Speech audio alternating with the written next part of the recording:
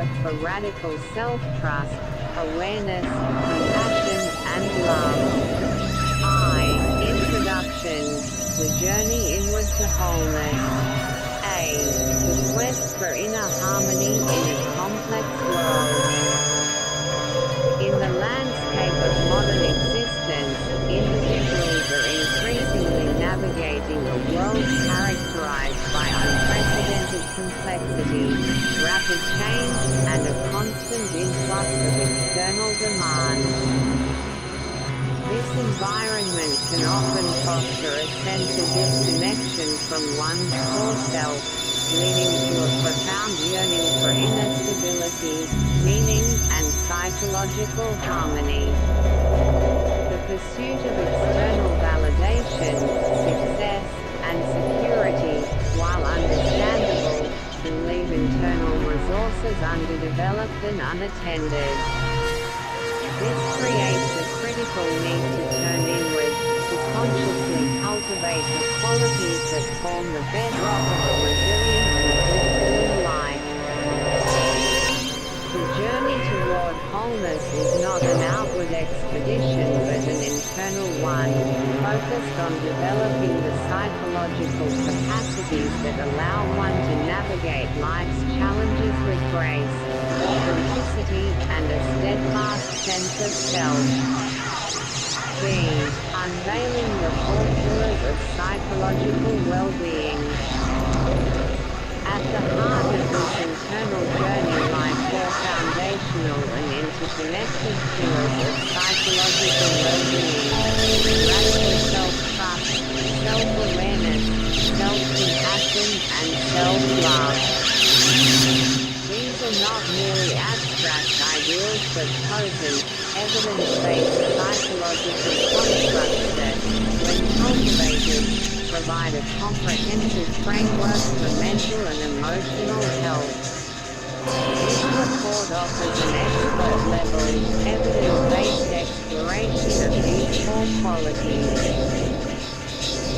It will delve into the distinct nature of each concept, illuminate their intricate and synergistic interplay, detail the profound benefits they confer upon an individual's life, and provide practical, actionable pathways to their development.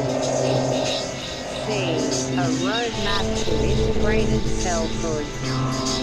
The structure of this report is designed to guide the reader on a comprehensive journey toward understanding and embodying an integrated self.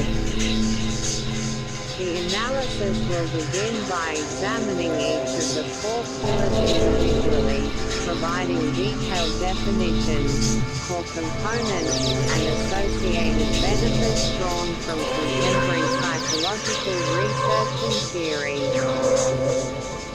Following this foundational exploration, the report will investigate the dynamic and mutually reinforcing relationships between these qualities, revealing how they weave together to form a resilient tapestry of selfhood. Subsequently, a dedicated section will translate theory into practice, offering a rich toolkit of actionable strategies and exercises for cultivating each quality. Finally, the report will address common challenges, barriers, and pervasive misconceptions, providing clear guidance on how to navigate the complexities of this transformative work. This entire exploration is predicated on the understanding that these qualities are not static traits one either possesses or lacks. Rather, they are capacities that can be intentionally developed over time through consistent and mindful practice. They represent an emerging and evolutionary process, a lifelong journey of coming to know, trust, and care for oneself more deeply. Understanding radical self-trust, the foundation of inner knowing. Defining radical self-trust, beyond conventional confidence. Radical self-trust represents a form of inner conviction that runs deeper than conventional self-confidence or self-esteem.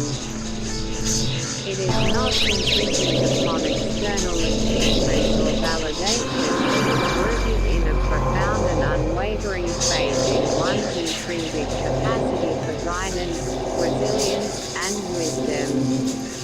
Drive.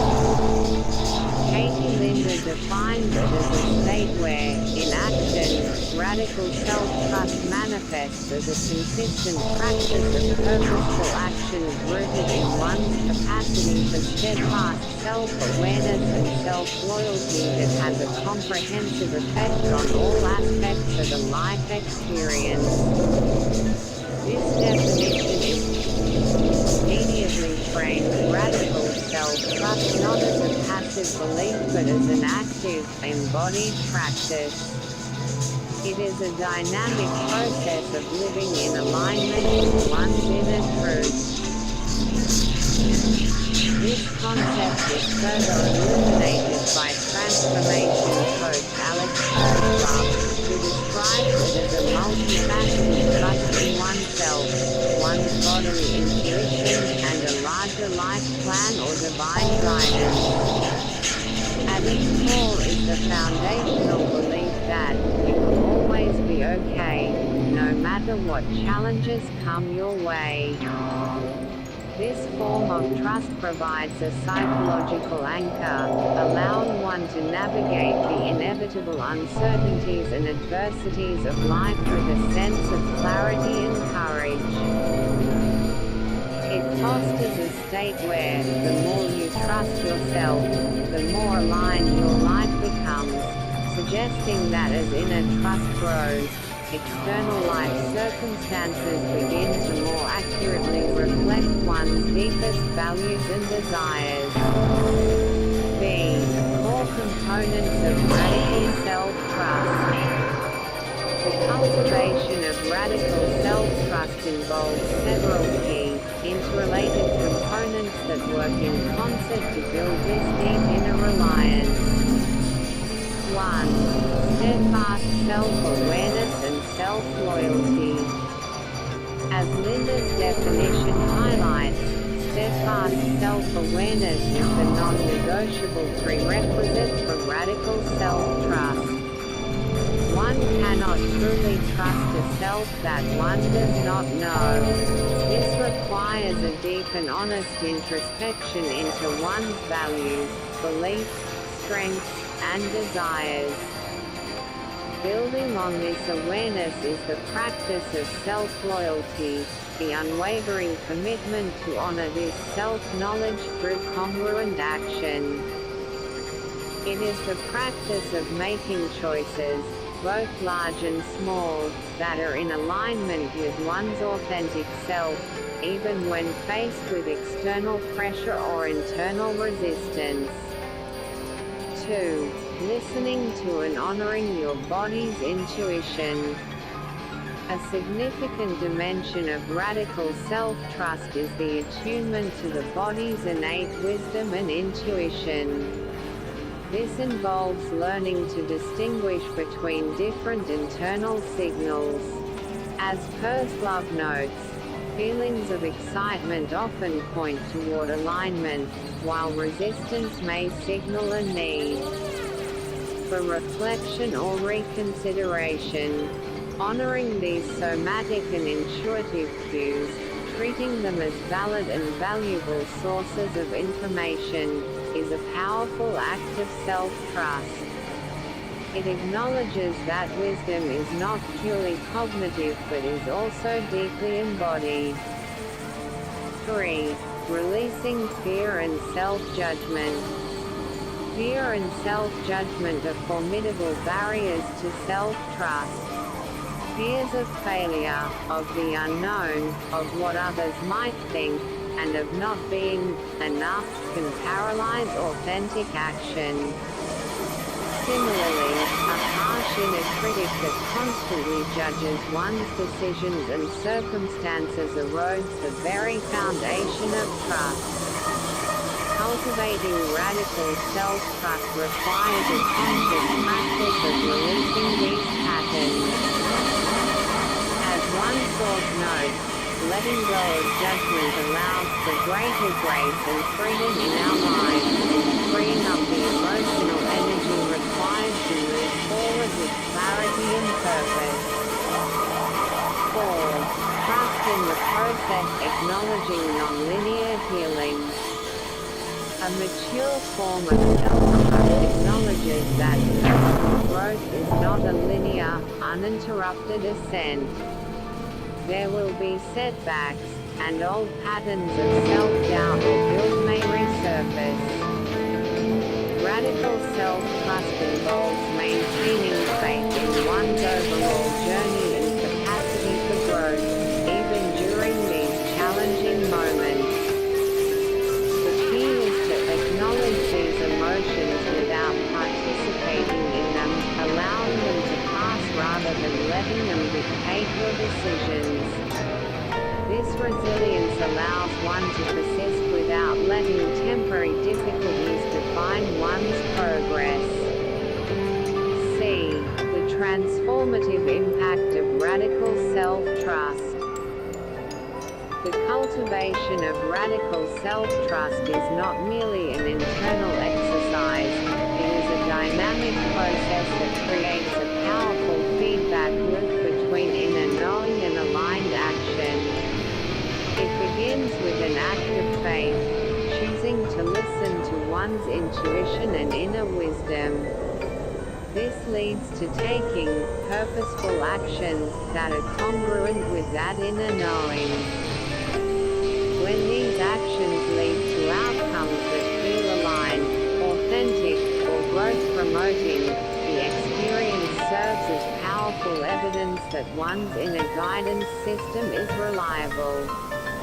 This positive reinforcement strengthens the initial trust, making it easier to rely on intuition in the future. This iterative cycle, trusting, acting, learning, and reinforcing trust, is what builds a truly radical and resilient sense of self-reliance. This process has a comprehensive effect on all aspects of the life experience, transforming how one approaches decisions, relationships, and challenges. Ultimately, it empowers individuals to move through the world with greater authenticity, courage, and a clear sense that even in the face of fear or doubt, they are being guided toward a life that is truly their own. 3. The power of self-awareness, knowing thyself. A.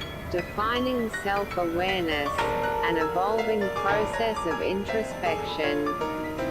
Self-awareness is the cornerstone of personal growth and psychological maturity. It is the capacity for focused and clear introspection into the landscape of one's inner world and a conscious understanding of how that inner world influences one's outward behavior.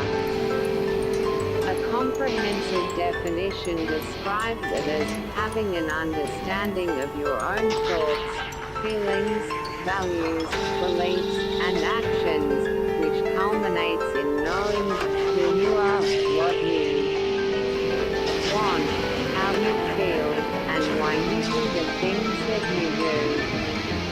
This definition highlights the breadth of self-awareness, encompassing cognitive, emotional, and motivational aspects of the self. Importantly, self-awareness is not a static achievement but a dynamic and continuous journey of discovery. Abolio and Gardner 2005 aptly characterize it as not a destination point, but rather an emerging process where one continually comes to understand his or her unique talents, strengths, sense of purpose, core values, beliefs and desires. This evolutionary process underscores that as individuals grow and experiences change, the practice of self-awareness must also adapt and deepen. Further refining this, the Collaborative for Academic, Social, and Emotional Learning CASEL defines it as the abilities to understand one's own emotions, thoughts, and values and how they influence behavior across contexts. This definition crucially connects the internal state to external action, emphasizing the functional role of self-awareness in navigating life effectively. B. Key dimensions of self-awareness. Self-awareness can be understood as having several key dimensions that, together, create a holistic picture of the self. 1. Internal self-awareness. This is the classic form of introspection, involving the process of looking inward to gain clarity on one's private self-concept. It includes developing a clear understanding of one's core values, passions, aspirations, thoughts, feelings, beliefs, strengths, weaknesses, and sense of purpose. This internal clarity is what allows an individual to make choices that are authentically aligned with who they are. 2. External self-awareness.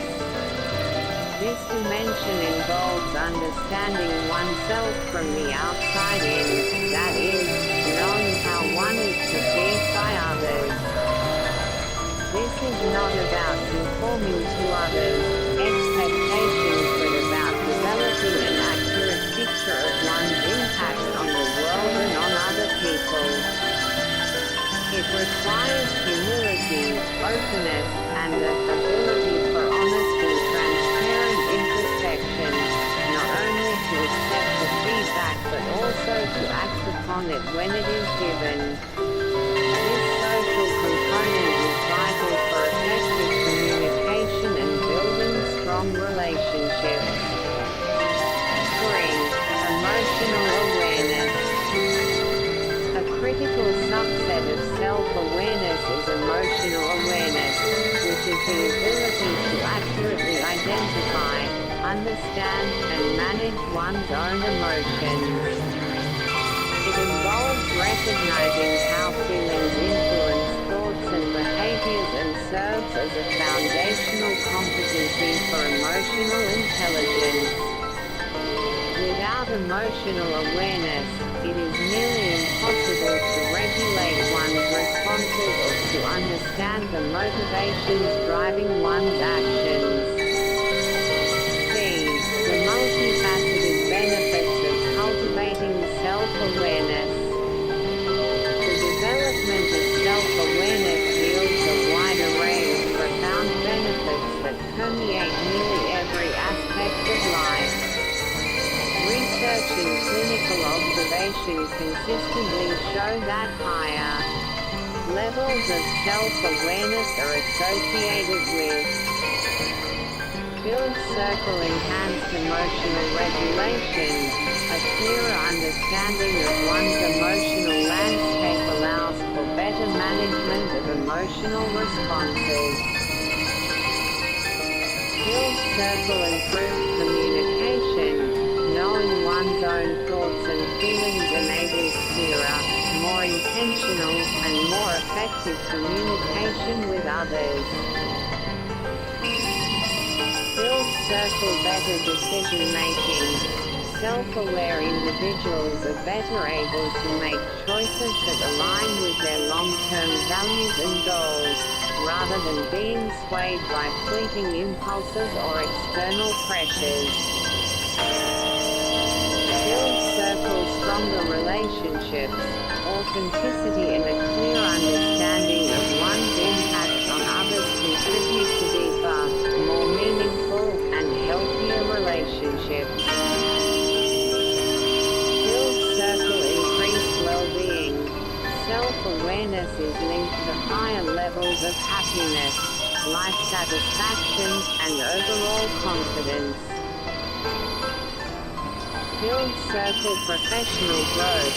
In the workplace, it fosters better leadership skills, higher job satisfaction, and the ability to work more effectively within a team. Build circle freedom from bias. It helps to free individuals from their own unexamined assumptions and biases, allowing for a more balanced and objective perspective. While self-awareness is fundamental, its cultivation is not without challenges. The process of turning inward to honestly assess oneself, including one's thoughts, painful emotions, and unhelpful patterns, can be uncomfortable or even distressing. If this clear seeing is met with a harsh, judgmental internal response, it can paradoxically lead to increased shame, anxiety, or self-criticism, a state more akin to debilitating self-consciousness than healthy self-awareness. It is not helpful to become aware of one's feelings only to respond in a self-judgmental way. This highlights a crucial dependency. For self-awareness to be a truly beneficial and sustainable practice, it must be accompanied by a compassionate internal stance. Self-compassion provides the psychological safety necessary to confront difficult truths about oneself without being overwhelmed, transforming potentially painful awareness into a constructive opportunity for healing and growth. Embracing self-compassion, kindness in the face of suffering. A. Defining self-compassion. Drive. Kristen Neff's seminal framework. Self-compassion is the practice of extending the same kindness, care, and concern to oneself during times of suffering that one would typically offer to a dear friend. Drive. Kristen Neff, a pioneering researcher who was the first to operationally define and measure the construct, is a leading authority in this field. Her work has established self-compassion as a powerful source of coping and resilience with profound benefits for mental and physical well-being. Neff defines self-compassion as consisting of three central, interacting components that create a self-compassionate mindset when facing perceived inadequacy, failure, or general life difficulties. 1. Self-kindness versus self-judgment. This is the most intuitive component of self-compassion. It involves being gentle, understanding, and supportive towards oneself when confronting pain or personal shortcomings, rather than being harshly self-critical or judgmental. Instead of attacking oneself with frustration and criticism, one responds with warmth, sympathy, and active soothing. It is the practice of treating oneself as one would treat a friend in need. 2. Common humanity versus isolation. This component involves recognizing that suffering and personal failure are an inescapable part of the shared human experience. Rather than feeling that one's struggles are isolating and unique, one common humanity frames these experiences within the broader context of human life. It fosters a sense of connection and belonging, reminding us that all people are imperfect and all people suffer. This perspective counters the tendency to feel separate and alone in our pain. 3. Mindfulness versus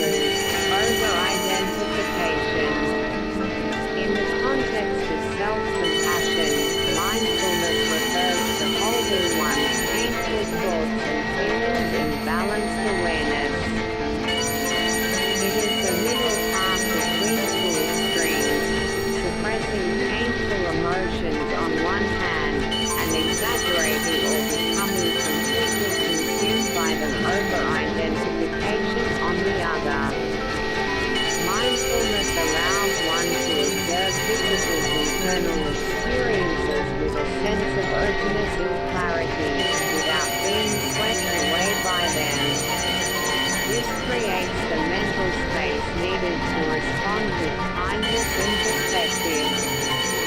The profound psychological benefits of self-compassion. A robust and growing body of research demonstrates that self-compassion is strongly linked to enhanced psychological well-being. The benefits are extensive and include full circle reduced psychopathology. People who are kinder to themselves are significantly less likely to experience depression, anxiety, stress, and symptoms of PTSD. Full circle enhanced resilience. Self-compassion is one of the most powerful sources of coping and resilience available, enabling individuals to persist through adversity and learn from past mistakes. Full circle greater life satisfaction and emotional regulation. It is associated with higher levels of happiness, optimism, and overall life satisfaction, as well as a greater ability to regulate emotions effectively. Full circle healthier relationships. By fostering a kinder relationship with oneself, self-compassion increases one's capacity for empathy and connection with others, leading to stronger relationships.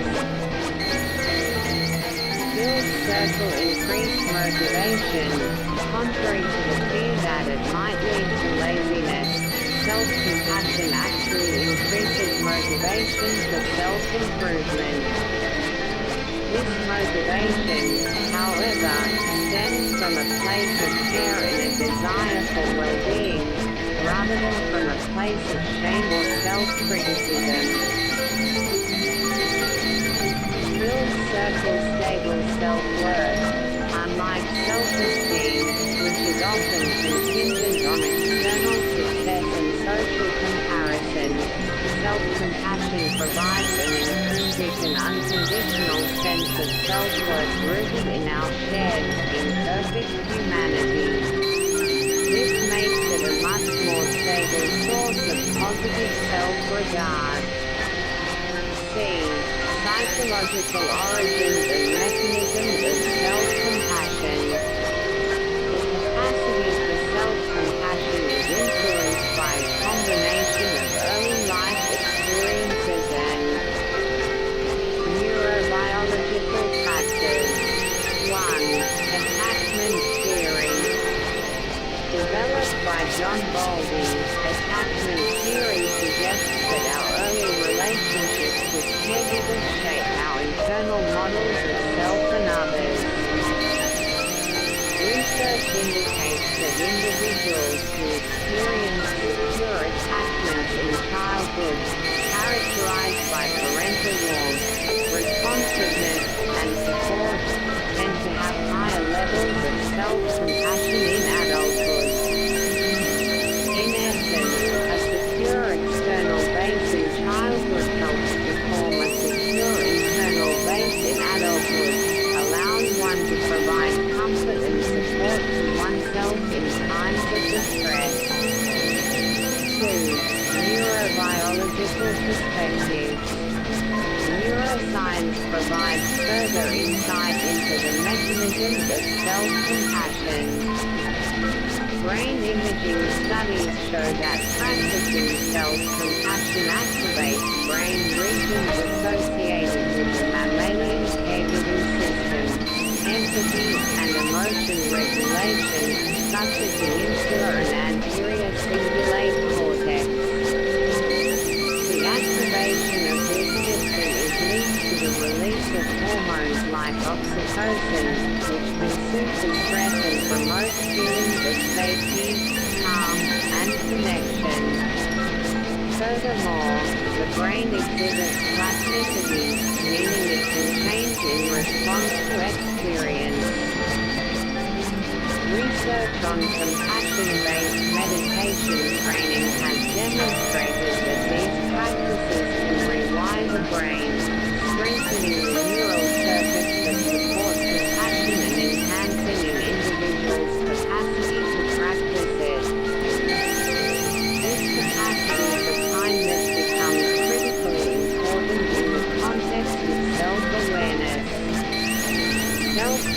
multitasking functions as an active modulator of the information uncovered through introspection.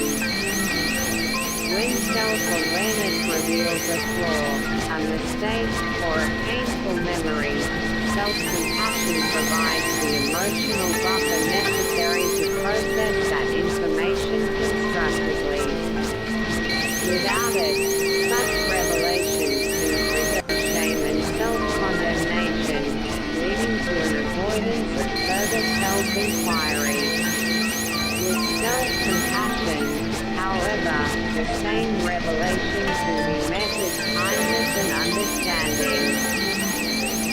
This compassionate response provides the safety needed to see the self clearly without fear of self-condemnation, making deep, honest self-awareness a sustainable and profoundly healing practice. B. Cultivating self-love, nurturing your innate worth. A. Defining self-love, a multifaceted appreciation of oneself.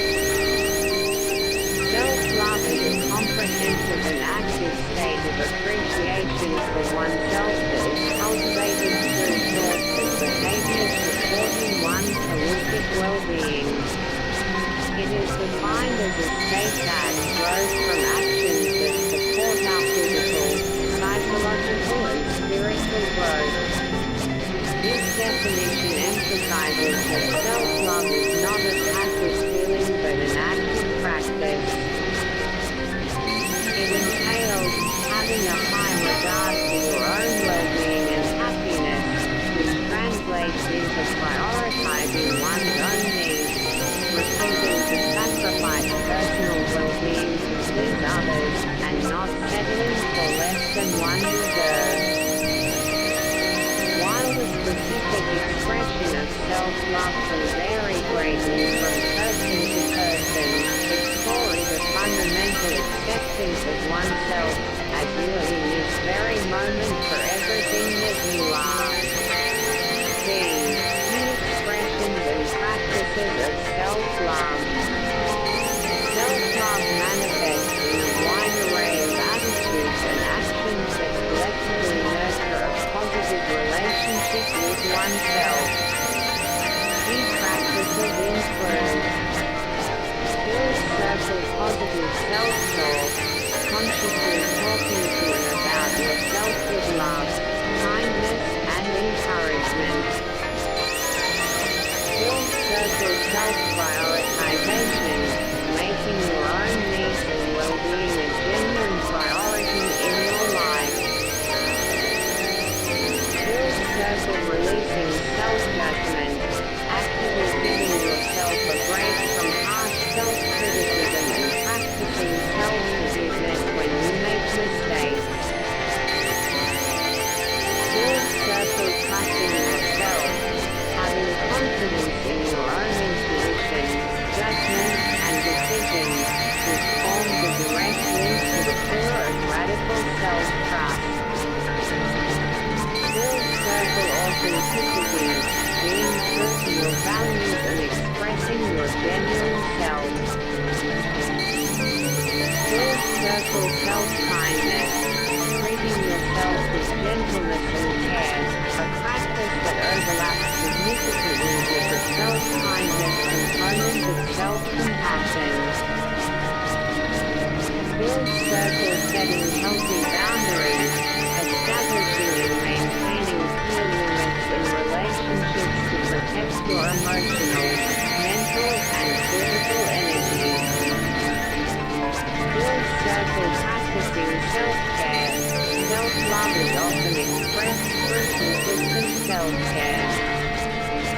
This includes fundamental practices like listening to your body's needs, getting adequate rest, nourishing yourself with healthy food, and engaging in activities that bring you joy and relaxation.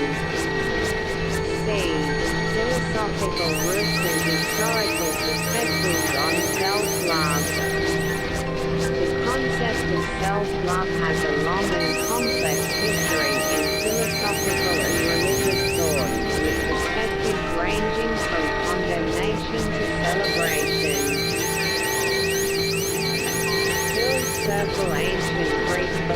psychology, Aristotle distinguished between two forms of self-love: paulogia, a blameworthy version associated with selfishness, and an admirable version rooted in the pursuit of virtue. He argued that loving oneself virtuously is a prerequisite for proper friendship. Circle early Christian thought. The centuries, Western thought, heavily influenced by Christian theology, often viewed self-love with suspicion, equating it with pride. Hyperophania, considered the most deadly of the 7 deadly sins. The emphasis was on selfless love for God and neighbor.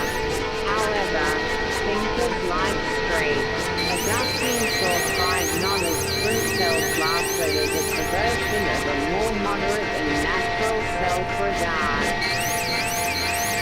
First circle 17th-18th century philosophy, Enlightenment thinkers began to re-examine the concept. Jean-Jacques Rousseau made a crucial distinction between a morbid choice, the natural and healthy drive for self-preservation, and a more profound, a form of self-esteem dependent on the opinions of others, which he saw as a source of corruption. Field circle modern psychological perspective. The 20th century saw a significant positive re-evaluation of self-love. Psychoanalyst Eric Fromm argued powerfully that genuine self-love, which includes care, responsibility, respect, and knowledge of oneself, is not selfish arrogance but is, in fact, the necessary foundation for the ability to truly love others. Similarly, humanistic psychologists like Carl Rogers saw a quiet sense of pleasure in being one's own self as a hallmark of a psychologically healthy individual. D. The spectrum of self-love, from foundational self-care to deep self-regard. Self-love is not a monolithic concept but exists on a spectrum. At one end are the foundational, action-oriented practices of self-care, choosing to eat well, exercise, and cultivate healthy relationships. At the other end lies a profound, unconditional state of self-regard and acceptance.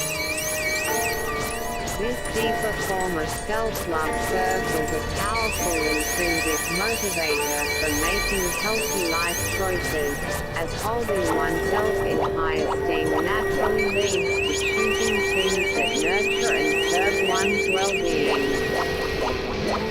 This overarching quality of self-love function was both a consequence of and a catalyst to the other 3 pillars. When an individual develops radical self-trust, deep self-awareness, and consistent self-compassion, the emergent psychological state is one of authentic self-love. Conversely, a conscious commitment to self-love, to prioritizing one's own well-being, provides the powerful motivation needed to engage in the sometimes difficult work of building self-awareness, taking the courageous leap required for self-trust, and offering oneself compassion through the process. It is both the destination of this inner work and the fuel for the journey. The interwoven tapestry, how these qualities synergistically reinforce each other. Radical self-trust, self-awareness, self-compassion, and self-love are not isolated states but are deeply interwoven, forming a dynamic and synergistic system. Progress in any one of these areas invariably supports and amplifies the others, creating a virtuous, self-reinforcing cycle that leads to a more integrated interplay is key to appreciating their collective power. A. Self-awareness as the illuminating force. Self-awareness serves as the foundational element, the illuminating force that provides the essential data for the other qualities to function effectively. A clear and honest understanding of one's own thoughts, feelings, values, needs, and intuitive signals is the starting point. Without this clarity, radical self-trust becomes aimless, as there is no clearly defined self in which to place one's trust. Self-compassion can be misdirected if one is not accurately aware of the true source of one's suffering. And self-love risks being superficial, based on an inaccurate or externally derived self-concept rather than genuine self-knowledge. Self-awareness, therefore, is the light that makes the inner landscape visible. B. Radical self-trust is the empowering action-oriented quality. Radical self-trust takes the information gathered through self-awareness and translates it into empowered action. By trusting the intuitive guidance and self-knowledge that awareness provides, an individual is empowered to make authentic, self-loyal choices. These actions are tangible expressions of self-respect and self-love. Furthermore, the courage that comes from trusting one's ability to handle whatever comes one's way fosters the resilience needed to face setbacks, which are an inevitable part of taking risks and living authentically. This resilience makes it easier to engage in self-compassion when failures do occur. C. Self-compassion as the nurturing and sustaining element. Self-compassion is the emotional glue that holds the entire system together, making the challenging work of personal growth psychologically safe and sustainable. The process of developing self-awareness can uncover painful truths, and the practice of radical self-trust involves inherent risks. Self-compassion, with its components of kindness, common humanity, and mindfulness, provides the necessary warmth and understanding to navigate these challenges without being derailed by shame or self-criticism. It creates a secure internal environment where it is safe to be vulnerable, to make mistakes, and to be imperfect.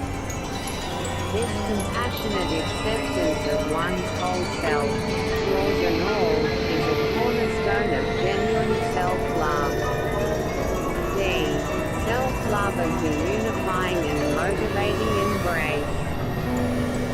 Self-love can be seen as the overarching state of being that both results from and drives the cultivation of the other three qualities. It is the holistic appreciation and high regard for oneself that is expressed through clear self-awareness, unwavering self-trust, and consistent self-compassion. A deep commitment to one's own well-being and happiness, the essence of self-love, provides the powerful intrinsic motivation to continue investing in these practices. As one source eloquently puts it, self-love serves as our connection to humanity. It forms the foundation upon which all other forms of love flourish. This dynamic interplay creates a powerful upward spiral. Enhanced self-awareness deepens self-trust. Acting on this trust reinforces its validity. When challenges arise, self-compassion provides the resilience to persist, which in turn nurtures a deeper sense of self-love. This robust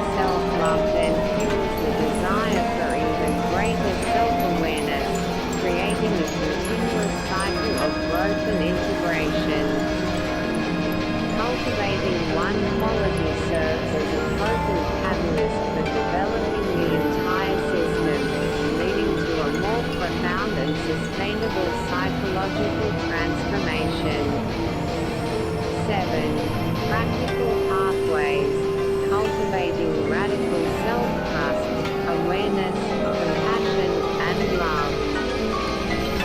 Translating the theoretical understanding of these four pillars into lived experience requires consistent and intentional practice. The following sections outline concrete, evidence-based strategies and exercises for cultivating each quality. A common thread weaving through all these practices is mindfulness, the fundamental capacity to pay attention to present moment experience with openness and non-judgment. This meta skill is foundational, enabling the clear sight of self-awareness, the intuitive listening of self-trust, the balanced perspective of self-compassion, and the authentic appreciation of self-love. A. Actionable strategies for building radical self-trust. Building radical self-trust is an active process of learning to rely on your internal guidance system. Build circle trust your intuition. Make a conscious effort to notice and honor the signals from your body and your intuition. Keep a journal to track moments when you feel a sense of excitement or alignment versus feelings of resistance or unease. Begin to experiment with making small decisions based on these intuitive hits and observe the outcomes. Build circle release self-judgment.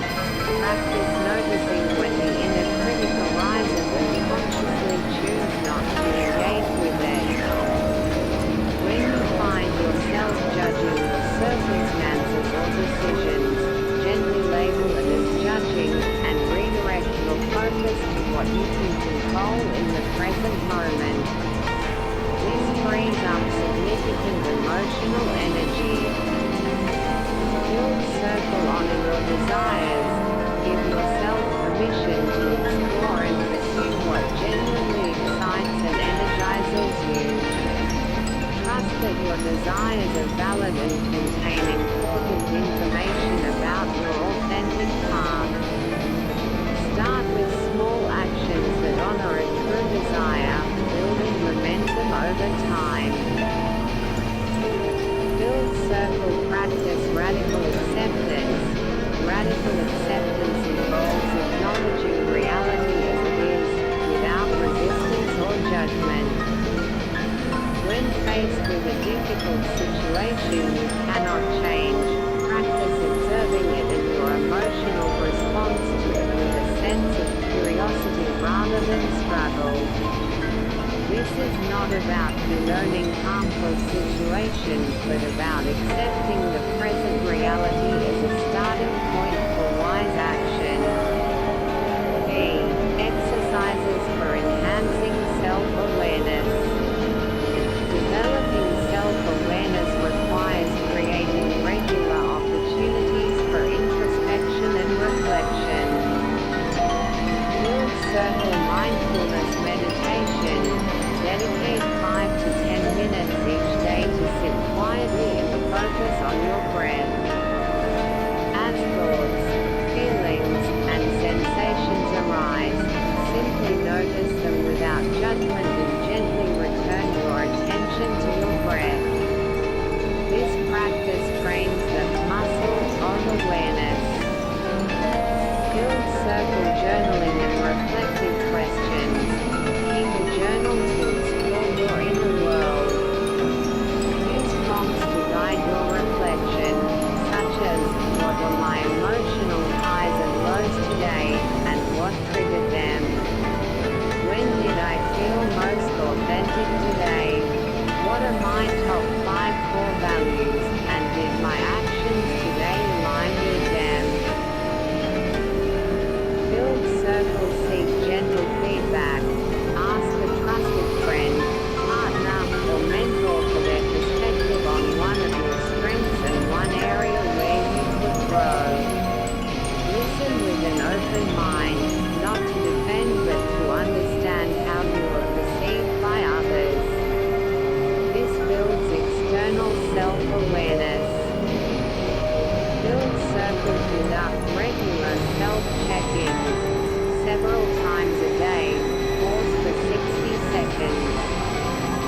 Close your eyes and ask yourself, what am I thinking right now? What am I feeling in my body? What emotion is present? This simple practice builds a moment-to-moment connection with your inner state. C. Daily practices for developing self-compassion. Self-compassion can be woven into the fabric of daily life through small, consistent actions. Build circle uses self-compassion mantra. In moments of stress, failure, or pain, silently repeat a soothing phrase to yourself. Drive. Net suggests a three-part mantra reflecting the components of self-compassion. This is a moment of suffering. Mindfulness. Suffering is a part of life. Common humanity. May I be kind to myself in this moment. Self-kindness. Build circle practice a self-compassion break. When you feel overwhelmed by a difficult emotion, place a hand over your heart or another soothing place on your body. Feel the warmth and gentle pressure. Acknowledge the pain and offer yourself a few words of kindness, as you would to a friend. Build circle reframe your inner critic. When you notice harsh, self-critical thoughts, pause. Ask yourself, what would I say to a dear friend in this exact situation? Then, try to direct those same kind and supportive words toward yourself. Build circle practice loving kindness meditation. This meditation involves silently repeating phrases of well-wishing, first to yourself, e.g., may I be happy, may I be healthy, may I be safe, may I live with ease, and then gradually extending these wishes to others. D. Nurturing self-love through intentional actions. Self-love grows from consistent ACTS of self-care and self-respect.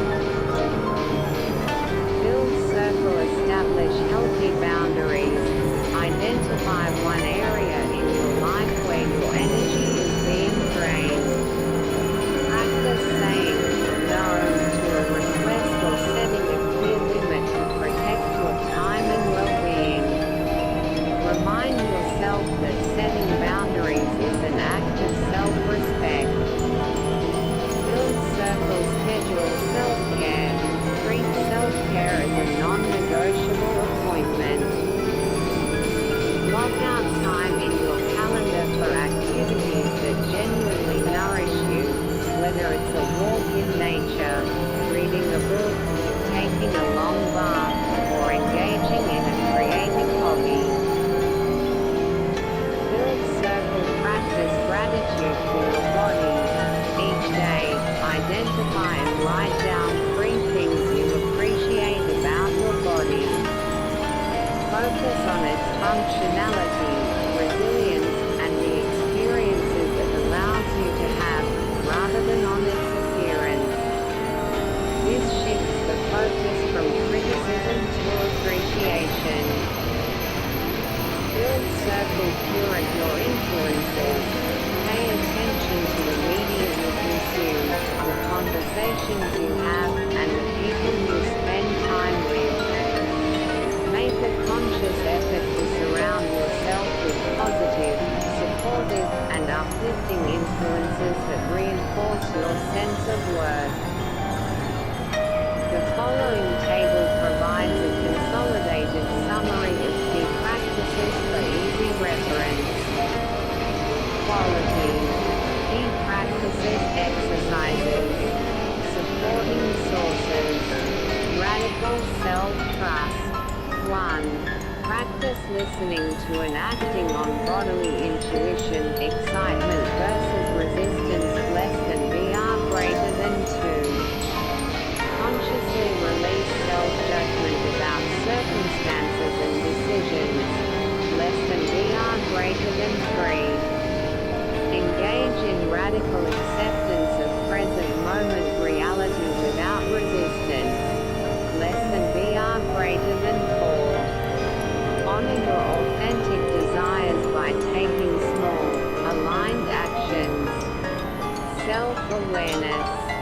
1. Practice daily mindfulness meditation to observe inner states non-judgmentally. Less than VR greater than 2. Use a journal with reflective prompts to explore values, thoughts, and feelings. Less than VR greater than 3. Conduct regular, brief self-check-ins throughout the day. Less than VR greater than 4. Gently seek and remain open to feedback from trusted others. Self-compassion. 1. Use self-compassion mantras during moments of suffering. Less than VR greater than 2. Reframe self-critical thoughts by asking, what would I say to a friend? Less than VR greater than 3. Practice loving kindness meditation, starting with yourself. Less than VR greater than 4. Remind yourself of common humanity when feeling isolated by failure. Self-love. 1. Establish and consistently enforce healthy personal and professional boundaries. Less than VR greater than 2.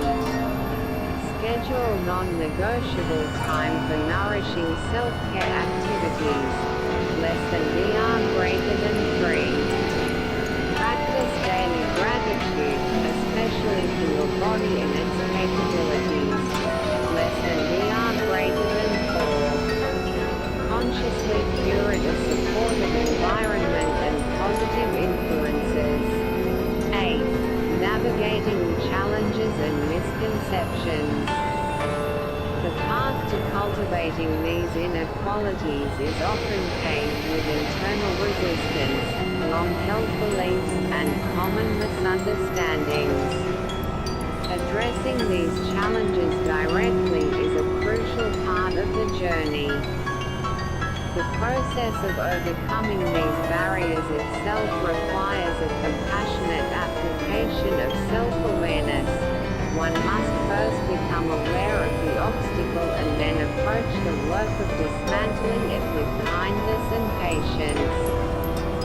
A. Overcoming barriers to self-compassion. Many people find it easier to be compassionate to others than to themselves. This difficulty often stems from specific barriers. Build circle negative associations. Some individuals hold deep-seated beliefs that self-compassion is a form of weakness, selfishness, or self-pity. These ideas may have been learned in childhood from caregivers who modeled a stiff-upper-lip approach to hardship. Hollow circle strategy. Overcoming this requires gently questioning these beliefs. Reflect on where they came from and observe their impact on your life. Practice holding them more lightly. A simple daily question, how am I feeling, and what can I do to help myself today, will begin to create a new, more supportive internal habit. Build circle fear of emotion, because self-compassion involves turning toward emotional pain rather than away from it.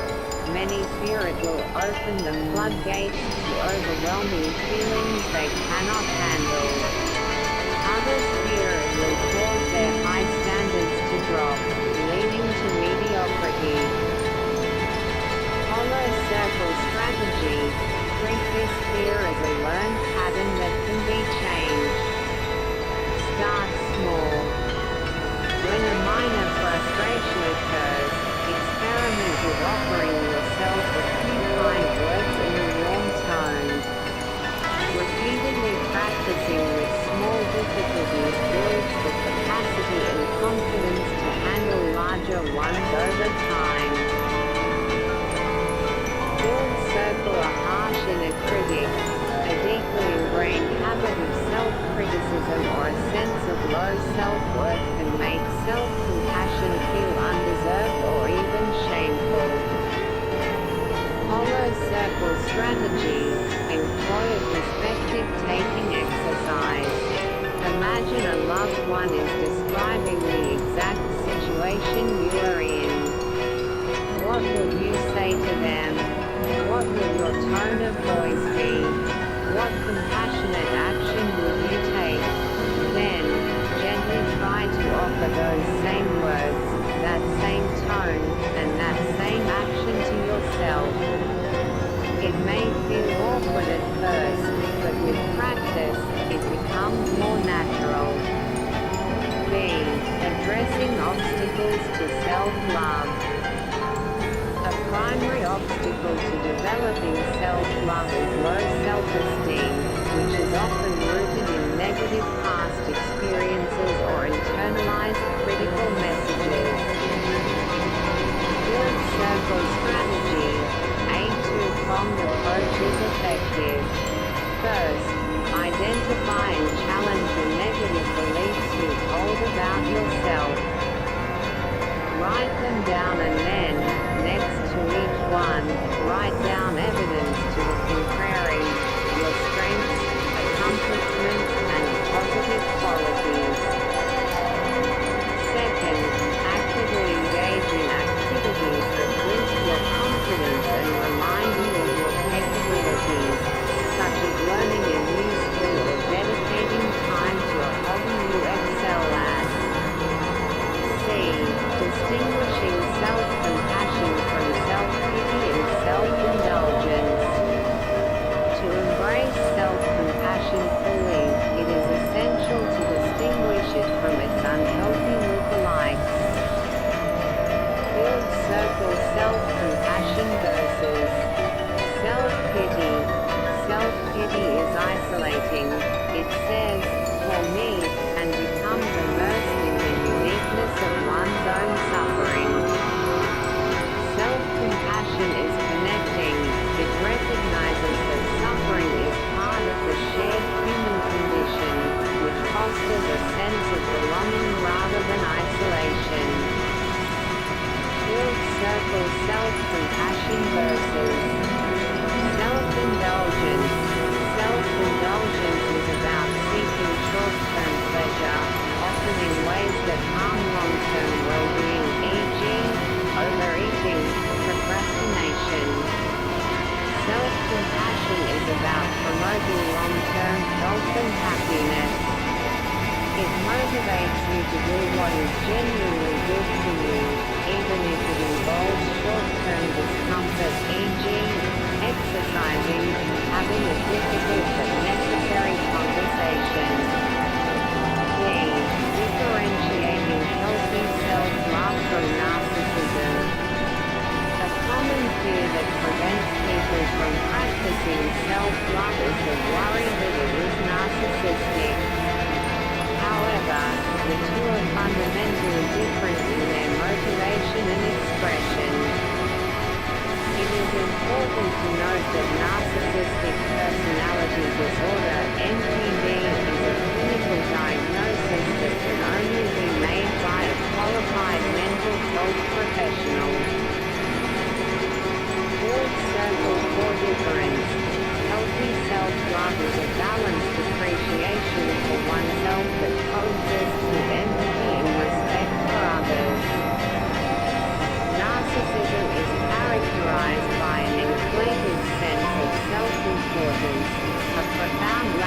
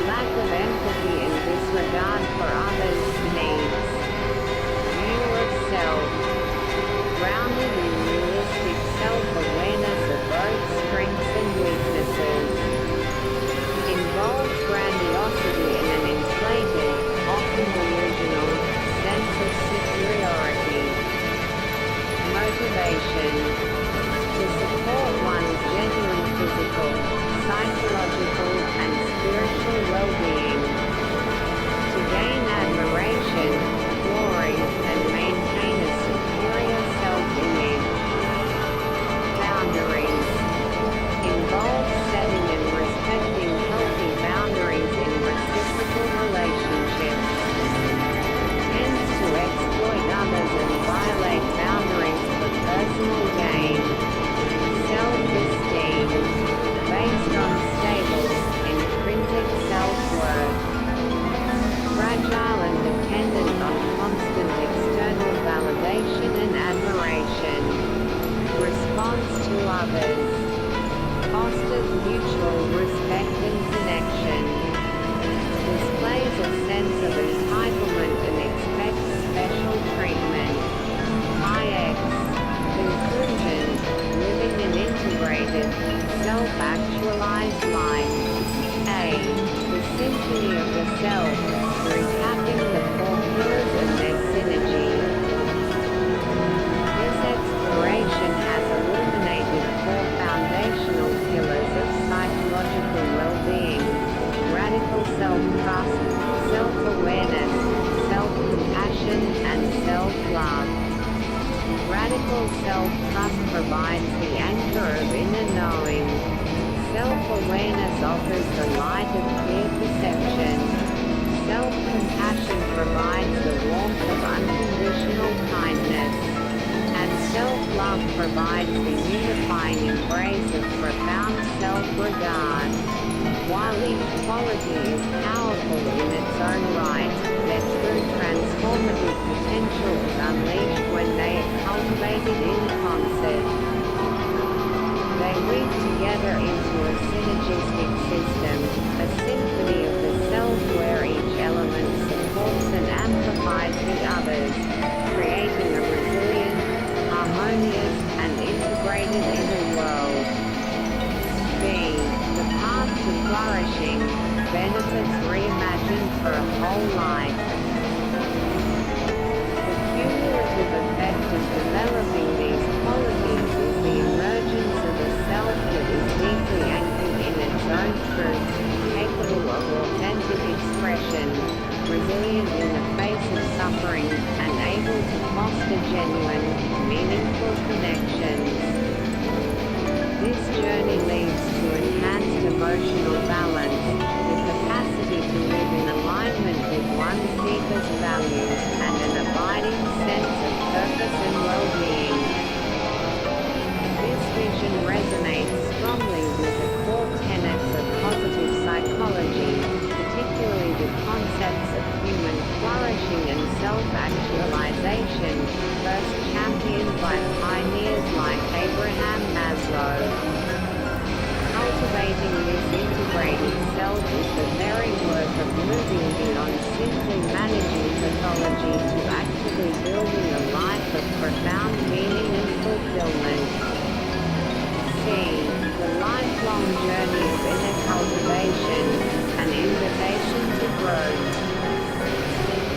It is essential to conclude by reinforcing that the development of radical self-trust, self-awareness, self-compassion, and self-love is not a finite project with a final destination. It is, as the research suggests, not a destination point, but rather an emerging process, a lifelong journey of practice and discovery.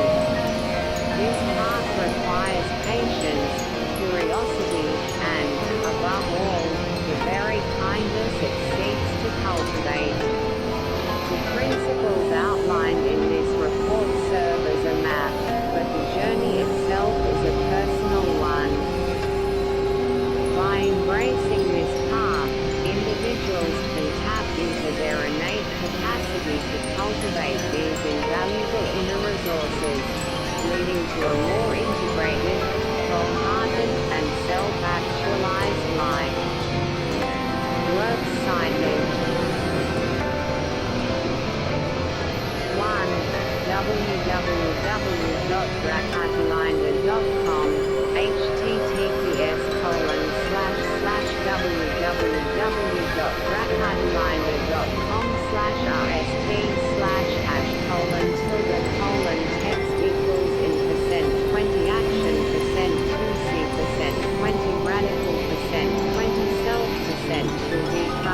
Other aspects percent 20%, 20%, 25%, 20 experience. 2. Self-awareness. There's power in reflecting on it. It's your Yale. https://your.yale.edu/self-awareness-there's-power-reflecting-it 3. Self-love and what it means. Brain and Behavior Research Foundation. https://bbr-foundation.org/bbr-love-and-what-it-means for. The benefits of self-awareness. Humber River Health. https://www.hrh.ca/2022/01/207/the-benefits-self-awareness/5.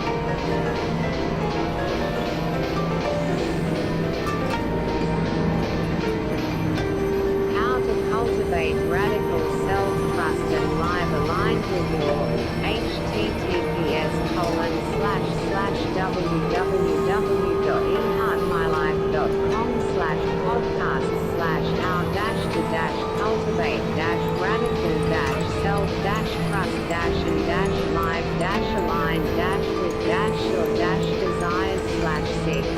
www.therewellman.com https://www.therewellman.com/what-self-awareness-2795023 #:text equals what percent 20 this percent 20% 20 mean percent 20 the comma the percent 20 things percent 20 the percent 20 new percent 22. 7. Why self-awareness is essential for teenage students. Second step. https://www.secondstep.org/blog/self-awareness-is-essential 8. Being kind to ourselves. Practicing self-compassion with Lane. https://www.macleanhospital.org/essential/self-compassion 9. Self-compassion by Kristen Neff. Join the community now. https://self-compassion.org/10. Be kind to your mind. The practice of self-compassion. ch2 https://celebrate-self-compassion/self-compassion/11. Springer MRW. AU. 0. IDX. 0. self-compassion.org. https://content/upload/2017/09/nef.nox2017.pdf 12.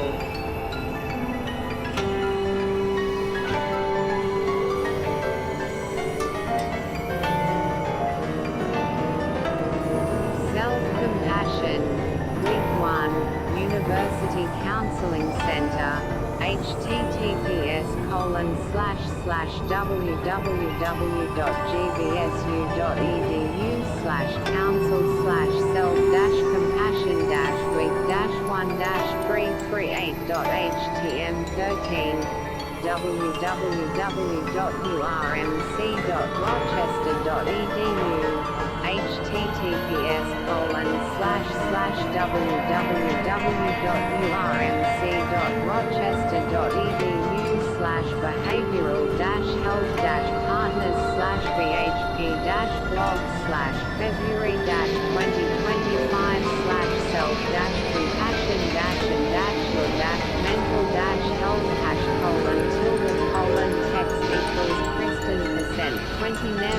2C%, 20 PhD%, 2C%, 20 in%, 20 expert, common depression %, 2C%, 20 anxiety%, 2C%, 20 in%, 20 PTSD. 14. Loving yourself and others. The impact of compassion on mental health and wellness. https://www.bcu-health.org/news/loving-yourself-and-others-and-impact-the-and-mental-health-and-mental-health-and-mental-health-and-mental-health. The Psychology of Self-Compassion. Nova Psychology. https://novapsychology.ca/the-psychology-a-self-compassion/16. What self-compassion is not. Program on mindfulness and self. https://self-compassion.web.unc.edu/what-is-self-compassion-is-not/17.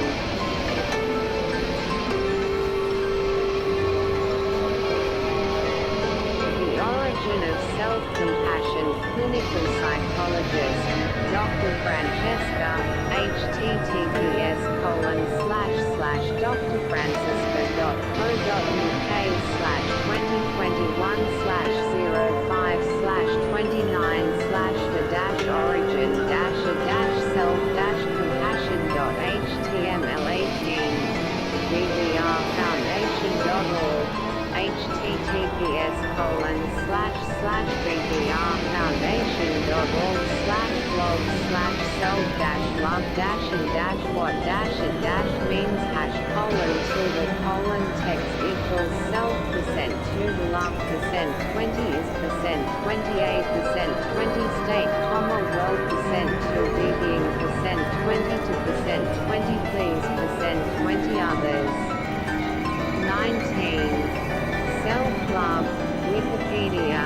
https://en.wikipedia.org/wiki/self-love20. Philosophy of Love. https://iep.utm.edu/love/21. Opening our heart to compassion, navigating love, self-love. post/opening-our-heart-to-compassion-navigating-love-self-love-and-empathy 22. How to practice radical acceptance when life feels hard. Calm blog. https://www.calm.com/blog/radical-acceptance23. 17 Self-awareness tests, activities and exercises. Positive psychology. https://positivepsychology.com/self-awareness-exercises-activities-tests/24. 6 ways to practice self-love for a healthier life. Shalva Clinic. https://shalvaClinic.org/6-ways-to-practice-self-love-for-a-healthier-life/25. 10 ways to practice self-compassion and overcome your shame. https://tinnybutter.com/blog/10-ways-practice-self-compassion/26. 8 self-love practices to help you love yourself better up.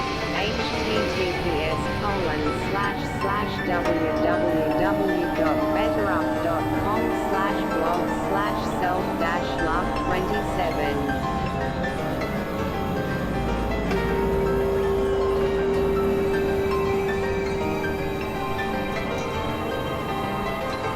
Crucial reasons why self-compassion is difficult. Psychology. https://www.psychology.today.com/us/blog/not-where-i-is-difficult 28.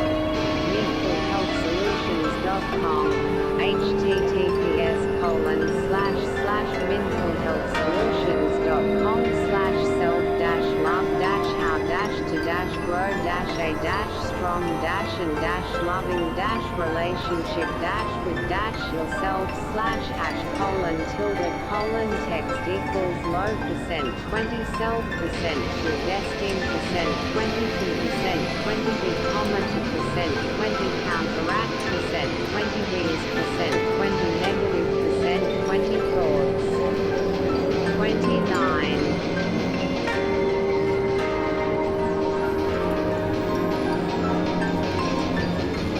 Self-love. Growing a strong and loving relationship with yourself. https://mentalhealthsolutions.com/self-love-how-to-grow-a-with-yourself/30. www.intentionalexpat.com. https://the-difference-between-self-compassion-the-self-text=whereas% 20 self% who be %, 20 tens%, 20 become-a-going%, 23%, 28%, 20 hard%, 20 time. 31. www.betterhelp.com.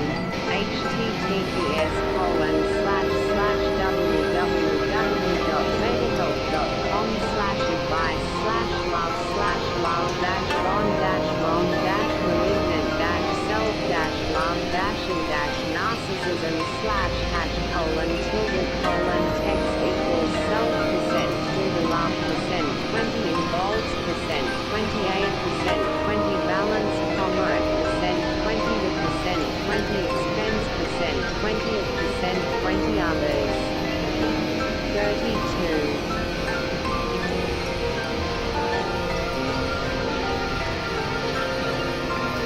Love gone wrong. Malignant self-love and narcissism. BetterHelp. https://www.betterhelp.com/advice/love-wrong-malignant-self-love-narcissism/33. positivepsychology.com. https://positivepsychology.com/founding-fathers/text=key%, 20 insights and text equals positive%, 20 psychology%, 20 was%, 20 pioneered%, 20 right, ideas%, 20 on%, 20 human%, 20 potential%, 20%, 26%, 20 well-being. 34. The 5 founding fathers and history of positive psychology. https://positivepsychology.com/founding-fathers/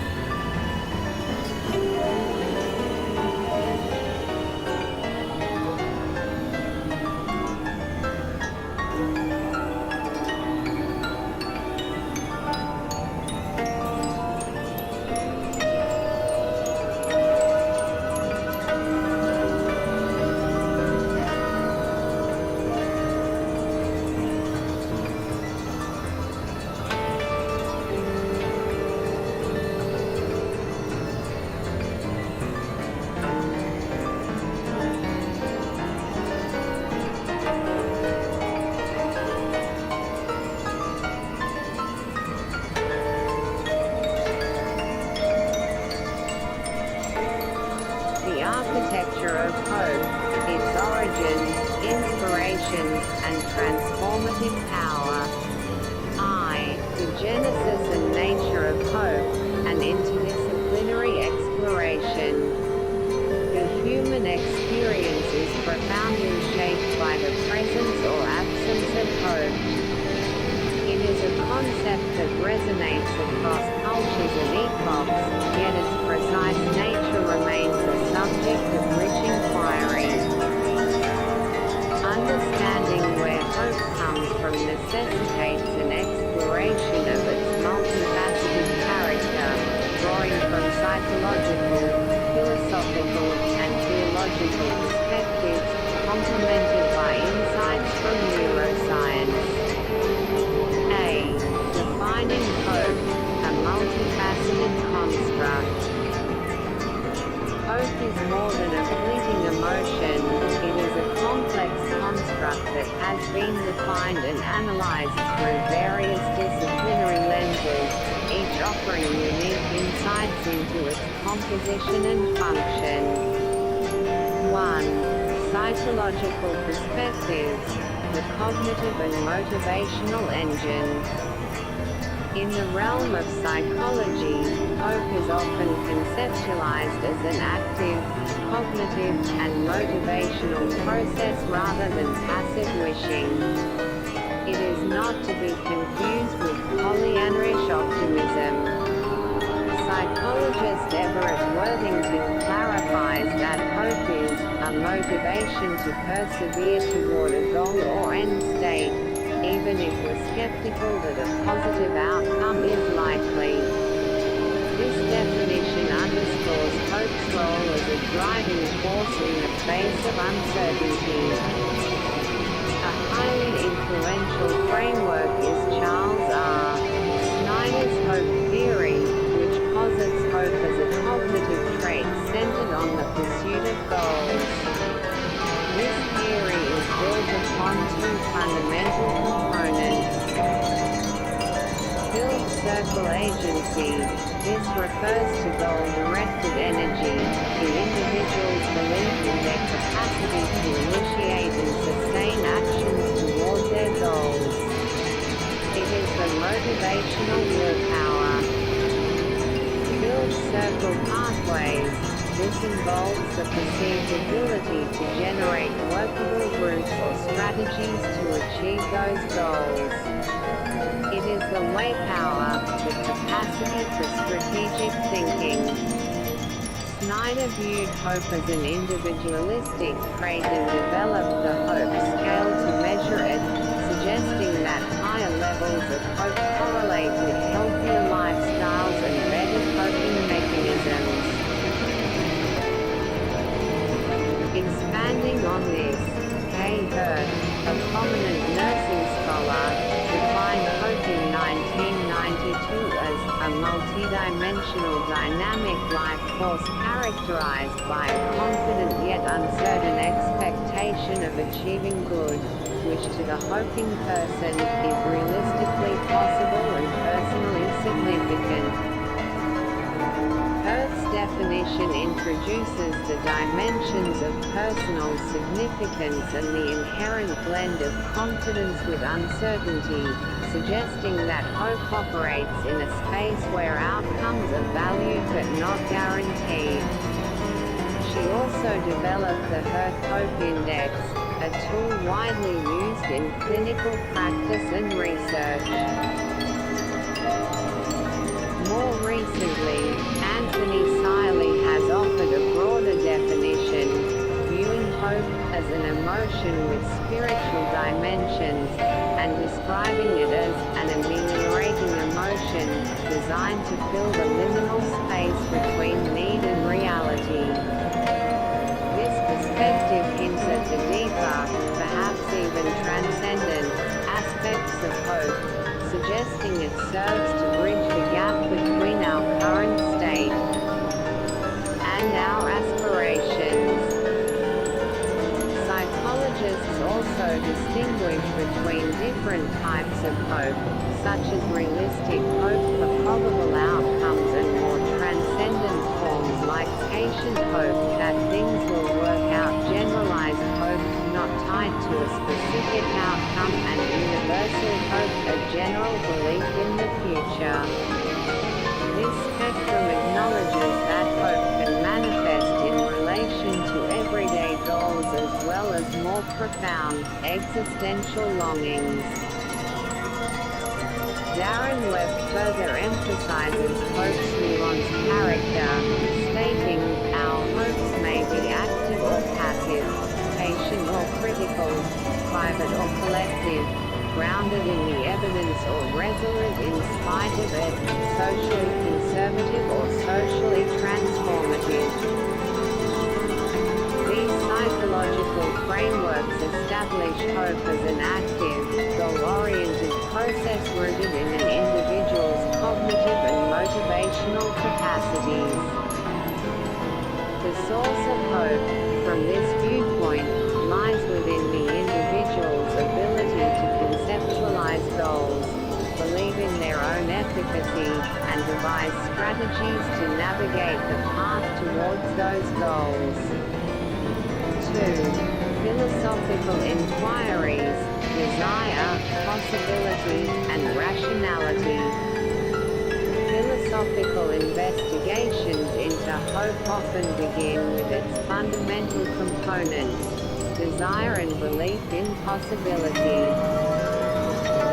Thomas Hobbes, for instance, described hope as an appetite with an opinion of attaining, a definition that echoes the Merriam-Webster understanding of hope as a desire accompanied by expectation of or belief in fulfillment. The standard account in contemporary philosophy similarly views hope as a compound attitude, consisting of a desire for a particular outcome and a belief in that outcome's possibility. However, philosophical analysis also reveals complexities beyond this basic structure.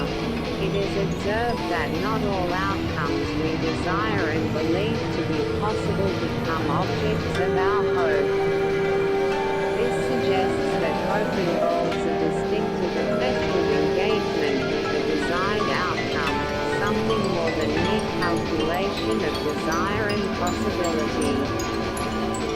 A crucial distinction made in philosophy is between hope and optimism. While popular discourse often conflates the two, many philosophers argue that hope can exist even when the probability of an outcome is very low. One can legitimately hope for outcomes considered highly unlikely, such as a miraculous recovery from a terminal illness, where optimism, an expectation of a favorable outcome, would not be appropriate.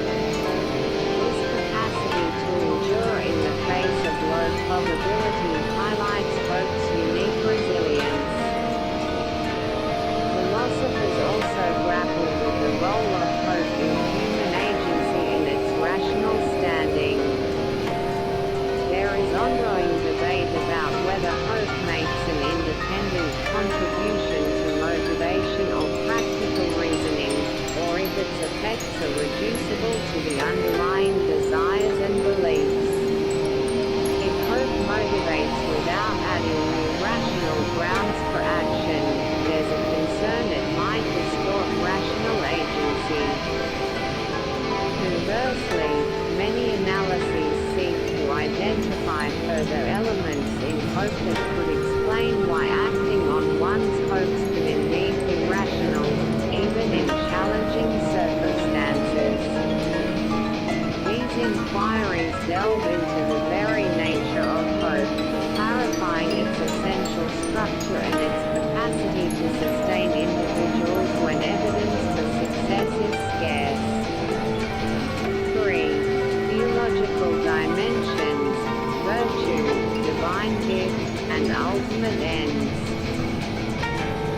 theological perspectives, particularly within Christian thought, elevate hope beyond a mere psychological state or philosophical concept to the status of a cardinal virtue. Hope, alongside faith and charity, love is considered one of the three theological virtues. These virtues are understood as being infused by God into the souls of the faithful, adapting human faculties for participation in the divine nature and orienting individuals directly towards God. The Catechism of the Catholic Church defines hope as the theological virtue by which we desire the kingdom of heaven and eternal life as our happiness, placing our trust in Christ's promises and relying not on our own strength, but on the help of the grace of the Holy Spirit. This definition highlights several key aspects. Its object is ultimate, the kingdom of heaven and eternal life. Its foundation is trust in divine promises, and its power source is divine grace rather than solely human effort. Theologian Joseph Pieper explains that hope as a human passion can be morally neutral, directed towards good or ill ends. However, theological hope is supernaturalized, transformed into a habitual disposition towards the good, essential for the ennobling and perfecting of human nature. 3. Thomas Aquinas clarifies that the object of theological hope, eternal beatitude, is something arduous yet possible to attain, differentiating it from mere optimism which expects things to go well without necessarily acknowledging the struggle. This form of hope is often born of suffering and understands that significant trials may lie on the path to ultimate fulfillment, yet it instills confidence that these can be overcome through reliance on Christ. Thus, theological hope is a gift from God that fosters a deep desire for Him and fuels the spiritual journey. It serves as a bulwark against discouragement and despair, sustaining individuals during times of abandonment and opening their hearts to the expectation of eternal beatitude. From this vantage point, the primary source of hope is divine, a grace bestowed to orient humanity towards its ultimate end. The following table provides a comparative overview of how hope is understood across these primary disciplines. Table 1. Defining hope across disciplines. Discipline. Key proponents, sources. Core definition. Key components, characteristics. Psychology. Snyder, Kerr, Siley, Worthington. A cognitive motivational state might force emotion enabling perseverance towards desired, significant goals, often in the face of uncertainty. Agency, belief in one's capacity, pathways, ability to find routes to goals, goal-directedness, motivation, personal significance, realism mixed with uncertainty, potential for spiritual dimensions, fills gap between need and reality. Philosophy. Hobbes, Standard Account, various contemporary thinkers. An appetite, desire for an outcome coupled with a belief in its possibility, involving distinctive effective engagement. Desire for an outcome, belief in its possibility, attainability, effective engagement, distinct from optimism, can exist with low probability, role in agency and rationality debated. Theology. A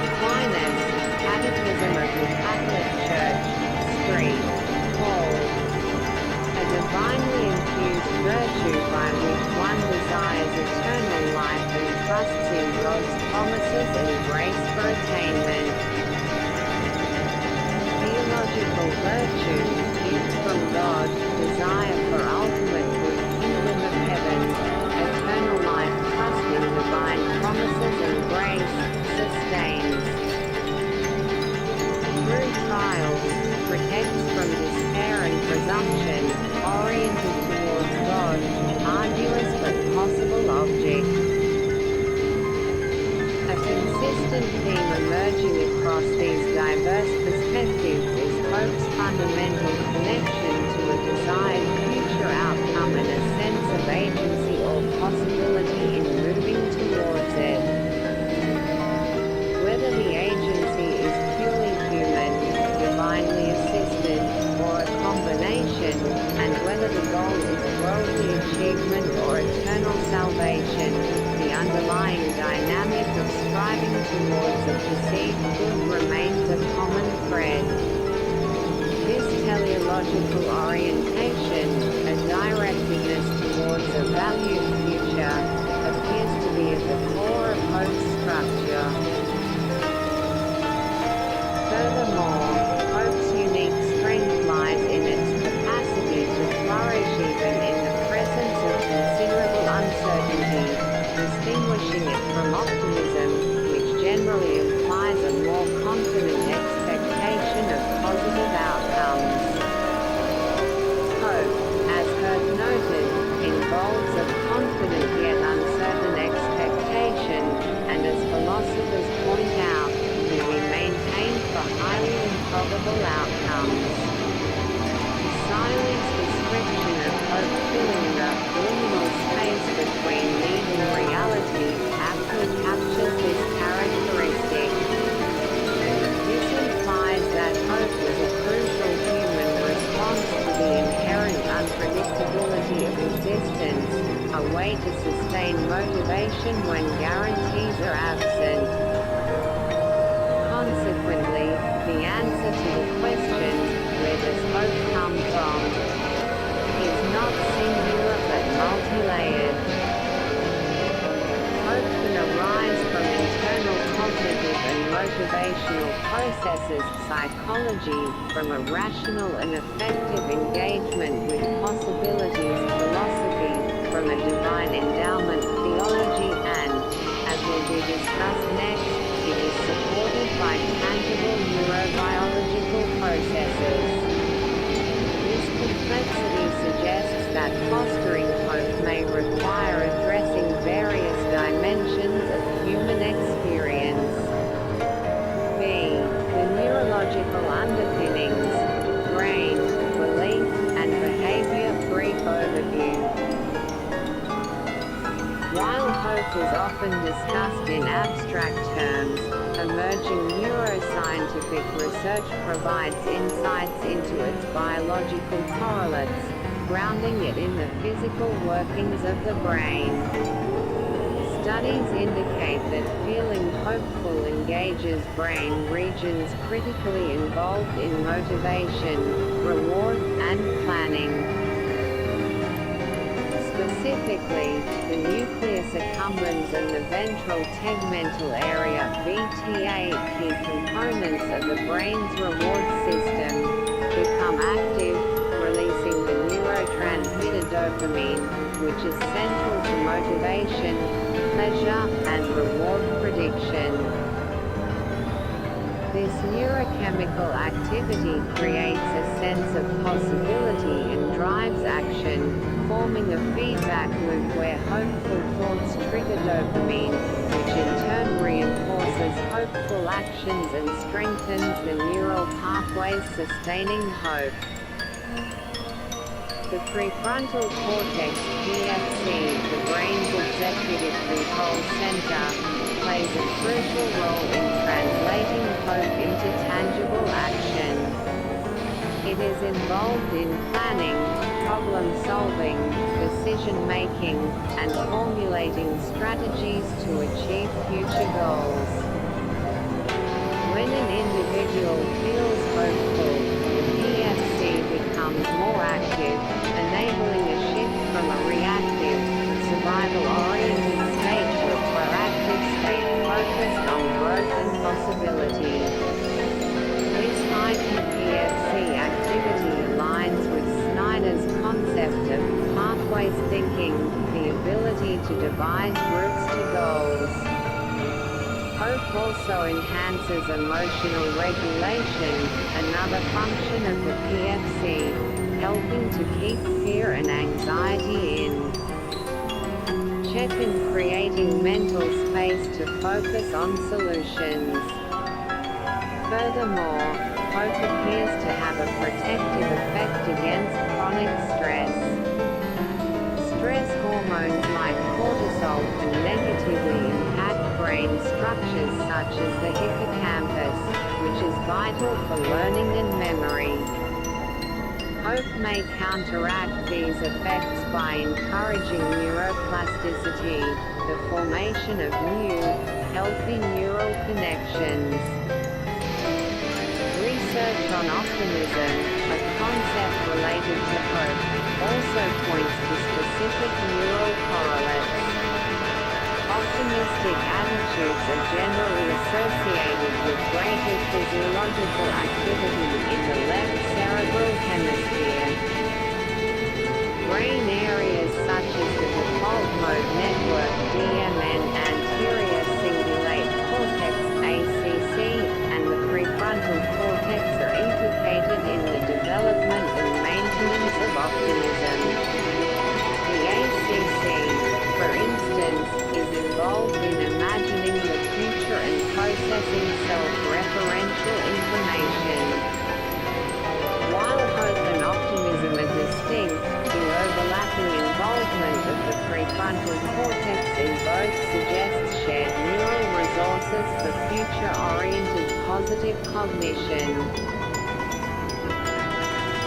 More directly related to hope, studies have found that dispositional hope, an individual's tendency to apply goal-directed thinking, is associated with greater gray matter volume (GMV) in the left supplementary motor area (SMA). The SMA is known to be involved in the planning and execution of voluntary movements and goal-oriented tasks. This connection suggests that individuals with a stronger inherent capacity for hope may have structural brain differences in regions that support the translation of hopeful thoughts into goal-directed actions. The finding that SMA volume also mediates subjective well-being further underscores the link between the neural substrates of hope and positive life outcomes. These neuroscientific findings, while still developing, provide a compelling biological basis for the psychological and philosophical understanding of hope as an active, goal-driven state. They suggest that hope is not merely an abstract feeling but is embodied in brain activity that supports motivation, planning, and resilience. The wellsprings of hope, uncovering sources of inspiration. If hope is the engine that propels us towards a desired future, inspiration is often the spark that ignites it. Inspiration can be understood as a motivating influence that stimulates intellectual or emotional activity, impels creative action, or cultivates an elevated state of feeling, frequently leading to a hopeful outlook. The sources of such inspiration are varied and deeply personal, yet common themes emerge in what humans find uplifting and hope-inducing. A. Inspiration defined, the spark that ignites hope. While the provided materials focus more on the sources of inspiration rather than a formal definition, a working understanding is crucial. Inspiration, in this context, refers to a process or an experience that infuses an individual with the spirit to do or feel something, especially something creative, courageous, or beneficial. It often involves a sense of new possibility, a renewed vigor, or a deeper connection to one's values and goals, thereby laying a fertile ground for hope to take root and flourish. B. Common fountains of inspiration.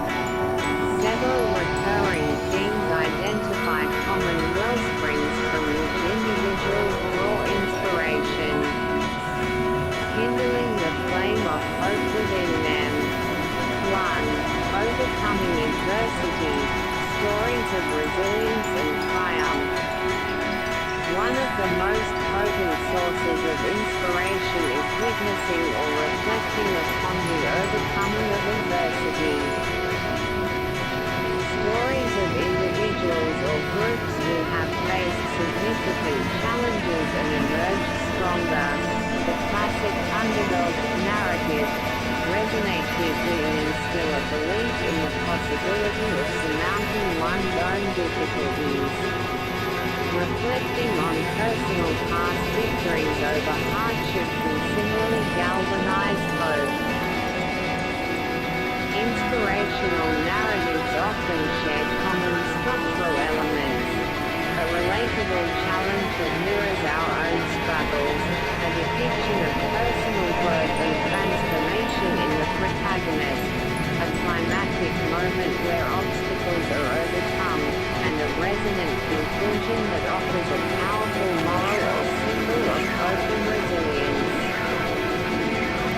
Examples abound, from the historic journey of Nelson Mandela from prisoner to president to the collective resilience of communities recovering from natural disasters, such as those affected by California wildfires or a volcanic eruption in Guatemala. These accounts serve as powerful testaments to the human spirit's capacity to endure and triumph, thereby inspiring hope in those who encounter them. 2. Making a difference. The power of purpose and contribution. The feeling of being able to effect positive change in the world is profoundly inspiring and empowering. Engaging with or supporting individuals and organizations dedicated to addressing issues one cares about can become a significant source of inspiration and hope. This connection to a larger purpose, to something beyond oneself, fuels a sense of meaning. Stories that highlight collective effort for the common good, such as Nicaraguan women collaborating in agriculture to provide for their families and communities, or efforts to help those in need, can serve as a treasured trove of inspiration. The act of contribution, whether large or small, reinforces a belief in constructive agency and the possibility of a better future. 3. Human connection, family, mentors, and community. The bonds of human connection are a vital source of strength and inspiration. Family, often the primary influence on our values and worldviews, can be a profound wellspring of support and encouragement, with stories of parental resilience or guidance frequently cited as inspirational. Beyond family, teachers and mentors play a crucial role by fostering self-discovery, instilling a sense of capability and purpose, and guiding individuals through challenges.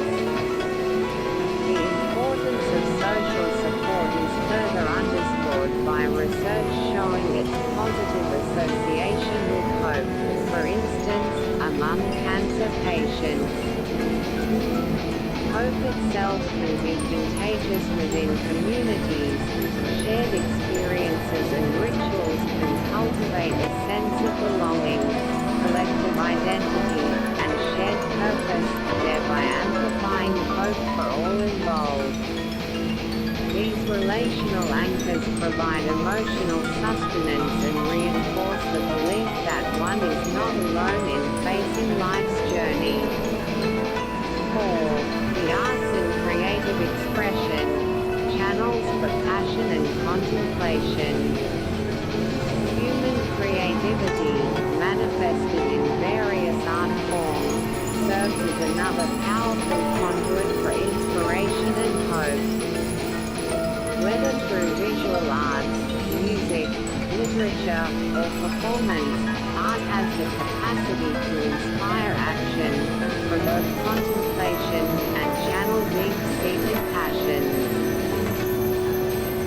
Well-crafted related literature, for example, even when dealing with serious or challenging themes, can offer a distraction from personal difficulties while simultaneously enriching life with lessons of courage, perseverance, and the enduring capacity of the human spirit. These creative expressions allow for an exploration of human experience that can illuminate paths through darkness and affirm the value of striving and feeling. 5. Nature and spirituality. While less explicitly detailed as the sources of inspiration, in some of the direct accounts, the profound connection between spirituality and hope is well established in other contexts.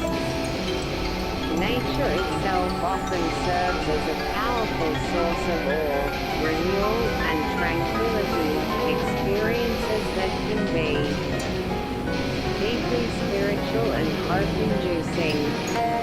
The cyclical patterns of nature, its resilience, and its sheer beauty can remind individuals of enduring life forces and the potential for regeneration, even after periods of desolation. Such experiences can foster a sense of connection to something larger than oneself, which is often a precursor to or component of spiritual healing and, consequently, hope. Many of these diverse sources of inspiration converge on the power of narrative and meaning-making. Whether it's the story of an individual overcoming adversity, a community striving for a common good, or the evocative narrative within a piece of art, inspiration often arises from engaging with stories that frame experience in a hopeful light. These narratives demonstrate that challenges can be met, growth can occur, and a positive future can be envisioned or achieved. This suggests that it is not merely the witnessing of positive events but the interpretation and framing of these events into meaningful narratives that transform them into wellsprings of hope.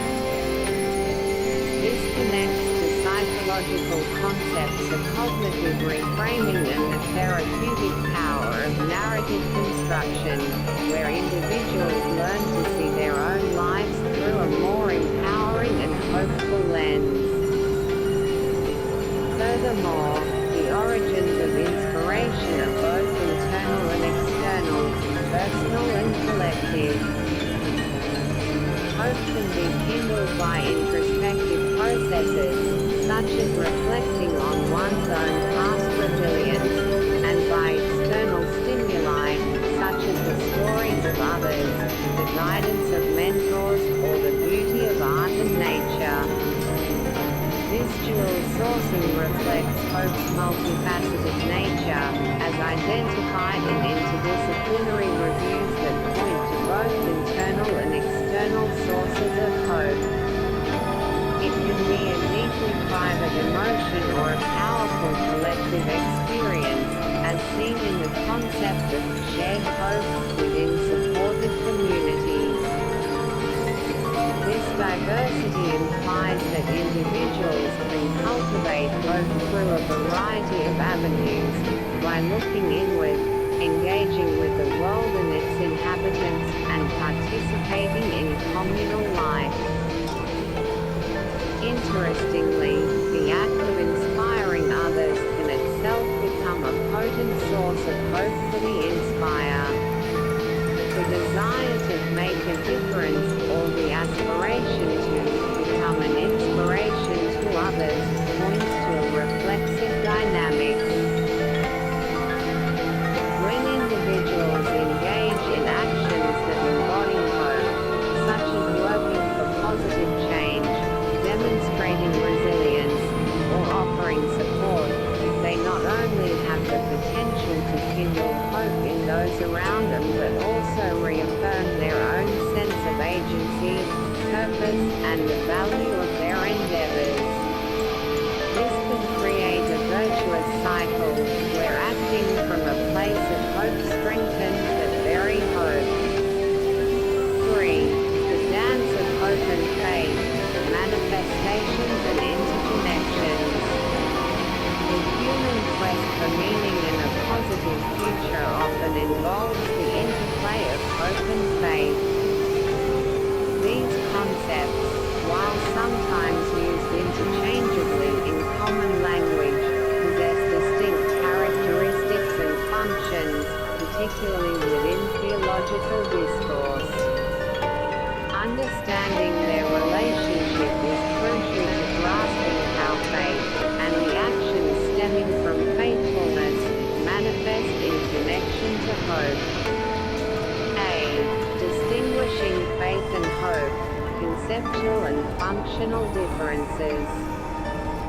Within theological frameworks, particularly Christian theology, faith and hope are considered distinct yet intimately related virtues. One primary distinction lies in their core faculties and objects. Faith is often said to rest on the understanding and to have truth as its object. It involves believing in God, His revelations, and the teachings of the Church because God is truth itself. It teaches, prescribes, and directs, functioning as a form of knowledge or intellectual assent to divine realities. Street. Thomas Aquinas posited that faith pertains to the intellect, through which individuals receive and hold supernatural principles or articles of belief. Hope, in contrast, is said to rest on the will and to be oriented towards a future good, specifically God's kindness, His promises, and ultimately, eternal beatitude. Its function is to exhort, to provoke the mind to find strength, and to inspire boldness and courage in pursuing the future good, even when it is arduous. Aquinas located hope in the will, which is directed towards this ultimate end as something attainable. In terms of their order, faith is often seen as foundational, the beginning of the spiritual life, particularly at the outset of trials as exemplified in Hebrews 11. Hope is frequently described as following from or being born out of tribulation, drawing from Romans 5:3-4, suggesting it is a response that builds upon an initial faith. Indeed, faith is widely considered the basis for hope. In more general or secular discussions, the distinctions can be subtler. Christian hope is emphasized as a rock-solid, sure confidence concerning the future, distinct from a mere wish or uncertain desire. Faith, in this view, is a broader concept that includes this future-oriented confidence, making biblical hope akin to biblical faith in the future tense, but also encompasses a trusting relationship with a person, such as Christ, believing what He has said about the past, present, and future. Sometimes, faith and trust are viewed as nearly synonymous, with faith carrying a more explicitly religious or spiritual connotation. Trust can also function as a verb, denoting an action, while faith is primarily a noun, referring to a belief system or a relational stance. B. The indispensable interplay. Faith is the foundation for hope. Despite their distinctions, faith and hope are almost universally described as being inextricably linked, especially in theological contexts.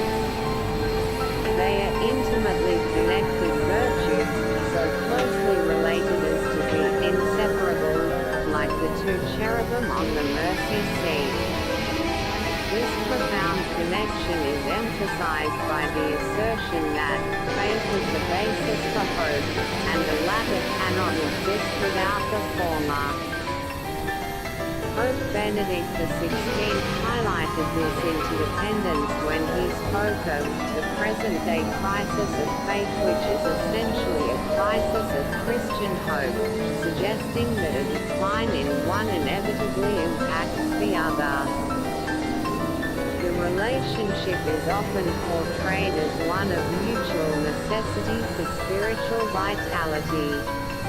It is argued that faith without hope would be nothing, an empty understanding without the will to strive. Conversely, hope without faith, without the grounding in divine truth and reality, will be mere presumption of spirit. It is tempting God. This symbiotic relationship is vital for a balanced and authentic spiritual life. Hope is described as one leg of a three-legged stool, alongside faith and charity, which together stabilize life amidst its challenges. In a seemingly paradoxical yet illuminating statement, the hope of salvation is also called the foundation of our faith, suggesting a deeply interwoven, perhaps cyclical, reinforcement between the two. Augustine's perspective, summarized as love is hope, if either hope or love then faith, also points to a profound logical and experiential entanglement where these virtues presuppose one another. This interplay suggests that faith provides the cognitive and relational bedrock, the belief in God's existence, His goodness, and the reliability of His promises. Hope then emerges as the effective and motivational consequence of this faith, the engine that directs the will towards the future fulfillment of those promises and provides the resilience to persevere in their pursuit. C. Faithful actions manifesting hope.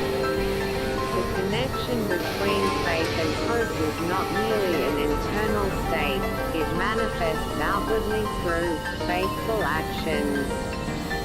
A living faith is one that works through charity, and hope is often expressed and nourished in prayer. The idea of hope glorifying God through good works underscores that actions rooted in faith are direct expressions or consequences of an underlying hope. Prayer, as an act of faith, serves as a powerful conduit for hope. It can align thoughts, focus intentions, and provide comfort, thereby fostering hope and a sense of control or reliance on a high power. Scientific inquiry into prayer suggests it involves a range of cognitive processes and can activate health-promotive psychological mechanisms such as instilling structure, meaning, and, crucially, hope. The power of hope to overcome despair is often demonstrated through active, faithful responses to adversity. An example is President Milkdrop's mother during World War II, who, facing immense fear and the loss of her children, put her faith and hope into action to find them. Such actions are not just outcomes of hope but also serve to sustain and strengthen it. Furthermore, activism can be a profound expression of faith, where deeply held spiritual or moral convictions provide the compass and motivation for striving towards social justice and change. This self-led activism, characterized by qualities such as compassion, clarity, courage, and connectedness,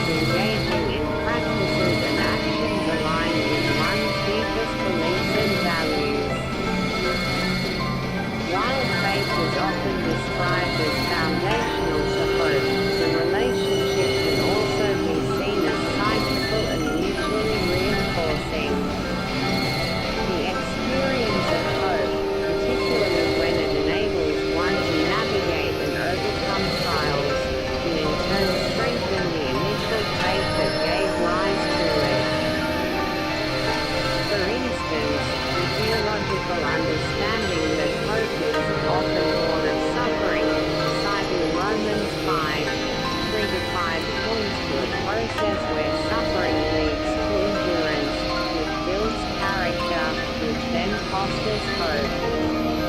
This hope, when it does not disappoint because of an experienced sense of God's love, serves to reaffirm and deepen faith. Successfully bearing afflictions through hope can validate the faith that underpins that hope. Similarly, prayer, as an act of faith and hope, can alter an individual's psychological state, leading to different actions and responses, potentially creating outcomes that reinforce the initial faith. Perseverance through adversity, fueled by faith and hope, leads to an inner strengthening that bolsters growth. Therefore, the dynamic is not simply linear, faith right pointing arrow, hope right pointing arrow action, but can also be iterative, initial faith right pointing arrow, hope right pointing arrow action right pointing arrow, validating experience outcome right pointing arrow, strengthened faith right pointing arrow, deeper hope. This cyclical interplay is key to understanding how faith and hope co-evolve and mature within an individual's life. The following table further delineates the relationship between faith and hope, primarily from a theological standpoint. Table 2. The relationship between faith and hope, primarily theological. Aspect. Faith. Hope. Primary faculty. Intellect, understanding, belief in revealed truths, God's nature. Root desire, striving for future good, trusting promises. Object. Present, past, future truth. Future good, eternal beatitude. God's reality, His plan, His promises. Fulfillment of promises. Order, sequence. Often foundational, beginning of spiritual life. Often follows faith, born of tribulation, sustained by faith. Function. Teaches, prescribes, directs, provides foundation, judges truth. Exhorts, motivates, sustains through trials, directs towards future attainment. Consequence of absence. Hope lacks grounding, may become presumption. Faith lacks dynamism, may become empty or static. Certainty. Assurance of things unseen based on God's authority. Confident expectation of future good, though arduous and uncertain by human standards. IV. Infinite hope, forging a new path to faith and trust. The concept of infinite hope suggests a quality of hope that is boundless, deeply rooted, and profoundly resilient. It is a hope that not only sustains individuals through profound challenges but also has the potential to cultivate a renewed and robust form of faith, which in turn can beget deep and abiding trust. This notion can be explored through both theological and psychological lenses. A. Conceptualizing infinite hope. The idea of hope possessing an infinite quality implies a source or an object that transcends the finite and the conditional, offering a steadfast anchor in the face of life's vicissitudes. 1. Theological perspectives, divine power and unwavering trust. From a theological standpoint, particularly within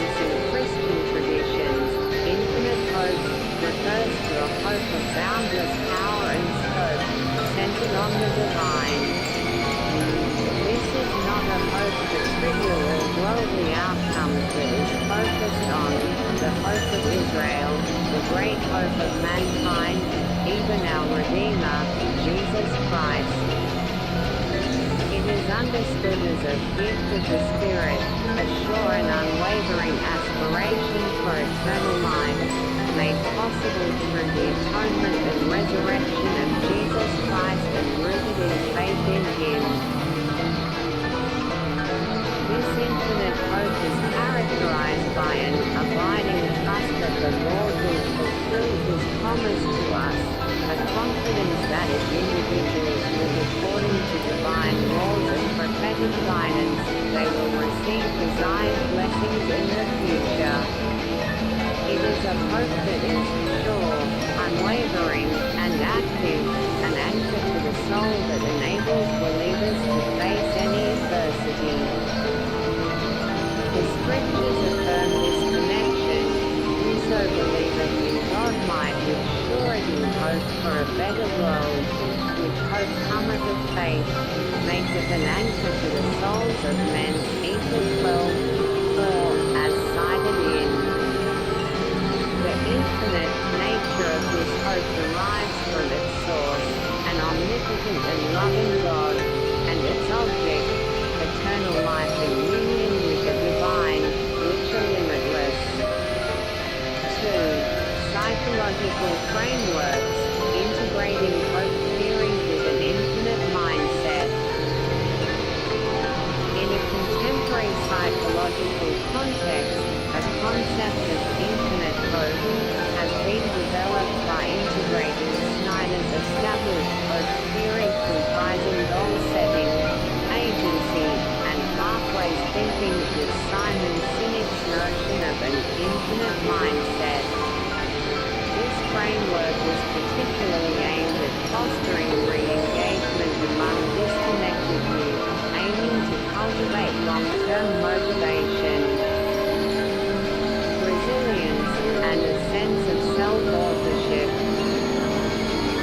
Sinek's infinite mindset involves playing for a just cause or being guided by enduring values, rather than focusing solely on finite wins or short-term achievements.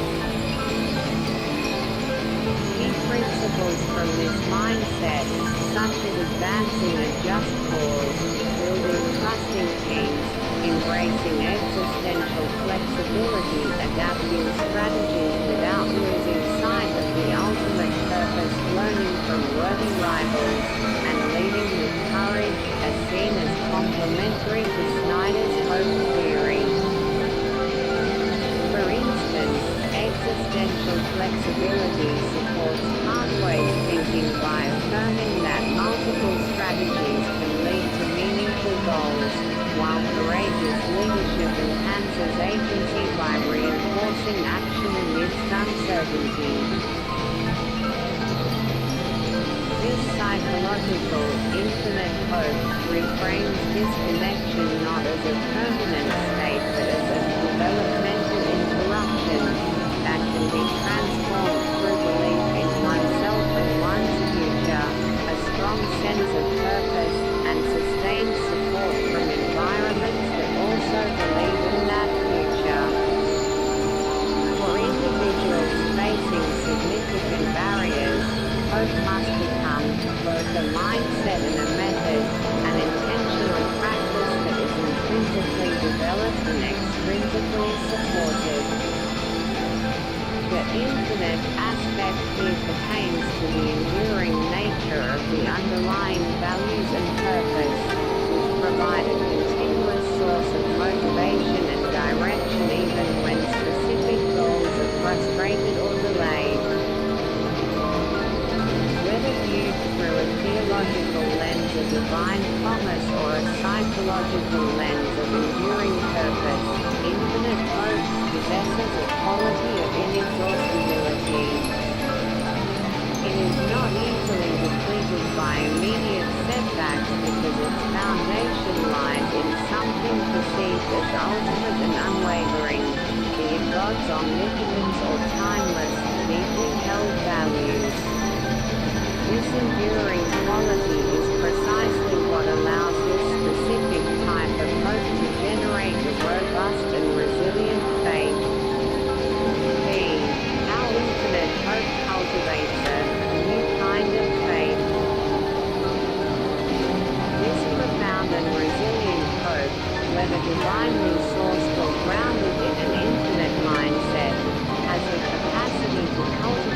what might be termed a new kind of faith, a deep-seated conviction that transcends mere belief and becomes a guiding principle for life.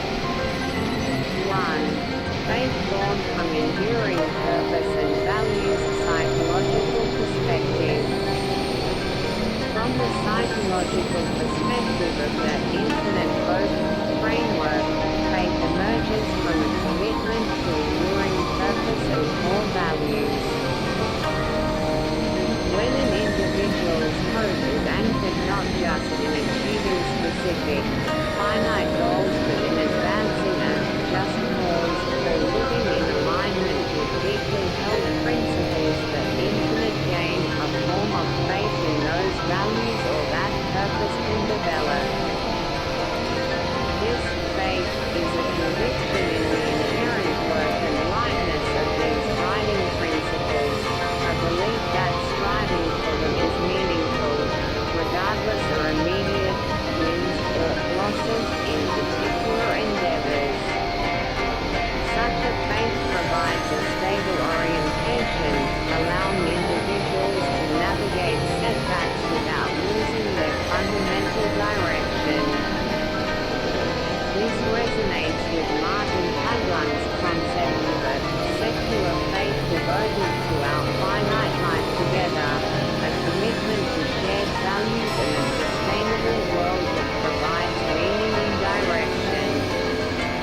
This new kind of faith is less about adherence to dogma and more about a lived commitment to principles that offer enduring significance. 2.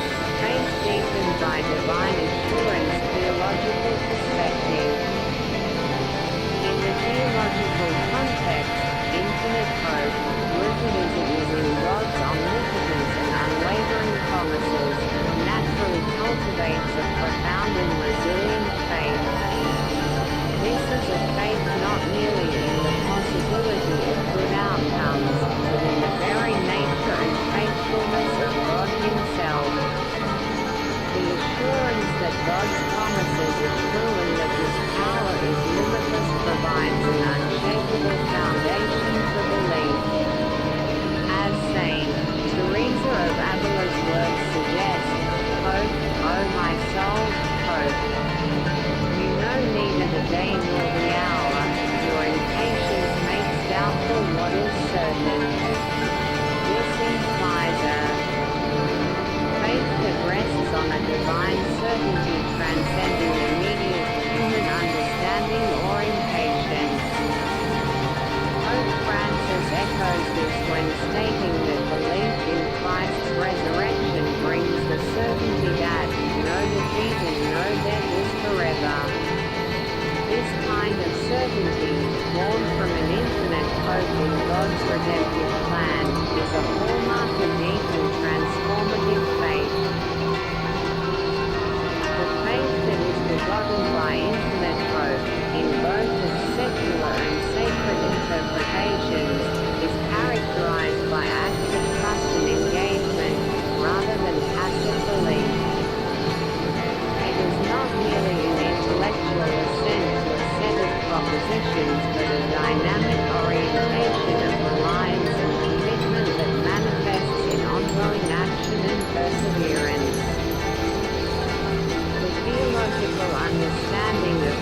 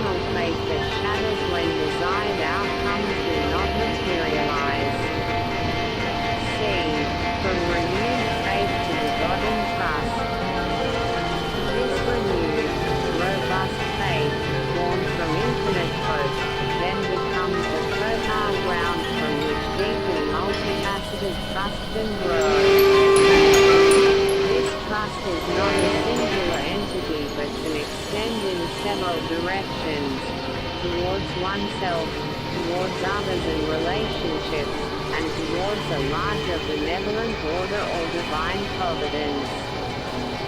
1. Trust in self-agency and self-efficacy. The agency component, central to Snyder's hope theory and integral to the infinite hope framework, is fundamental to building self-trust. As individuals act with hope, devise pathways, and experience their capacity to navigate challenges and make progress towards their goals, even if incrementally, their belief in their own abilities, their self-efficacy, is strengthened. This lived experience of effective agency directly cultivates trust in one's own judgment, resilience, and capacity to act meaningfully in the world.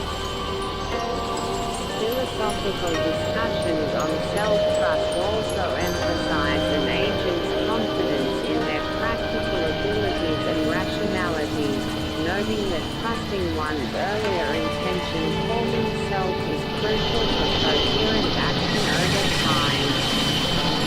The infinite hope framework aims to help individuals reclaim authorship over their stories, is essentially about restoring this fundamental self-trust. 2. Trust in others' relationships. The stability and positive orientation provided by infinite hope in the faith it fosters can also extend to the cultivation of interpersonal trust. The infinite hope framework exclusively includes Seuss's principle of building trusting teams, recognizing that a hopeful, purpose-driven orientation is conducive to forming reliable and supportive relationships. Faith communities, for example, often build resilience through networks of social support, predicated on mutual trust and shared values. The concept of relational faith itself involves a resilient reliance on those in whom one has placed faith. A hopeful disposition tends to radiate positivity, creating an atmosphere of connection and encouraging empathy, which are foundational to healthy, trusting relationships. 3. Trust in a benevolent order or divine providence. Ultimately, the faith born from infinite hope will lead to a profound trust in a larger, benevolent framework, whether considered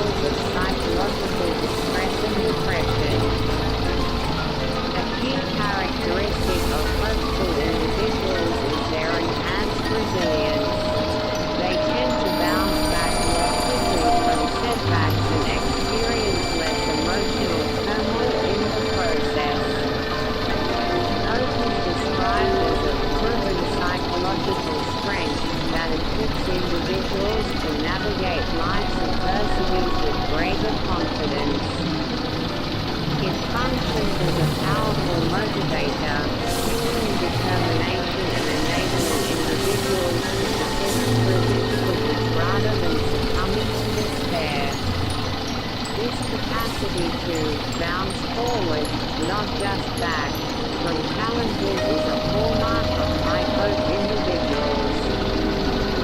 Interventions aimed at hope training have even shown efficacy in reducing depressive symptoms among the elderly, highlighting hope's role as a buffer against mental illness.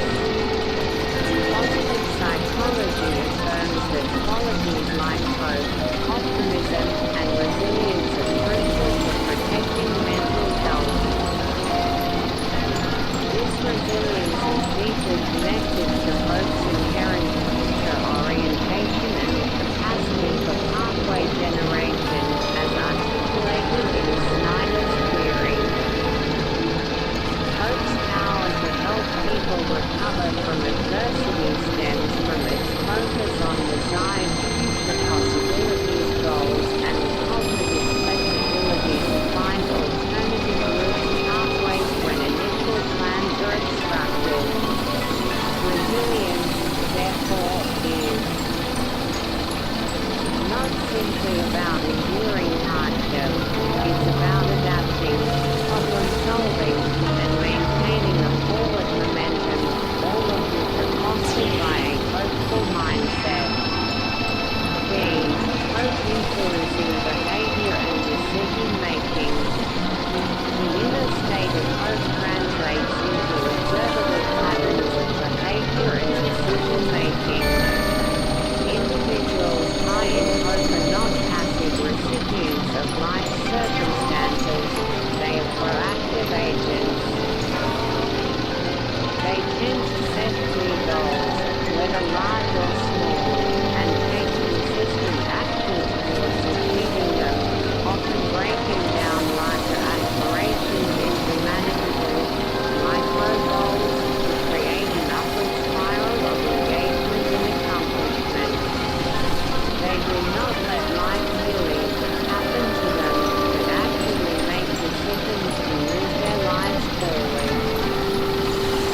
Hopeful individuals often cultivate environments and habits that support their positive orientation.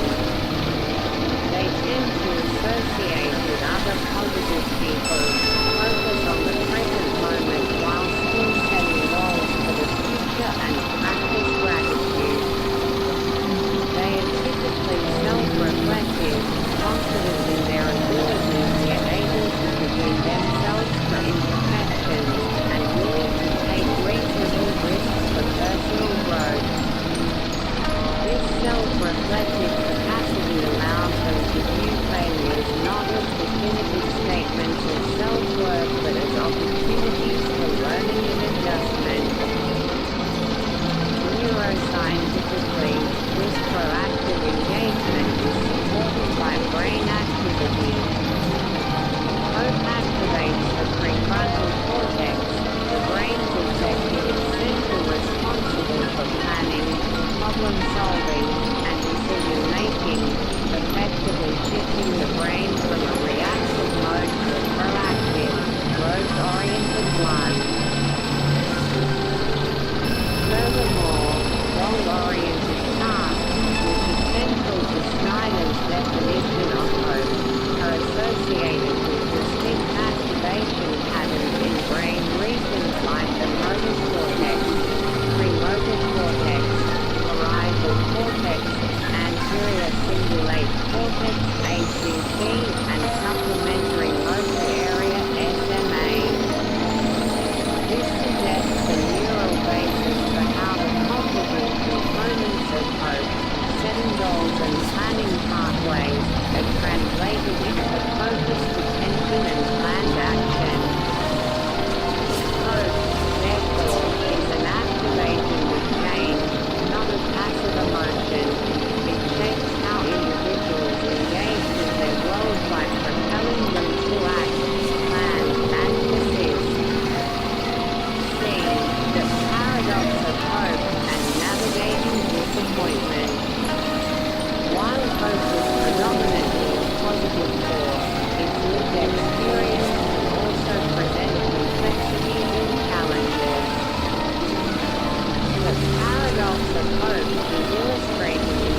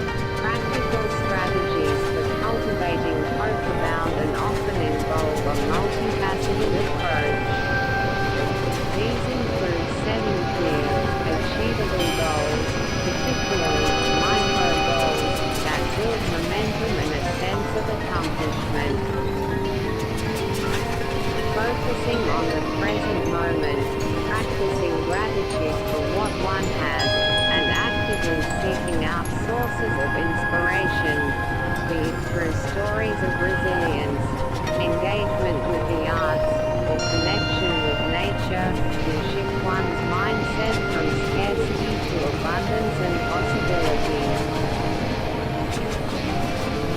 Taking care of one's physical and mental well-being through adequate rest, nutrition, and exercise also contributes to a hopeful state of mind, as does engaging in acts of kindness, which can boost one's own sense of hope and happiness by reaffirming the good in the world. Living a values-based life, where daily actions are aligned with a deeper sense of purpose, is intrinsically linked to hope, as purpose provides direction and meaning, thereby fostering resilience. This suggests that cultivating hope is an integrated practice, involving cognitive strategies, goal setting, positive reframing, behavioral actions, proactivity, seeking support, kindness, emotional regulation, managing disappointment, practicing gratitude, and often an existential or spiritual orientation centered on purpose, faith, and core values. B. The interplay of personal agency and external support. Grace. The cultivation of hope involves a dynamic interplay between personal agency and the influence of external factors, whether human support or divine grace. Psychological models of hope, such as Snyder's theory, place strong emphasis on personal agency, the belief in one's capacity to initiate action and find pathways to goals. This highlights the individual's active role in generating and sustaining hope.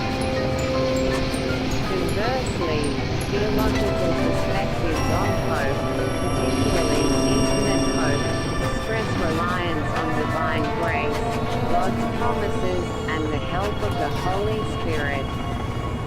Here, hope is not solely a product of human effort, but it is received and nurtured through a relationship with the divine. The infinite hope framework proposed for re-engaging disconnected youth offers a compelling synthesis of these aspects. It suggests that hope must intrinsically develop as an intentional practice supported by systems, relationships, and environments that believe in their future alongside them. This model beautifully integrates the necessity of internal, intentional effort with the crucial role of external support systems, be they mentors, family, community, or, for some, a spiritual source. The acknowledged importance of social support in fostering hope across various contexts further reinforces this idea that hope thrives not in isolation but in connection. C. Infinite hope, faith, and trust as a journey. The development of infinite hope, and the subsequent cultivation of a new kind of faith that begets profound trust is best understood not as a singular achievement or a static state, but as an ongoing journey. This journey is characterized by growth, challenges, and continual reaffirmation. It involves navigating the inherent uncertainties of life, learning to manage potential disappointments with resilience, and actively engaging one's cognitive, emotional, and spiritual resources. A crucial part of this journey is the reshaping personal narratives to emphasize possibility and future direction. It requires patience and perseverance, qualities often highlighted in discussions of enduring hope. The relationship between hope and trust, particularly in the context of fostering an infinite hope, appears to be bidirectional and iterative. While the initial theory posits a linear progression from infinite hope to faith to trust, the process of cultivation suggests that initial acts of trust, in oneself, in support of others, in a higher power, or in guiding principles, are often necessary to build and sustain the very hope and faith that lead to deeper, more resilient trust. Small leaps of faith can open the door to experiences that bolster hope, which in turn strengthens conviction, leading to a more profound and unwavering trust. The ultimate mechanism by which infinite hope begets such trust lies in its capacity to provide enduring meaning and a stable point of orientation amidst life's transients and inevitable challenges. Infinite hope, whether understood through a theological lens of eternal divine promises or a psychological framework of unwavering commitment to a just cause and core values, connects the individual to something perceived as lasting and fundamental. This connection fosters a deep faith or conviction in the validity and importance of that enduring element. It is this conviction that makes profound, resilient trust possible, a trust that, regardless of immediate occurrences or specific unfavorable outcomes, there is an ultimate ground of being, meaning, or value that is reliable and worthy of commitment. This journey, therefore, is one of continually anchoring oneself in that which is perceived as infinite, allowing faith to mature and trust to deepen, transforming hope from a mere expectation into a steadfast way of being in the world. Conclusion.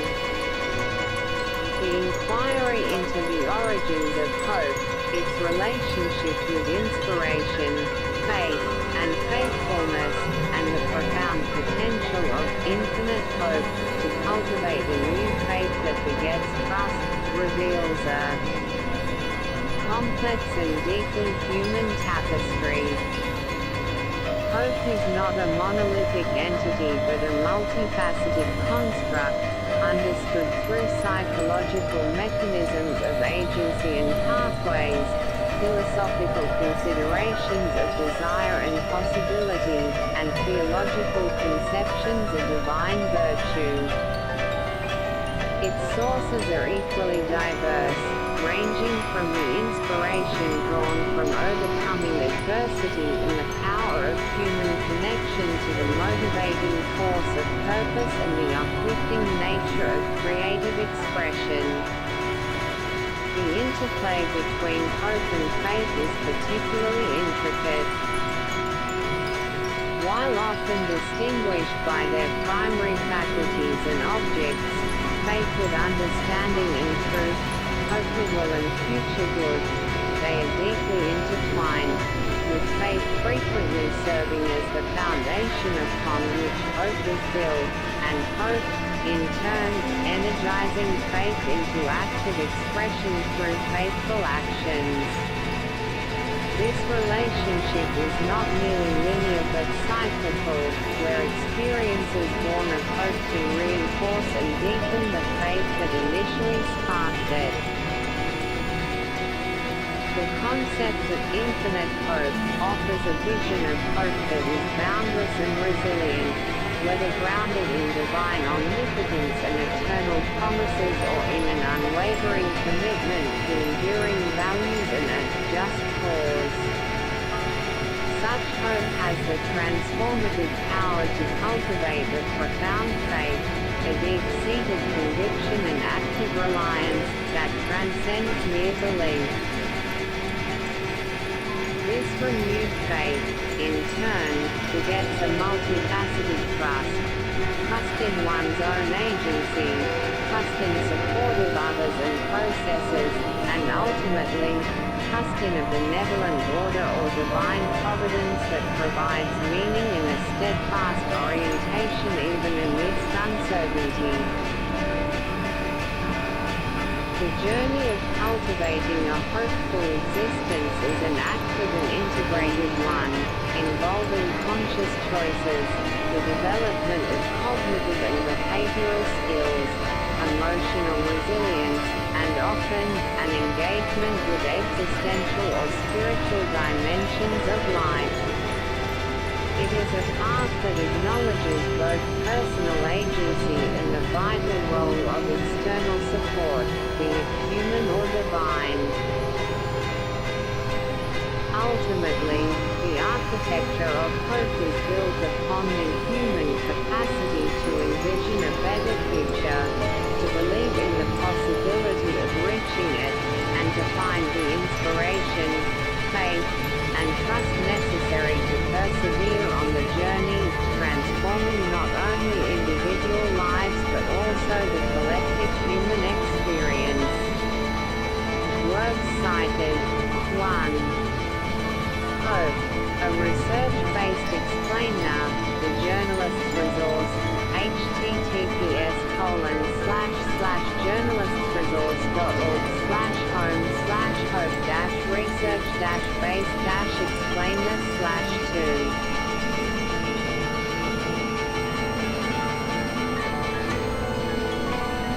What is hope in psychology? +7 exercises and worksheets.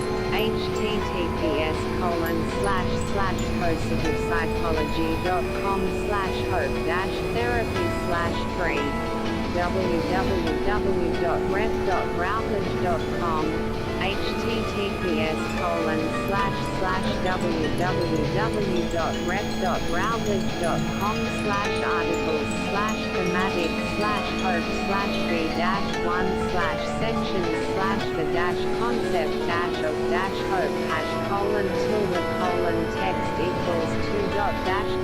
%20 concept %20 hope %3a% 2012 3b% 20 original %20 emphasis closing parenthesis. 4. Hope Stanford Encyclopedia of Philosophy Summer 2020 edition https://plato.stansford.edu/archive/some2020/entries/hope/5. Part 3 Section 1 Man's Vocation Life in the Spirit Chapter 1 The Dignity of the Human Person Article 7 The Virtues 2.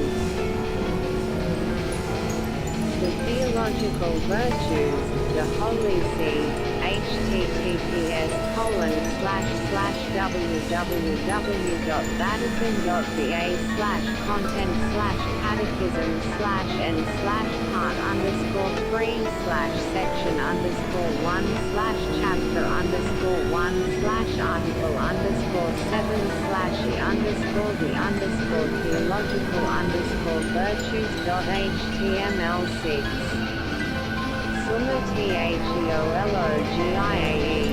The Theological Virtues Prima Secundae Carnes Q. 62 New Advent https://www.newarevent.org/summa/2062.htm7 What is hope and how is it different from faith? Street Hall Center https://steeplescenter.com/post/what-is-hope-it-different-from-phase 8 General audience of the 8th of May 2024 cycle of KHSS Vices and Virtues 18 Hope https:// 2024/2024/document/2024/2020/enter-general.html9. Hope the anchor of the soul, cultivating hope and positive expectancy, BYU. Scholas Archive, https://scholasarchive.u.edu/cgi/viewcontent.cgi. Article equals 1514 and context equals IRP10. www.capitalculture.org. https://www.capitalculture.org/culture/library/catechism/index.cfm. Rhythm equals 5046 hash. Tilde. Text equals 18 18% 20% 20 virtue percent 20% 20 hope of percent 20 abandonment percent 3D percent 20% 20 opens percent 20 up 11. The neurological superpower called hope. Rebel Brown. https://www.rebelground.com/blog/neuroscience-superpower-hope 12. The neural basis of optimism and pessimism. PMC. PubMed Central. https://pmc.nlm.ni.gov/articles/pmc3807005/13. The Neuroscience of Optimism Ops Journal. https://www.opsjournals.org/neuroscience-optimism/14. Neurostructural correlates of hope. Dispositional hope mediates the impact of the SMA gray matter volume on subjective well-being in late adolescence. Social, cognitive and affective neuroscience. Oxford Academics. https://academic.viz.com/scan/article/15/4/395/582723315. Motor cortex hemodynamic response to goal-oriented and non-goal-oriented tasks in healthy subjects. Frontiers. https://www.frontiers.org/journals/neuroscience/articles/10.33896/fins.2023.122705/416. Top 5 sources of inspiration. The NGS movement. http://ngssmovement.org/2015/12-5-sources-of-inspiration/17. Inspirational stories. Top 10 stories of hope in 2025. Convoy of Hope. https://convoyofhope.org/articles/inspirational-stories/18. The Science of Hope. Building Resilience and Positivity in Life. Green Hills, LA. https://greenhills.com/the-science-hope/19. The Value of Hope Value Focus. ISFESE. https://www.ecosystem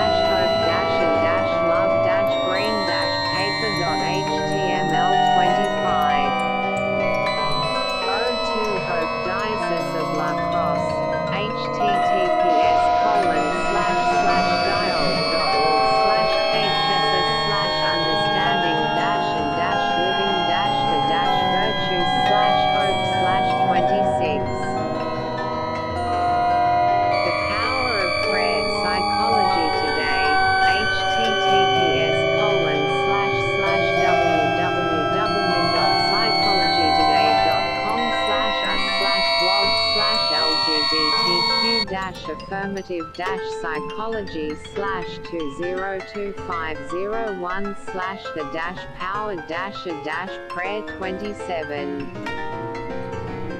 Benefits of prayer and meditation on mental health. https://nymentalhealthcenter.com/benefits-prayer-and-mental-health/28. Faith and activism, number analytics, https://www.numberanalytics.com/blog/faith-and-activism29.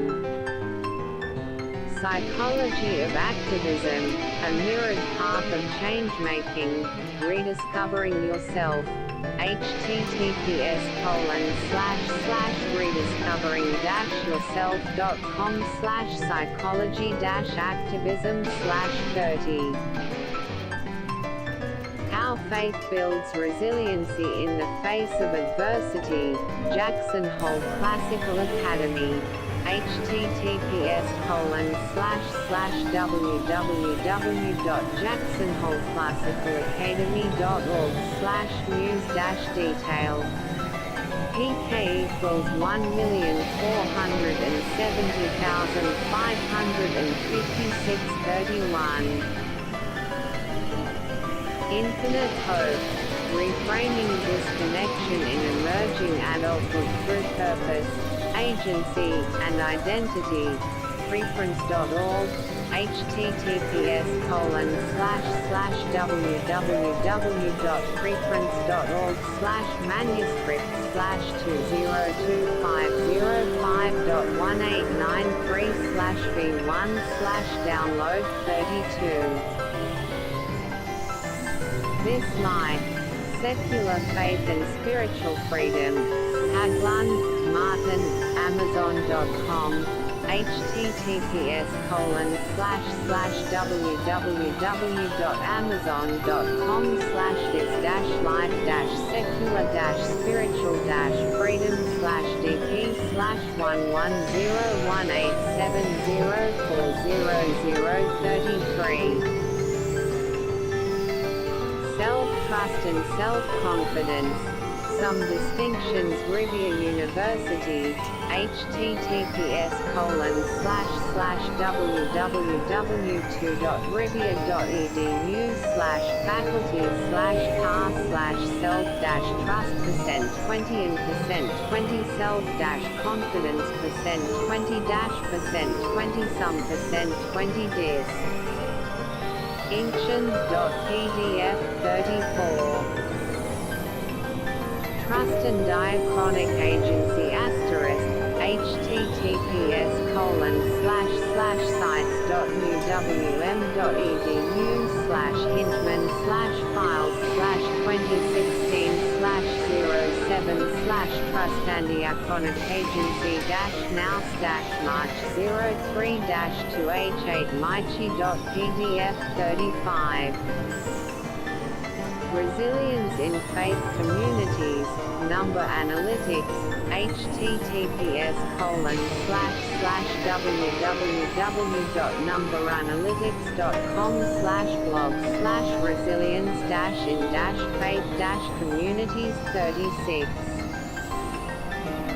Faith and Resilience, PMC, PubMed Central, https://pmc.ncbi.nlm.ni.gov/articles/PMC 874159/437.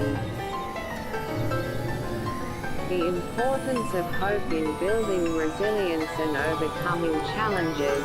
https://www.challenge-the-importance-the-importance-of-hope/the-importance-building-resilience-overcoming-challenges 38. 68 Powerful Hope Quotes to Keep Moving Forward. Success Magazine, https://www.success.com/hope-quotes/39. The Power of Hope Psychology Today, https://www.psychologytoday.com/us/articles/2023-5/the-powered-hope 40. Hope as a behavior and cognitive process, a new clinical strategy about mental health prevention, PMC, PubMed Central, https://pmc.ncbi.nlm.ni.gov/articles/pmc6133436/41.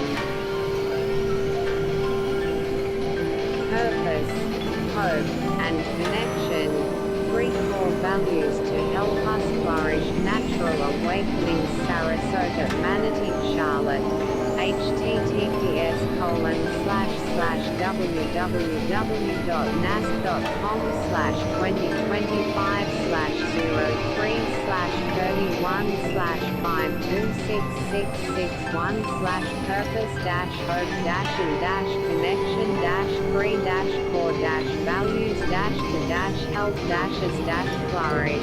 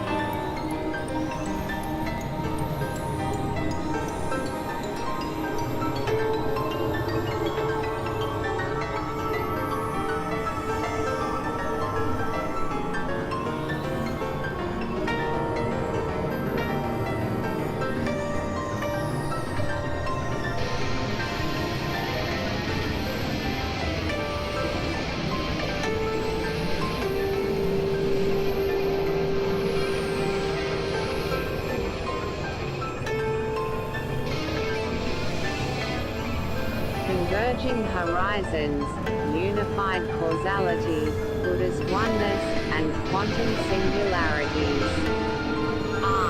Introduction, bridging ancient wisdom and modern physics. The human quest to comprehend the fundamental nature of reality has given rise to diverse yet sometimes strikingly resonant systems of thought. This report embarks on an exploration of the profound conceptual territories where Buddhist philosophy's sophisticated understanding of unified cause and effect and essential oneness intersects with the enigmatic nature of quantum singularities and related quantum phenomena, as encountered in modern theoretical physics. Such an endeavor seeks to unearth potential parallels and conceptual bridges between ancient contemplative insights into existence and the often counterintuitive, cutting-edge discoveries of contemporary science.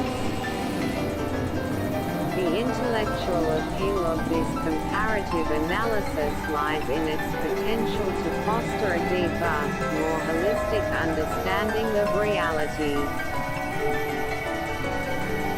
It suggests that different modes of human inquiry, the introspective and philosophical traditions of the East, and the empirical and mathematical methodologies of Western science, might, in their most profound explorations, converge upon similar fundamental truths regarding interconnectedness, the nature of causality, and the ultimate constitution of existence.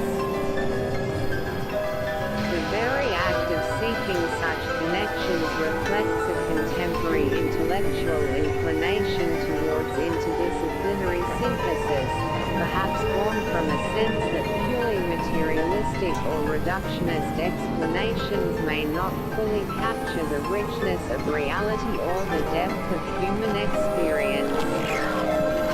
Ancient wisdom traditions, particularly Buddhism, offer complementary perspectives that have been refined over millennia of contemplative practice and rigorous philosophical debate. However, this undertaking is not without its inherent challenges. It is crucial to avoid superficial analogies and to respect the distinct epistemologies, terminologies, and ultimate aims of Buddhist philosophy and quantum physics. Correlation in conceptual structure does not imply direct causation between the two fields, nor does it mean an equivalence of meaning in all contexts. The objective here is to identify and analyze conceptual resonances, fostering a dialogue that illuminates both traditions, rather than attempting to force them into a single, undifferentiated framework. This report will argue that while distinct in their methodologies and ultimate aims, Buddhist philosophical tenets, particularly prakriti-samuppada, dependent origination, sunyata emptiness, and the non-dual or simultaneous conception of cause and effect, exhibit striking conceptual parallels with interpretations of quantum phenomena such as singularities, especially the Big Bang quantum entanglement, and the holographic principle. These parallels predominantly center on themes of profound interconnectedness, the breakdown of classical linear causality, and a non-substantial view of reality. Such an exploration invites a richer, more integrated dialogue between these historically separate domains of human thought, potentially contributing to a more holistic worldview where insights from different human endeavors are seen as potentially complementary rather than mutually exclusive. The subsequent sections will systematically unfold this argument. Section 2 will elucidate the core Buddhist principles of oneness and unified causality, drawing from key doctrines. Section 3 will then delve into the relevant concepts from quantum physics, focusing on singularities, the Big Bang, entanglement, and the holographic principle. Section ID will form the core of the comparative analysis, systematically examining the convergences and divergences between these Buddhist and quantum concepts. Finally, Section D will offer concluding reflections on the value of this interdisciplinary dialogue and suggest avenues for further contemplation. II, the Buddhist tapestry, oneness and unified causality. Buddhist philosophy offers a complex and nuanced understanding of reality, characterized by its emphasis on interdependence, impermanence, and the nature of suffering and its cessation. Central to this understanding are concepts that describe a universe deeply interconnected, where conventional notions of separate, independently existing entities and linear causality are fundamentally challenged. A. Prakriti-samudpada dependent origination of the interdependent web. At the heart of Buddhist ontology lies the principle of prakriti-samudpada, commonly translated as dependent origination or conditioned co-arising. This doctrine, shared by all schools of Buddhism, posits that all phenomena, or dharmas, arise and exist in dependence upon other phenomena. The classical formulation encapsulates this. If this exists, that exists. If this ceases to exist, that also ceases to exist. This is not merely a statement about temporal succession but a profound assertion about the conditioned and contingent nature of all existence. Nothing possesses an independent, self-sustaining mode of being. Everything is part of a vast, dynamic web of mutual causality.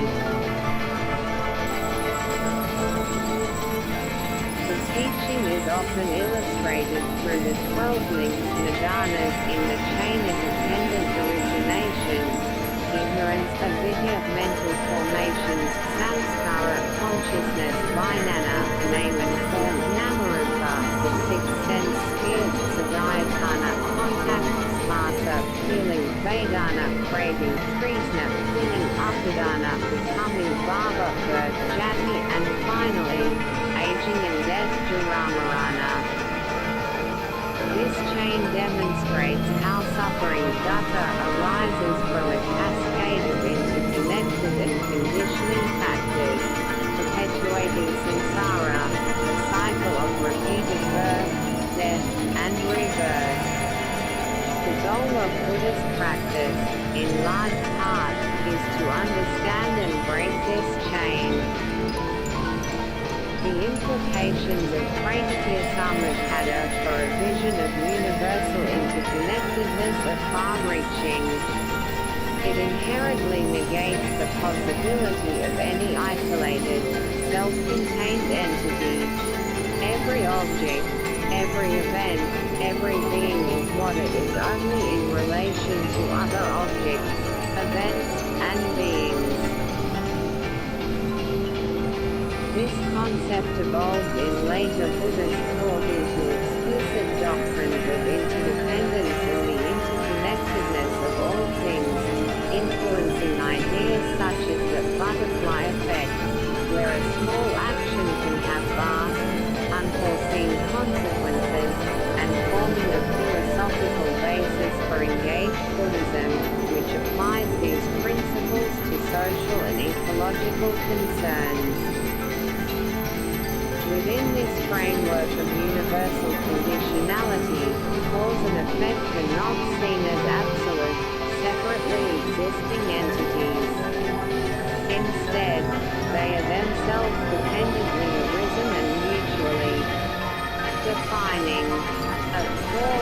only designated as such in relation to an effect, and an effect is only an effect because of its cause. They co-arise and are intelligible only in relation to each other. This understanding of Pratyekasamukata, with its denial of inherent, independent existence, directly lays the groundwork for the equally crucial Buddhist concept of sunyata emptiness. If a phenomenon's existence is entirely contingent upon other phenomena for its arising and refused by situating human existence within the same intricate web of conditionality that governs all other phenomena, thereby fostering a profound sense of ecological and cosmic interconnectedness. B. Sunyata emptiness, the nature of reality.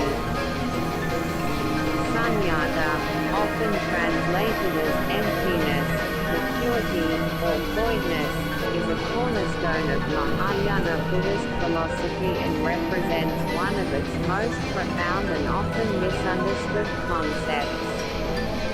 Crucially, sunyata does not signify nihilism, a denial of existence, or a literal void. Rather, it points to the absence of svabhava, an intrinsic, independent, and unchanging essence or self-nature that entities are conventionally perceived to possess. Phenomena are empty, in the sense that they lack such an inherent, self-sufficient mode of being. As stated in Mahayana texts, all things are empty of intrinsic existence and nature svabhava. Coleman further clarifies that sunyata is the total absence of inherent existence and self-identity with respect to all phenomena. This concept can be understood through both negative and positive formulations. The negative formulation emphasizes what emptiness is not. It is not a thing in itself, much like the sky can be described as empty of clouds or birds but is not itself a tangible entity defined by that emptiness. The positive formulation, particularly prominent in traditions like Mahamudra and Dzogchen, use sunyata as openness, or potentiality, inseparable from clarity or luminosity. This evokes the metaphor of a womb, empty of current contents but laden with possibilities, suggesting that emptiness is the very condition that allows for the dynamic arising and manifestation of all phenomena. Sunyata fundamentally underpins the doctrine of dependent origination and leads to a non-dual understanding of reality. Because phenomena are empty of svabhava, their existence is necessarily relational, contextual, and dependently arisen. They do not exist in isolation but are constituted by their relationships and conditions. This understanding dissolves the rigid, conventional distinctions between subject and object, self and other, leading to a profound appreciation of non-duality.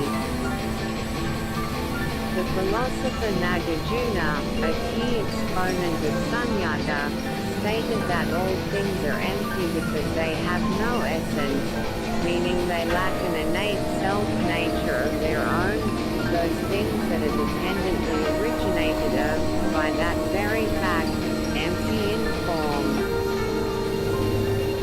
The realization of emptiness is not merely an intellectual exercise but a dynamic and liberating understanding central to achieving wisdom prajna and liberation from suffering dukkha. Suffering, in the Buddhist view, arises significantly from clinging upadana, the falsely perceived permanent, independent self and object. If entities entities are fundamentally empty of such inherent existence, then our grasping onto them as solid, real, and capable of providing lasting satisfaction is based on a fundamental misapprehension of their true nature. The wisdom that perceives emptiness allows for the cessation of this clinging, thereby alleviating suffering. Furthermore, the positive interpretation of emptiness as boundless potentiality implies that it is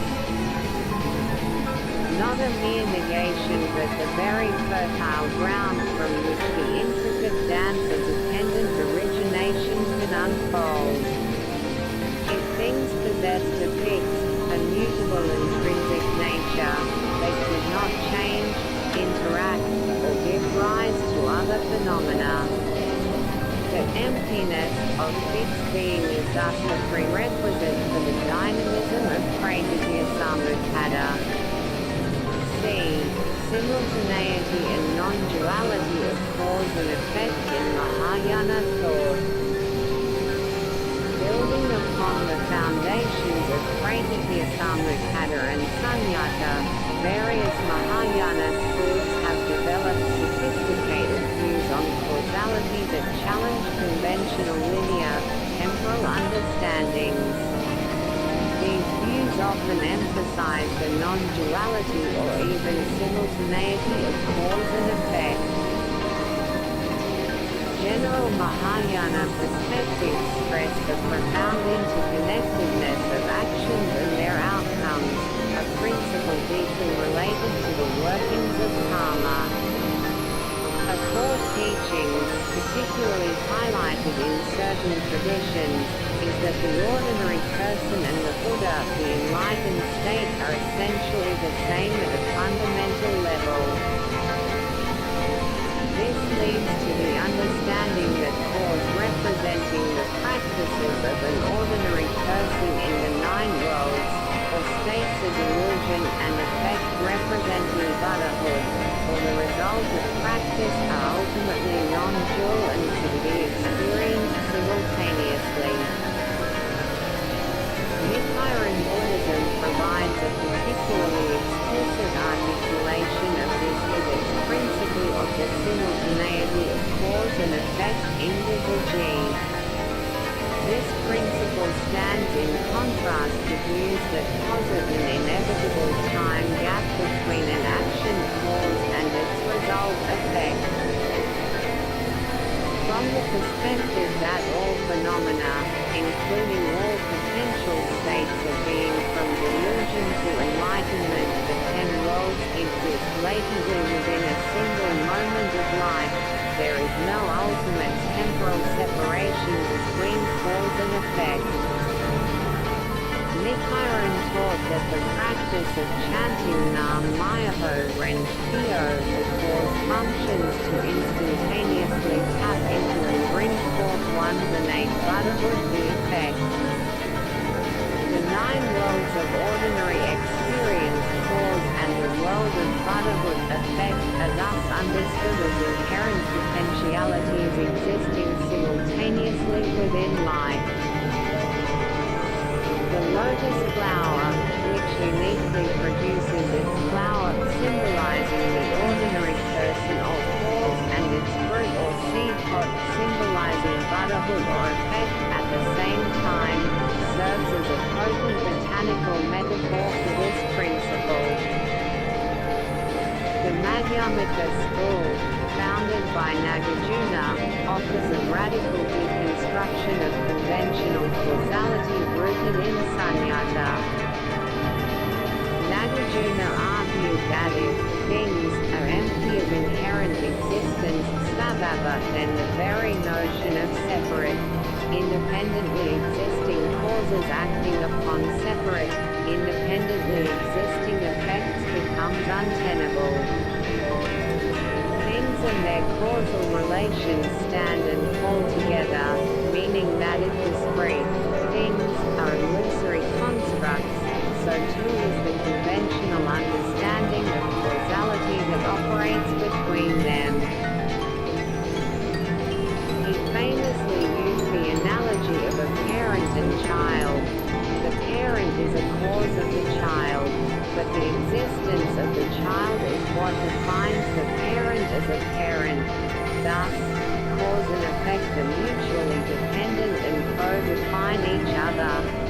them interchangeable and bilateral in a sense.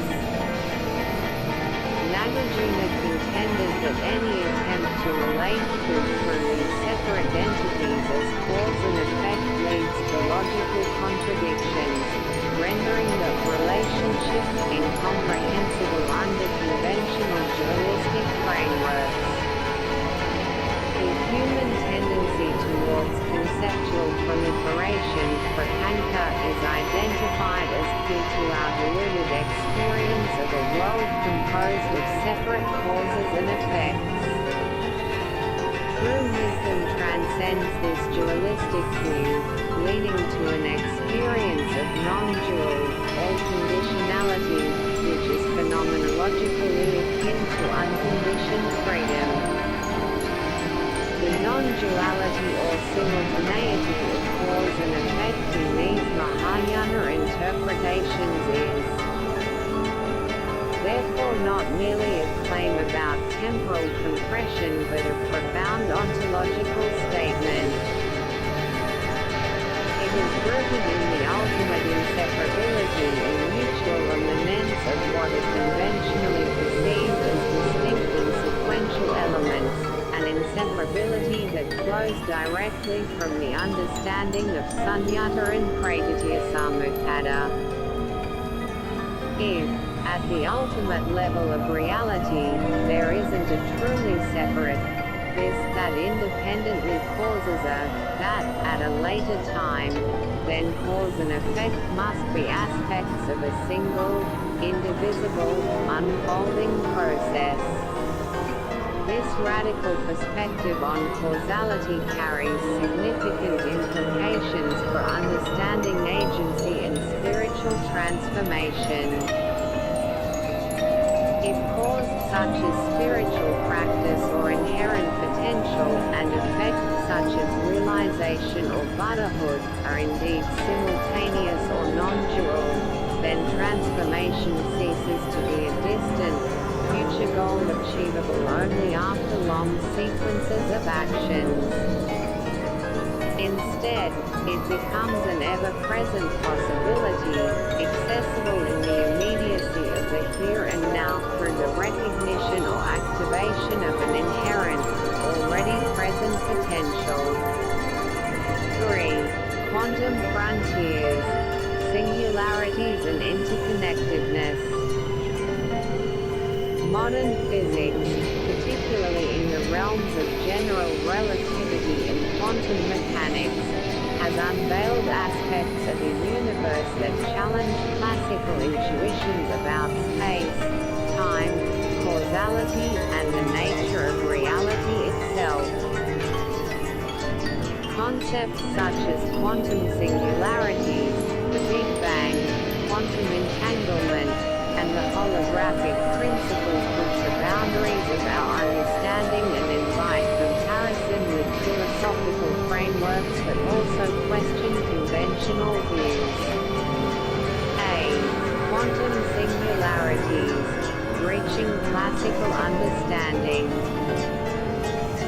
A gravitational singularity is a theoretical condition predicted by Albert Einstein's theory of general relativity where the gravitational field becomes infinitely intense, and spacetime itself is predicted to break down catastrophically.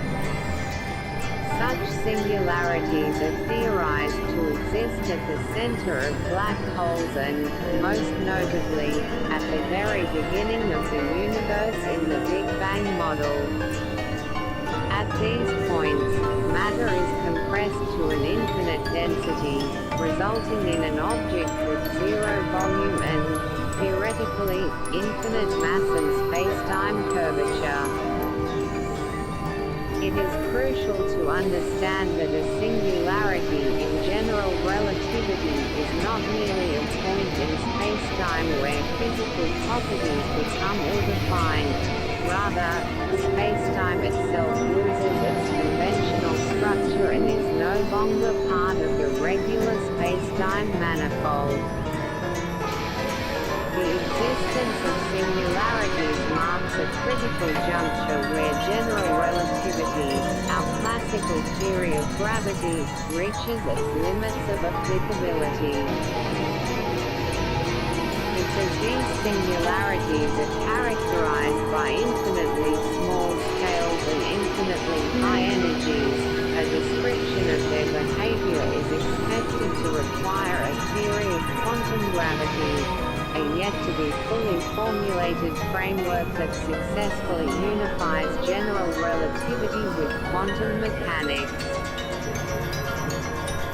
Current leading candidates for such a theory, like string theory or loop quantum gravity, offer various perspectives, with some suggesting that quantum effects might resolve or prevent the actual formation of classical singularities, replacing them with structures governed by quantum principles.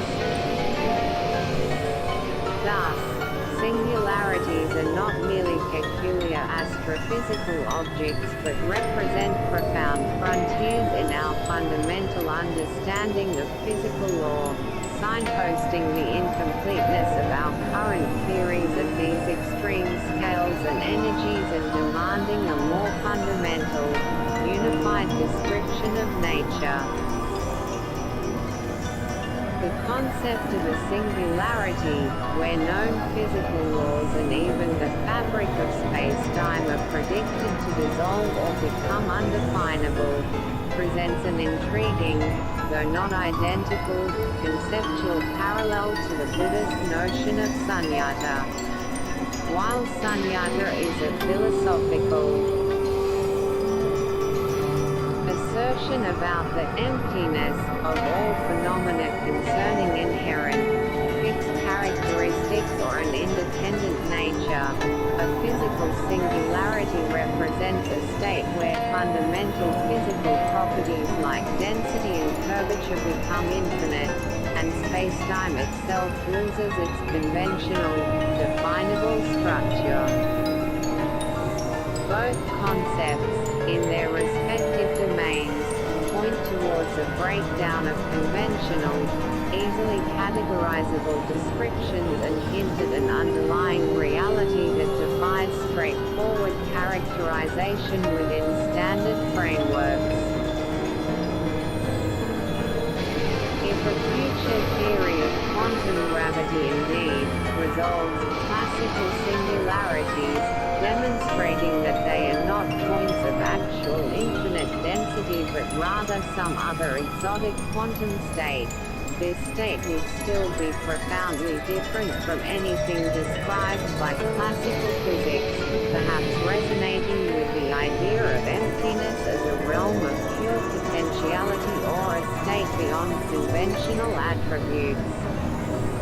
B. Causality as the genesis. The Big Bang singularity. The Big Bang cosmological model, in its classical formulation based on general relativity, posits an initial singularity at time t equals 0, representing the presumed beginning of the universe, space, and time itself. This initial state is characterized by infinite density and temperature. Such a starting point poses a fundamental challenge to the classical understanding of causality, which typically assumes that every effect must have a cause that precedes it in time. If time itself originates at the Big Bang singularity, the question, what caused the Big Bang, becomes deeply problematic, as there is no before in which a classical cause could exist. Some cosmological analyses describe the Big Bang singularity in terms of the incompleteness of an extendable causal, i.e., non-spacelike path-directed curves, meaning that causal chains cannot be traced back beyond this point. This breakdown of classical, temporally ordered causality at the universe's origin necessitates the exploration of alternative causal models. This is not merely a philosophical exercise but a requirement driven by the limitations inherent in physical theory when confronted with such an extreme boundary condition. To speak of a cause for the Big Bang, one must either abandon the principle of causality for this unique event or redefine causality in a manner that does not strictly rely on temporal priority. Speculations in this area include the idea of simultaneous or transcendent causation. For instance, philosopher William Lane Craig, engaging with the arguments of Adolf Runbaum, suggests that the cause of the universe's origin could have acted coincidentally at t=0, or be causally prior but not temporally prior, existing spacelessly and timelessly sans the universe. Craig further posits that such a cause would likely be uncaused, eternal, immaterial, enormously powerful, and plausibly personal, capable of freely choosing to create a temporal effect from an eternal state. While such proposals are metaphysical, they illustrate the conceptual shifts required when dealing with the universe's ultimate origin. The problem of cosmic genesis and its cause inevitably forces a confrontation with questions that physics alone, in its current state, may be unable to answer, thereby opening a legitimate space for dialogue with philosophical and contemplative traditions that have long grappled with concepts of ultimate origins, unconditioned reality, and forms of non-temporal or holistic causation. C. Quantum echoes of oneness. Beyond singularities, other aspects of quantum mechanics suggest a reality characterized by profound interconnectedness and a departure from classical notions of isolated objects and linear causality. 1. Quantum entanglement, non-local interconnectedness. Quantum entanglement is a phenomenon where two or more quantum particles become linked in such a way that their quantum states cannot be described independently, even when the particles are separated by vast distances. A measurement performed on one particle in an entangled pair instantaneously influences the state of the other particles, regardless of the intervening distance. For example, if a pair of particles is created with a total spin of 0, and one is later measured to have clockwise spin along a certain axis, its entangled partner will instantaneously be found to have counterclockwise spin along that same axis. This spooky action at a distance, as Einstein termed it, appears to violate the principle of locality, which states that an object is directly influenced only by its immediate surroundings and that influences cannot travel faster than the speed of light. Numerous experiments, particularly those testing Bell's inequalities, have confirmed the predictions of quantum mechanics and demonstrated that these correlations cannot be explained by local hidden variables, pre-existing properties carried by the individual particles. This suggests that entangled particles effectively lose their individuality and behave in some respects as a single, unified system. The fundamental nature of reality, as suggested by entanglement, might therefore be non-local, implying that the concept of separate, independently existing objects is an approximation or an emergent property, rather than a fundamental truth. has profound implications for our understanding of individuality, separation, and the very fabric of existence.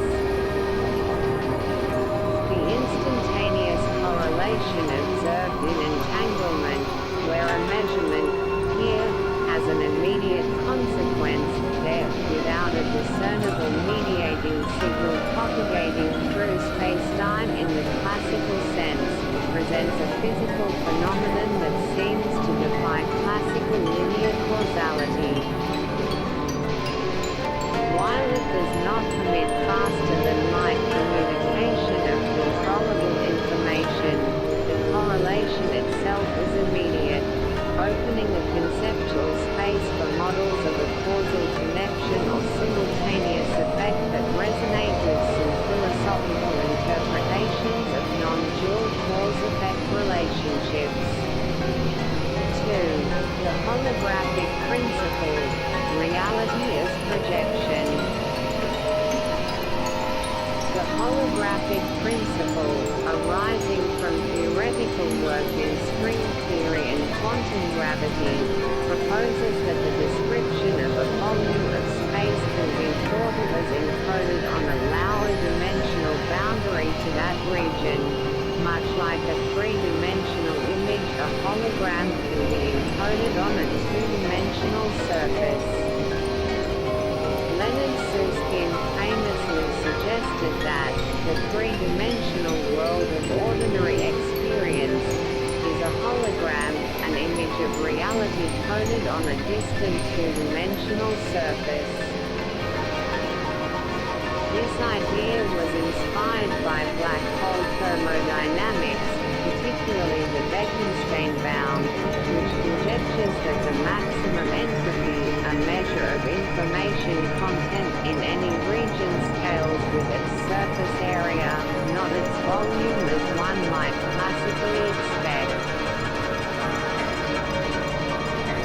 The most concrete realization of this principle is the ADS-CFT correspondence, which posits a duality between a theory of quantum gravity in a higher dimensional anti-de Sitter adds space and a quantum field theory, a conformal field theory, or CFT, existing on its lower dimensional boundary. This suggests that what we perceive as a three-dimensional reality might, at a more fundamental level, be a projection from a two-dimensional informational substrate. The holographic principle's intimation that our perceived higher dimensional reality could be a projection from a lower dimensional surface resonates conceptually with the Buddhist idea that conventional reality, samsara, is akin to an illusion, maya. This is not to say that conventional reality is non-existent, but rather that it is not what it appears to be at the most fundamental level. It lacks inherent, independent substance. Both the holographic principle and certain Buddhist philosophical views imply deeper, perhaps less dimensional or more abstract, source reality from which perceived phenomena arise. The structure of this idea, that perceived reality is a manifestation of something more fundamental and less immediately apparent, offers a compelling point of conceptual contact. IV. Exploring convergences and divergences. The preceding sections have laid out key principles from Buddhist philosophy and concepts from quantum physics. This section will now undertake a more direct comparison, exploring areas of conceptual convergence while also acknowledging crucial distinctions in their aims, methodologies, and specific meanings. A. Interconnectedness and holism, shared visions of reality. A striking resonance emerges when comparing Buddhist doctrines of interdependence with quantum mechanical descriptions of reality.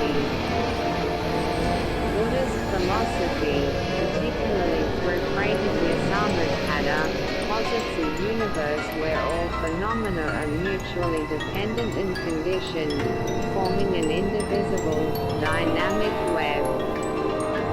No entity, being, or event possesses an independent, self-sufficient existence. Everything is defined and constituted by its relations with everything else. This vision of radical interconnectedness finds conceptual echoes in quantum physics. Quantum non-locality, most vividly exemplified by the phenomenon of entanglement, demonstrates an irreducible connectedness between quantum systems that can span vast distances. The state of an entangled system as a whole cannot be reduced to, or fully described by, the sum of the states of its individual components. The particles behave as a single, unified entity. Furthermore, the holographic principle suggests a fundamental holism where the information describing a volume of space that part might be entirely encoded on its boundary surface, a representation of the whole, implying that the perceived dimensionality and separateness within that volume could be emergent properties. Both Buddhist philosophy and these interpretations of quantum phenomena describe a reality that is fundamentally holistic and relational, rather than atomistic and mechanical in the classical sense. The Buddhist metaphor of Indra's net, where each jewel reflects all other jewels, finds a conceptual parallel in that the single entity, behavior of entangled particles and the notion of the universe as a potential hologram. However, critical distinctions must be maintained. The nature and implications of interconnectedness differ significantly.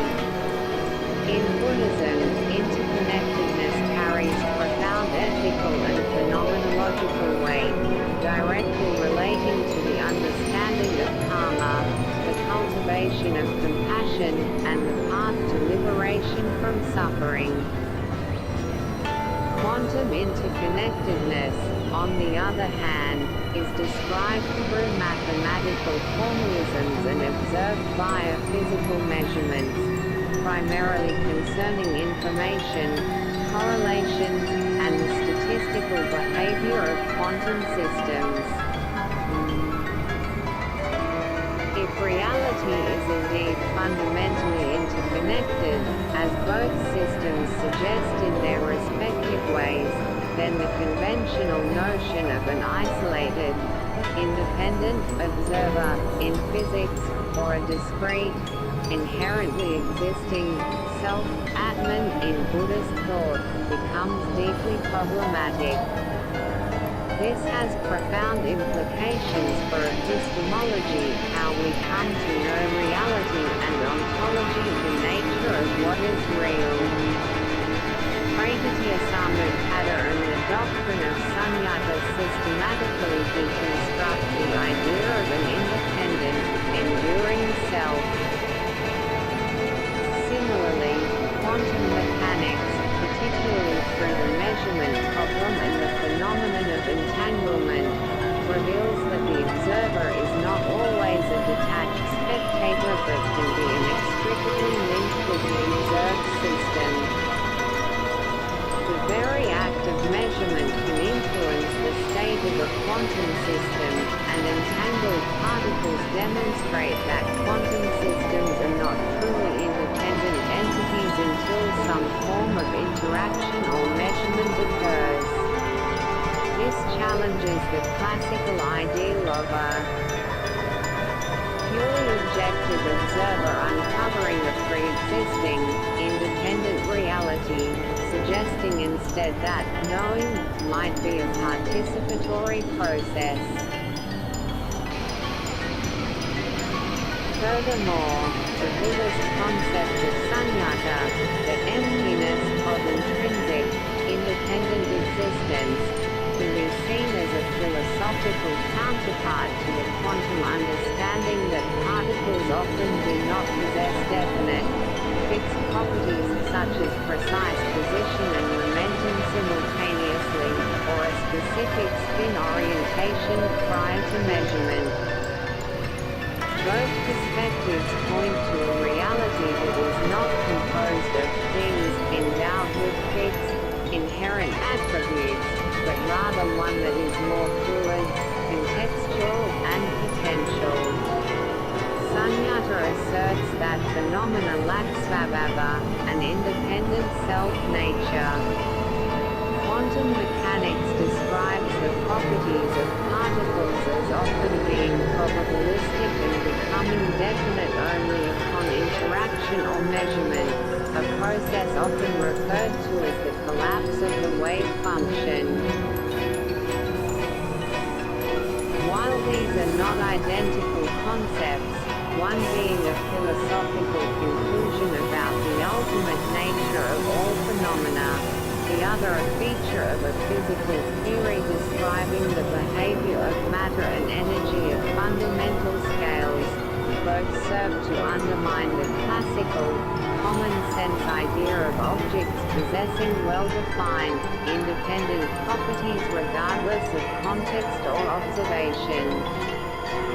The emptiness of inherent properties in Buddhist thought resonates with the indeterminacy of properties in quantum mechanics before they are actualized by measurement. B. Rethinking causality beyond linear progression. The traditional, linear model of causality, where a distinct cause precedes and produces a distinct effect in a unidirectional flow, is challenged by both Buddhist philosophical analyses and certain quantum phenomena. Buddhist thought, particularly in Mahayana schools, offers radical reinterpretations. Nichiren Buddhism's principle of ingulji, simultaneity of cause and effect, posits that cause and effect can be co-present within a single moment of life, with practice cause and realization effect being mutually immanent. The Madhyamika school, through Nagarjuna's dialectic, deconstructs the very notion of separate causes and effects, arguing for their mutual dependency and ultimate non-duality based on the emptiness of inherent existence. If there are no independently existing things, then a separate cause cannot act upon a separate effect. They co-define each other within an indivisible process. Quantum physics also presents scenarios where classical causality is strained or appears to break down. Quantum singularities, especially the initial Big Bang singularity, force a re-evaluation of causality at the very origin of time and space.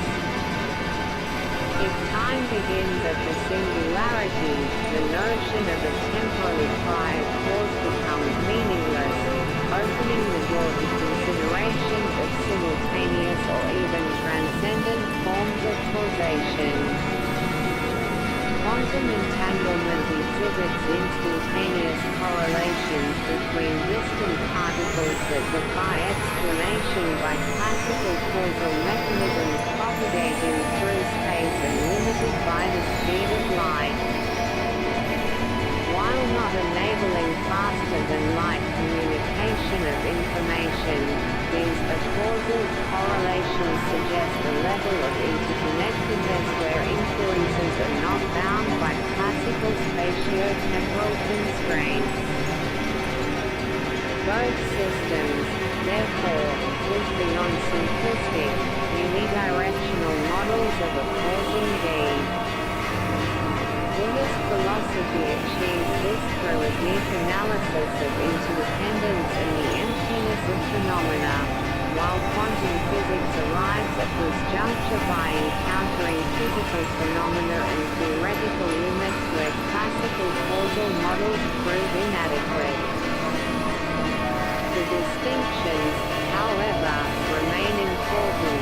Buddhist concepts of causality are often intrinsically linked to soteriological goals, such as understanding karma for liberation and realizing Buddhahood. Quantum considerations of causality, conversely, are tied to the mathematical structure of physical theories, the interpretation of experimental observations, and the quest for a consistent description of physical interactions.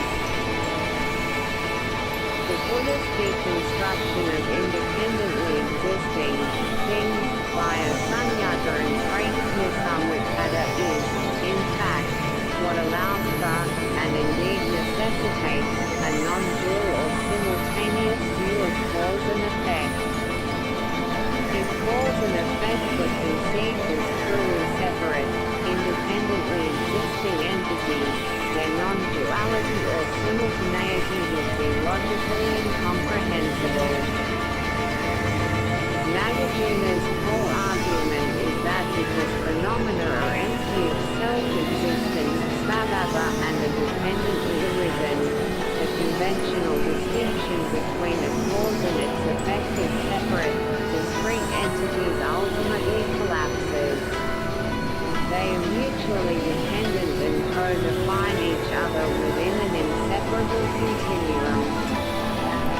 Thus, sunyata can be understood as the ontological ground that makes a non-dual conception of causality not only possible but also necessary for a deeper understanding of reality.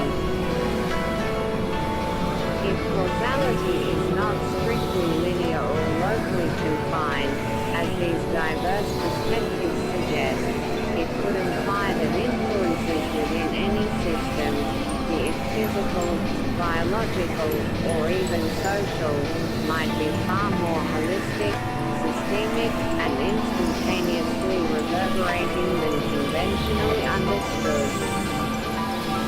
This opens up avenues for re-examining complex systems, consciousness, and societal dynamics, although such extensions must be approached with considerable caution and methodological rigor to avoid unwarranted leaps of inference. C. The nature of reality, emptiness, illusion, and quantum indeterminacy. Both Buddhist philosophy and quantum physics challenge a naive dualist view of the world, the idea that reality exists, out there, with fixed, definite properties, independent of the observer or the process of observation. Buddhist thought, through concepts like sunyata and maya often translated as illusion, suggests that conventional reality, as we perceive and experience it, is not ultimately real in the way it appears. It lacks inherent substance, svabhava, and is understood as a product of dependent origination and conceptual construction, prapanka, the mental proliferation that carves up and reifies an otherwise seamless experiential field.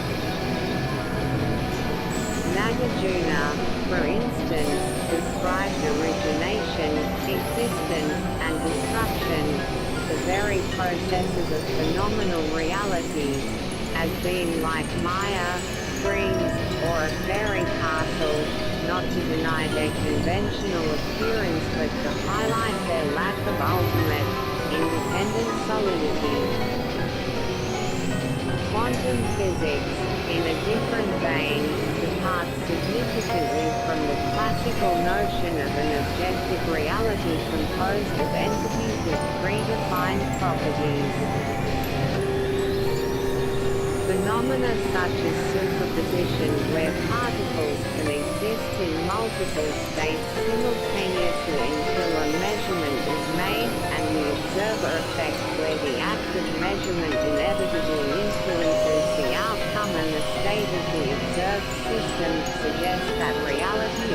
quantum level is fundamentally indeterminate and contextual.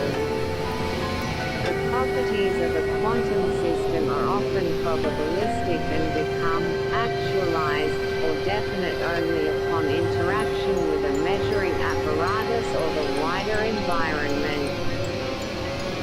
The parallels here lie in the shared challenge to a simplistic, fixed view of reality. Buddhist philosophy emphasizes the crucial role of mind and consciousness in constructing our experience of the world. The categories and concepts we employ actively shape what we perceive as real. Quantum physics, from an empirical and mathematical standpoint, demonstrates that the act of observation is not a passive reception of information but an active process that is intertwined with the properties of the observed system.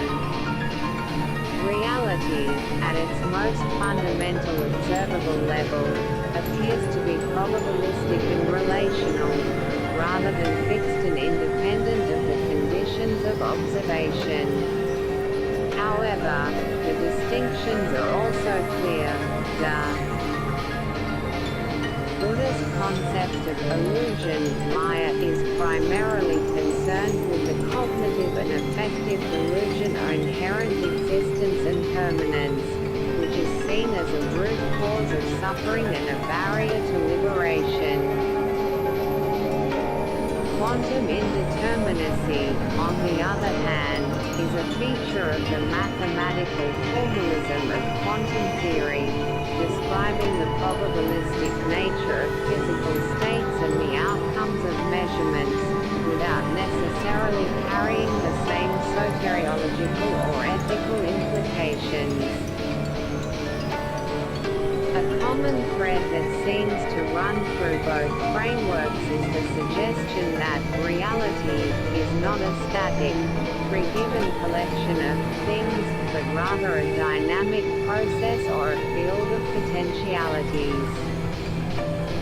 Sunyata, particularly in its positive formulations as openness or pregnant void, points to a ground of being that is rich with potential for manifestation. Similarly, the quantum wave function, before measurement, describes a field of probabilities, a superposition of all potential states a system could be in. It is the interaction or measurement that collapses this field of potentialities into a specific, actualized outcome. This shared emphasis on potentiality over fixed actuality represents a significant conceptual resonance. The Madhyamika concept of prapanka, the conceptual proliferation or discursive thought that carves up an otherwise seamless reality into discrete objects and subjects, thereby reifying them, finds an intriguing, albeit metaphorical, parallel in how the act of measurement in quantum mechanics is often described as collapsing the wave function. In both cases, there is a transition from a more open, potential, or undifferentiated state to a more defined, apparently real, and individuated state brought about by a form of interaction or conceptualization. While the mechanisms are entirely different mental conceptual processes versus physical interactions with a measurement apparatus, the structural similarity in this movement from a realm of broader potentiality to a specific actuality is noteworthy. Both perspectives imply that the solid and definite reality we conventionally perceive is, in some sense, a result of a process that limits, defines, or selects from a more fundamental, open-ended state of being. D. Methodological and epistemological considerations. While exploring these conceptual convergences, it is paramount to acknowledge the profound differences in the aims, methodologies, and epistemological foundations of Buddhist philosophy and quantum physics. Buddhism is primarily a soteriological path, aiming for the liberation of sentient beings from suffering dukkha through the cultivation of wisdom, prajna, ethical conduct, sila, and meditative concentration, samadhi. Its insights are often derived from introspective practices, contemplative experience, rigorous philosophical dialectic, and the study of canonical texts. Quantum physics, conversely, is a scientific discipline focused on explaining and predicting the behavior of matter and energy at the most fundamental levels. It relies on mathematical modeling, empirical observation, experimentation, and peer review to validate its theories. The nature of what constitutes proof or truth also differs significantly between these domains. In Buddhism, truth often relates to an experiential realization of the nature of reality, leading to transformative understanding and ethical development. Coherence within its vast and diverse philosophical systems is also a key criterion. In science, truth, or rather, the validity of a theory is assessed based on empirical verification, falsifiability, predictive power, and consistency with other established theories. Therefore, it is crucial to avoid category errors. Metaphorical parallels or conceptual resonances should not be mistaken for direct scientific validation of Buddhist tenets, nor should Buddhist philosophy be used to prove specific interpretations of quantum mechanics. For example, the oneness suggested by quantum entanglement, which refers to the correlated states of physical particles, is not ontologically identical to the oneness or non-duality experienced in advanced meditative states, which often refers to a unitive consciousness or the dissolution of the subject-object dichotomy. However, the fact that both frameworks, through vastly different means, arrive at conclusions that challenge conventional notions of separateness might point towards a common underlying principle of non-separation in reality, which manifests differently in the physical and experiential realms. The dialogue between Buddhist thought and quantum physics is most fruitful when it focuses on how both systems challenge deeply ingrained conventional assumptions and open up new conceptual vistas for understanding reality, rather than attempting to reduce one to the other or use one to definitively prove the other. When physics reaches its theoretical limits, such as its singularities or in grappling with the measurement problem, it often encounters questions that are inherently philosophical. Similarly, when Buddhist philosophy explores the nature of existence, consciousness, and causality, it formulates concepts that can, at times, find surprising echoes in the language and discoveries of modern science. Perhaps one of the most profound aspects of this interdisciplinary exploration is what it reveals about the human mind's capacity to generate such diverse yet potentially resonant models of reality, from the depths of meditative insight to the complexities of mathematical physics. The very ability to perceive and articulate these parallels may point to underlying cognitive structures or a fundamental human impetus to seek and understand unity and interconnectedness in the face of apparent diversity and fragmentation.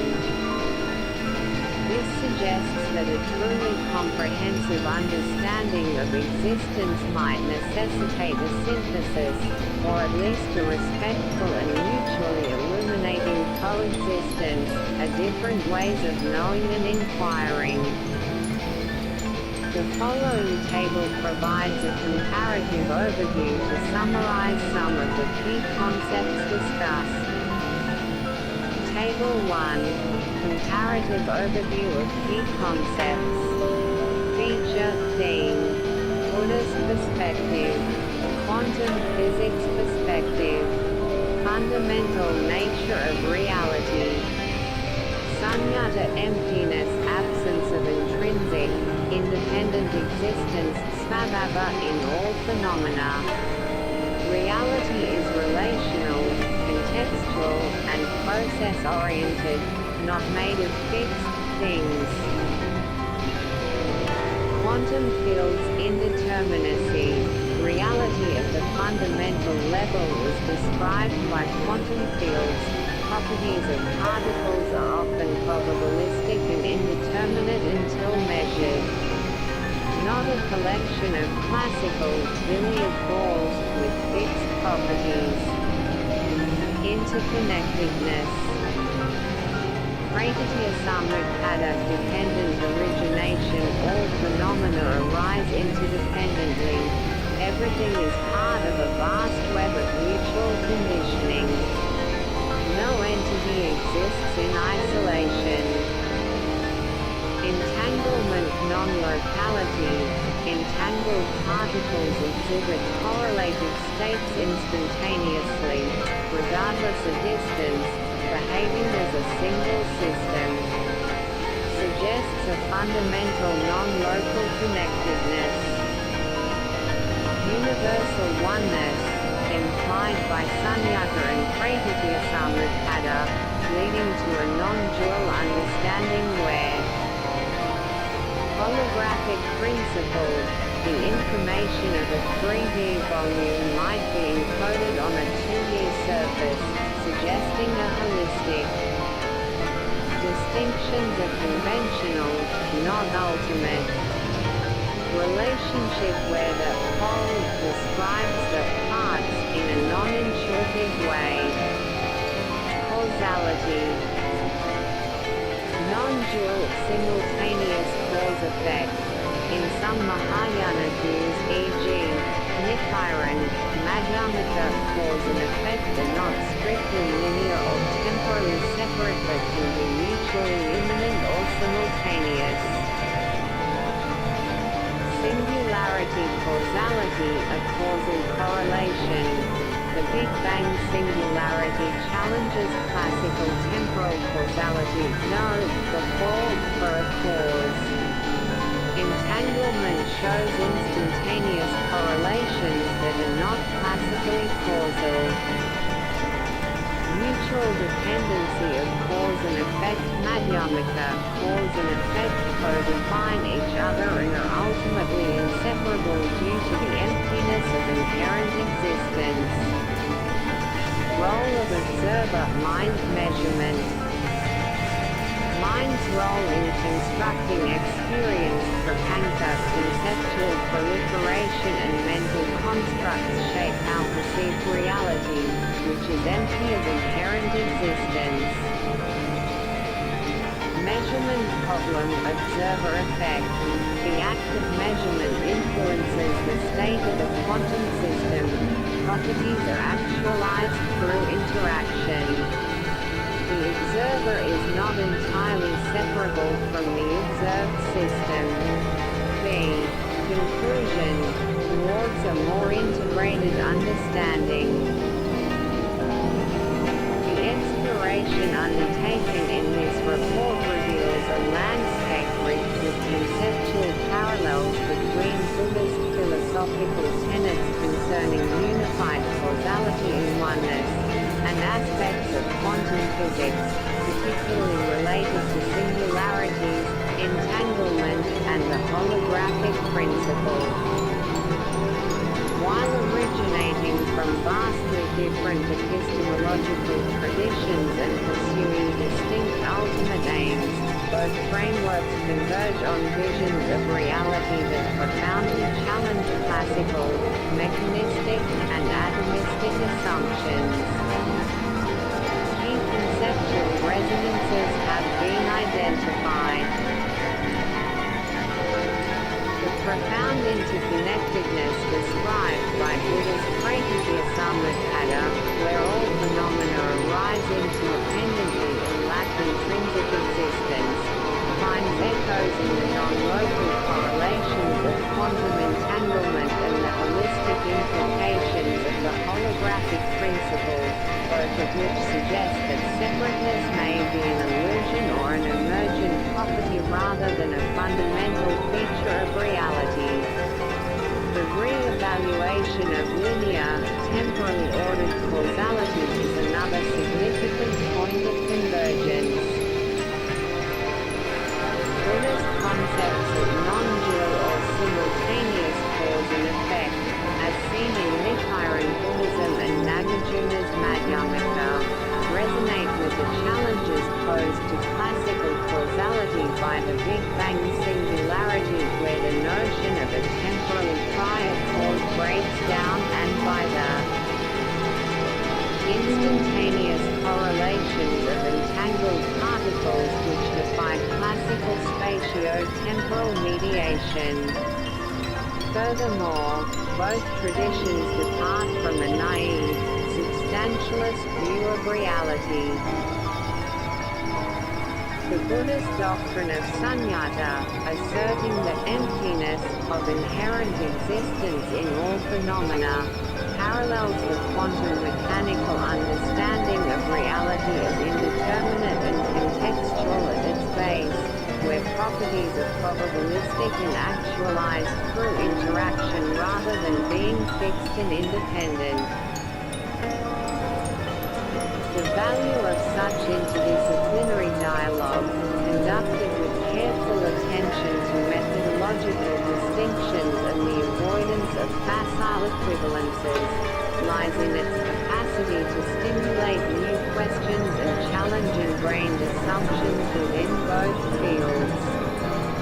It can offer richer conceptual frameworks for contemplating the fundamental nature of existence, consciousness, and the cosmos.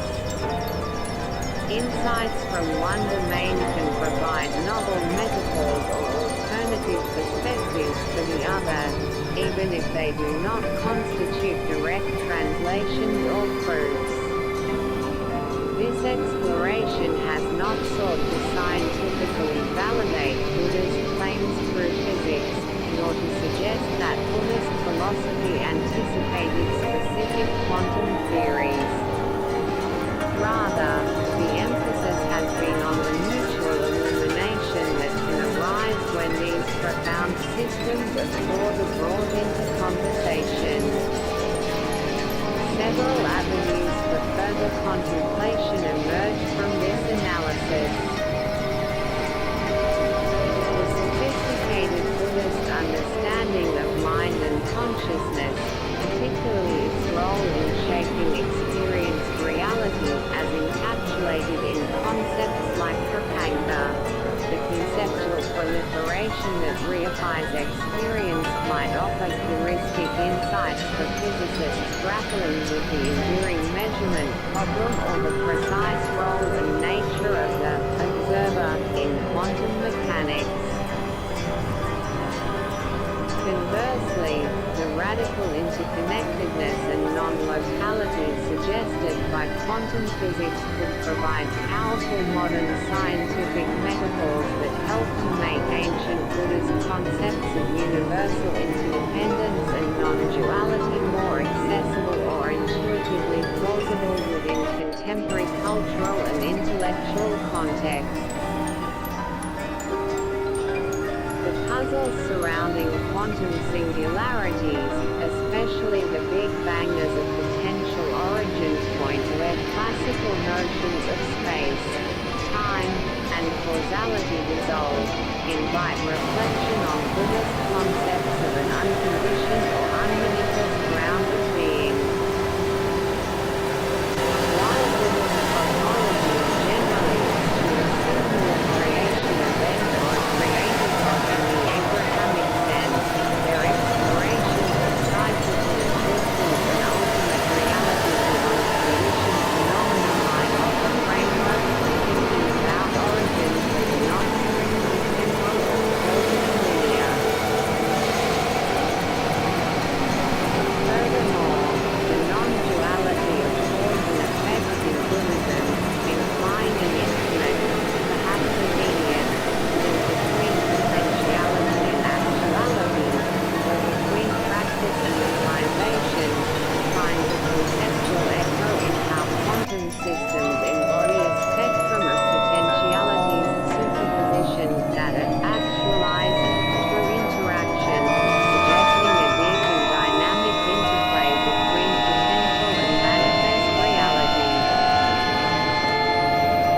Ultimately, this interdisciplinary inquiry underscores the limitations of any single epistemological framework, be it exclusively scientific or purely philosophical, in addressing the most fundamental questions of existence. The very necessity for such a dialogue points to the multifaceted nature of reality, a reality that may demand multiple lenses, diverse methodologies, and a spirit of open inquiry for its fuller appreciation. As both theoretical physics continues to probe the quantum realm and the nature of spacetime, and as consciousness studies evolve, the conceptual spaces where they might find resonance with contemplative traditions are likely to expand. This may not lead to a final, unified theory of everything in the conventional sense, but it can certainly foster more sophisticated philosophical frameworks for interpreting scientific discoveries and a deeper appreciation for the ancient wisdom that has long explored the inner landscapes of human experience and the profound nature of being. The quest to understand the universe and our place within it is a shared human endeavor. By weaving together threads from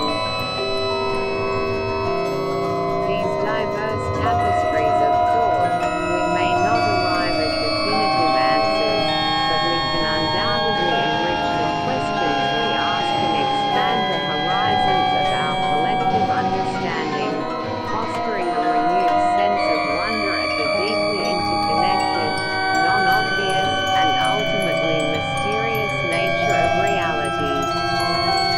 Works cited: 1. en.wikipedia.org, https://en.wikipedia.org/wiki/%c5%9%c5%avnewt%c4%81.2.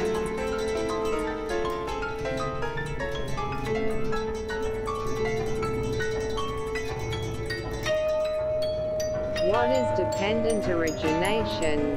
Tricycle, The Buddhist Review, https://tricycle.org/tricycle.buddhism/dependent-origination/3 www.oxfordbibliographies.com https://abstract/documents/about-9780195393521/00070xml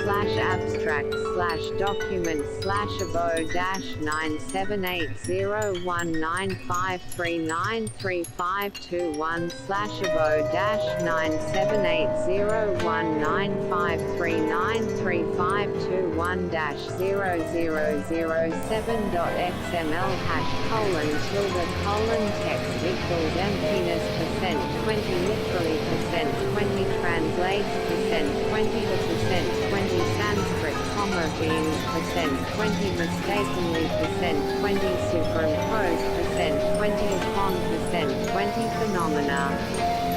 4. The Buddhist notion of emptiness and its potential contribution to https://digitalcommons.cs.edu/cgi/viewcontent.cgi. Article equals 1186 and context equals ITS Transpersonal Studies 5. 7. Non-dualism in Buddhism, https://www.wisdomlib.org/hinduism/essay/pratyabayana-and-shankara-advaita-study/d/.1460611.html6.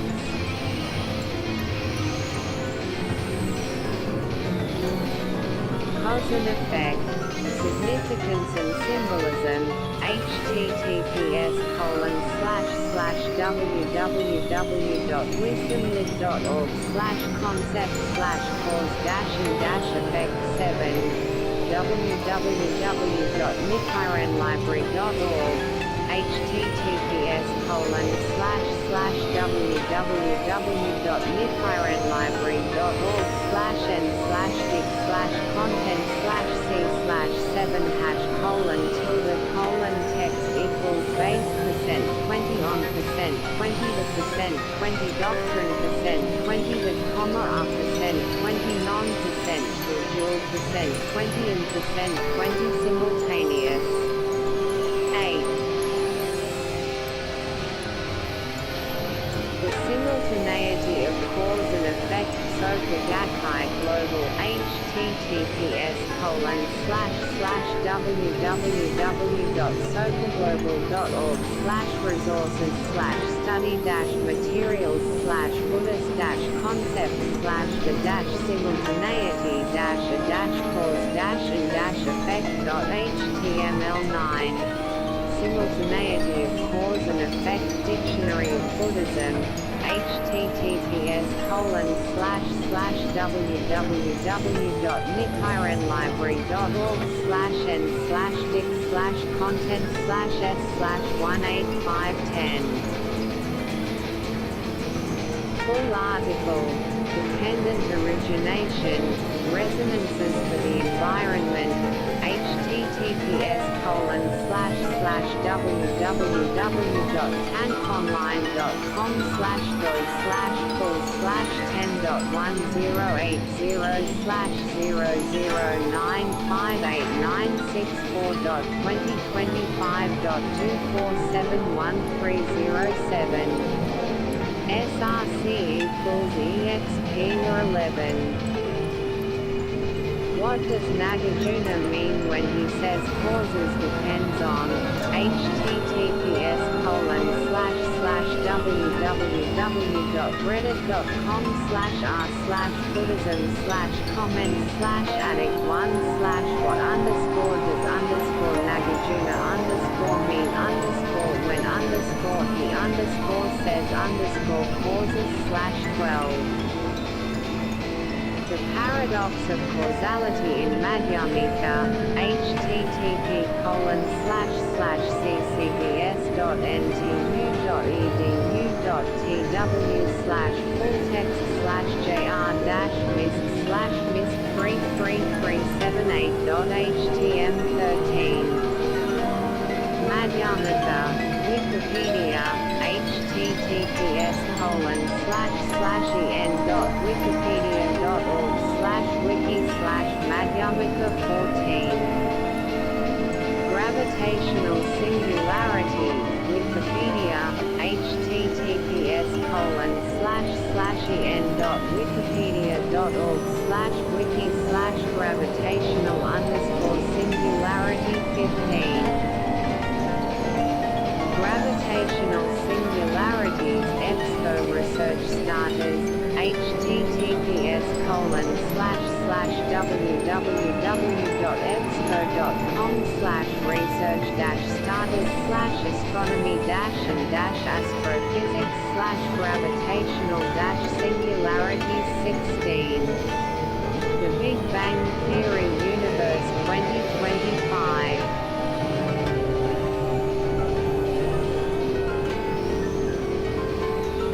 The universe began as an extremely dense mass, a singularity that exploded 13.8 billion years ago in all directions. ResearchGate, https://www.researchgate.net/publications/create-universe_138_all_direction 17. On causality and the Big Bang Theory, physics stack exchange, https://physics.stackexchange.com/questions/7838/and-the-big-bang-theory 18. Creation and Big Bang Cosmology, Scholarly Writings, Reasonable Faith, https://writings/reasonablefaith.org/writings/the-existence-and-big-bang-cosmology 19. Contents: Glitchy Archive, University of Pittsburgh, https://glitchy-archive.fit.edu/21683/1/Big Bang Singularity Resolution 6.pdf 20. Quantum entanglement and non-locality intro to quantum mechanics I-class notes findable. https://library.findable.me/introduction-quantum-mechanics-quantum-entanglement-non- Locality Study Guide GKYR 6B8 HBM 3 Highway 721. Non-locality and entanglement, quantum theory and the uncertainty principle, https://www.physicsofuniverse.com/topics_non-locality.html 22. Quantum entanglement, Wikipedia, https://en.wikipedia.org/wiki/quantum_entanglement 23. Holographic principle, Wikipedia, https://en.wikipedia.org/wiki/holographic_principle.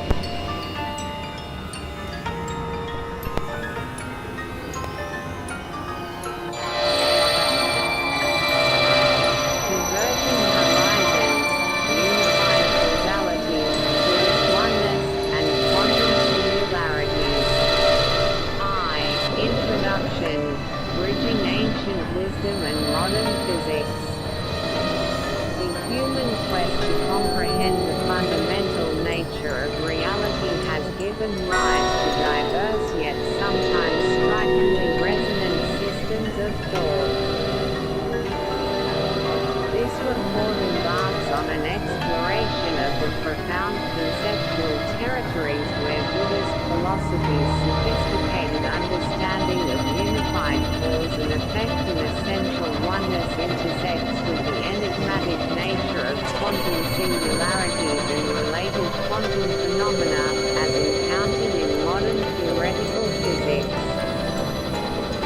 Such an endeavor seeks to unearth potential parallels and conceptual bridges between ancient contemplative insights into existence and the often counterintuitive, cutting-edge discoveries of contemporary science.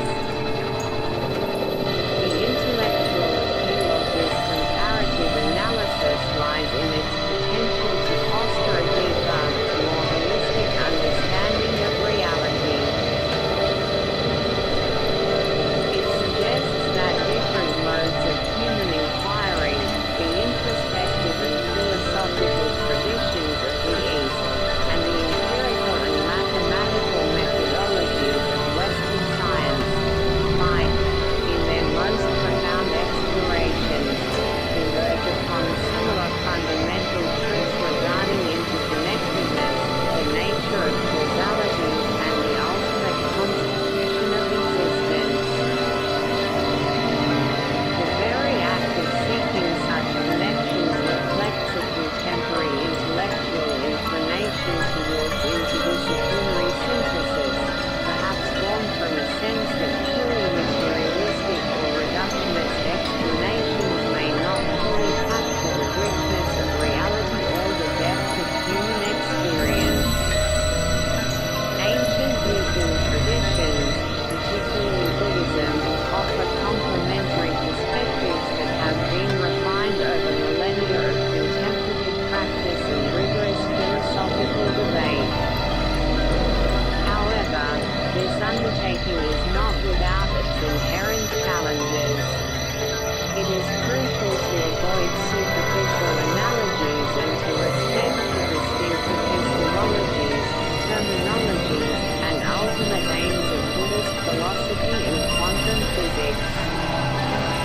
Correlation in conceptual structure does not imply direct causation between the two fields, nor does it mean an equivalence of meaning in all contexts. The objective here is to identify and analyze conceptual resonances, fostering a dialogue that illuminates both traditions, rather than attempting to force them into a single, undifferentiated framework. This report will argue that while distinct in their methodologies and ultimate aims, Buddhist philosophical tenets, particularly prakriti-samutpada, dependent origination, sunyata emptiness, and the non-dual or simultaneous conception of cause and effect, exhibit striking conceptual parallels with interpretations of quantum phenomena such as singularities, especially the Big Bang quantum entanglement, and the holographic principle. These parallels predominantly center on themes of profound interconnectedness, the breakdown of classical linear causality, and a non-substantial view of reality. Such an exploration invites a richer, more integrated dialogue between these historically separate domains of human thought, potentially contributing to a more holistic worldview where insights from different human endeavors are seen as potentially complementary rather than mutually exclusive. The subsequent sections will systematically unfold this argument. Section 2 will elucidate the core Buddhist principles of oneness and unified causality, drawing from key doctrines. Section 3 will then delve into the relevant concepts from quantum physics, focusing on singularities, the Big Bang, entanglement,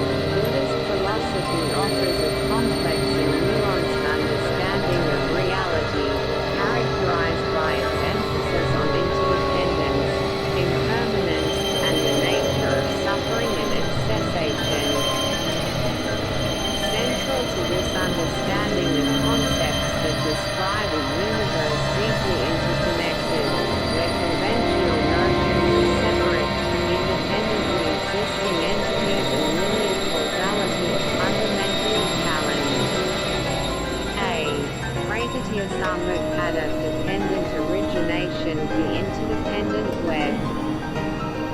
At the heart of Buddhist ontology lies the principle of prakriti-samutpada, commonly translated as dependent origination, or conditioned co-arising. This doctrine, shared by all schools of Buddhism, posits that all phenomena, or dharmas, arise and exist in dependence upon other phenomena.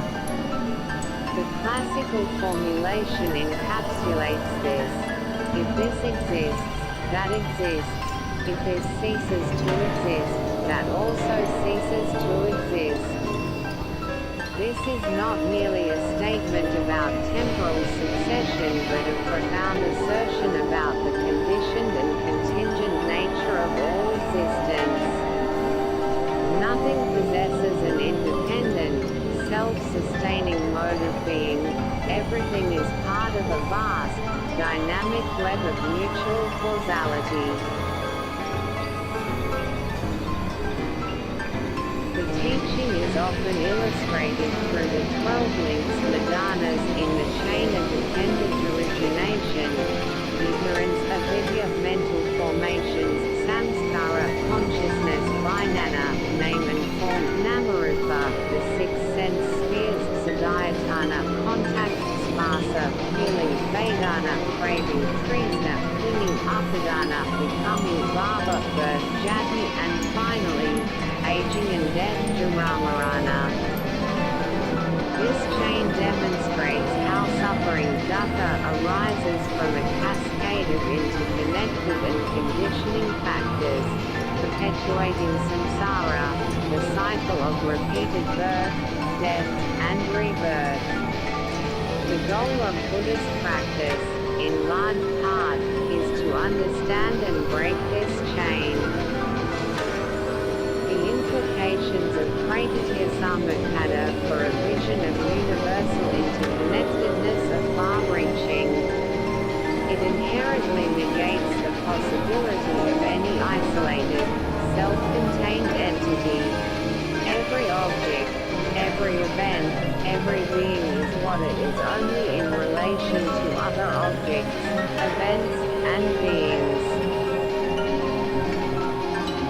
This concept evolved in later Buddhist thought into explicit doctrines of interdependence and the interconnectedness of all things, influencing ideas such as the butterfly effect, where a small action can have vast, unforeseen consequences, and forming a philosophical basis for engaged Buddhism, which applies these principles to social and ecological concerns.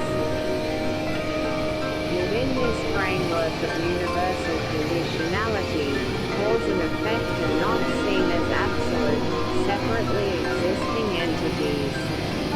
Instead, they are themselves dependently arisen and mutually defining.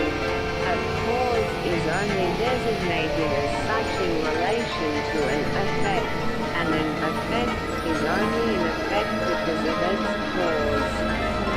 They co-arise and are intelligible only in relation to each other. This understanding of prakriti-samutpada, with its denial of inherent, independent existence, directly lays the groundwork for the equally crucial Buddhist concept of sunyata emptiness.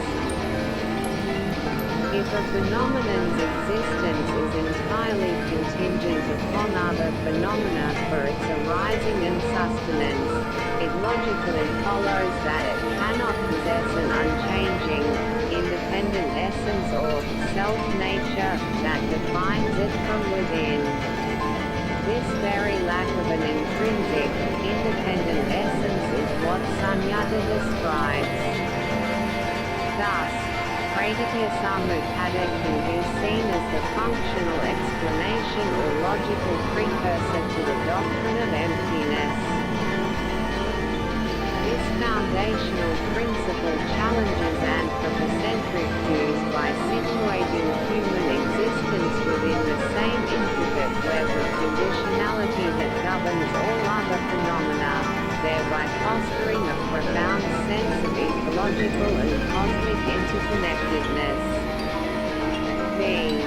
Sunyata emptiness, the nature of reality.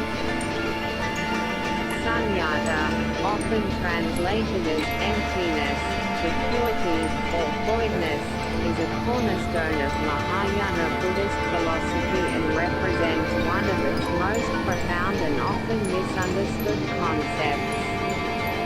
Crucially, sunyata does not signify nihilism, a denial of existence, or a literal void.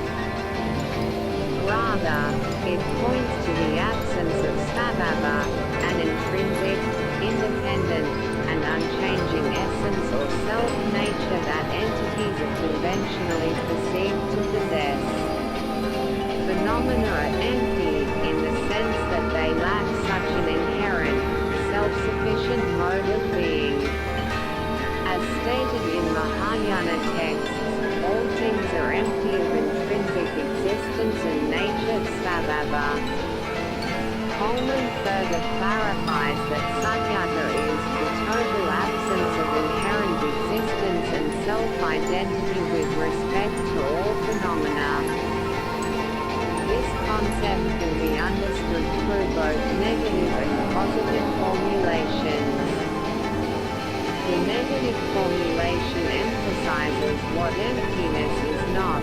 It is not a thing in itself, much like the sky can be described as empty of clouds or birds, but is not itself a tangible entity defined by that emptiness. The positive formulation, particularly prominent in traditions like Mahamudra and Dzogchen, views sunyata as openness, or potentiality, inseparable from clarity.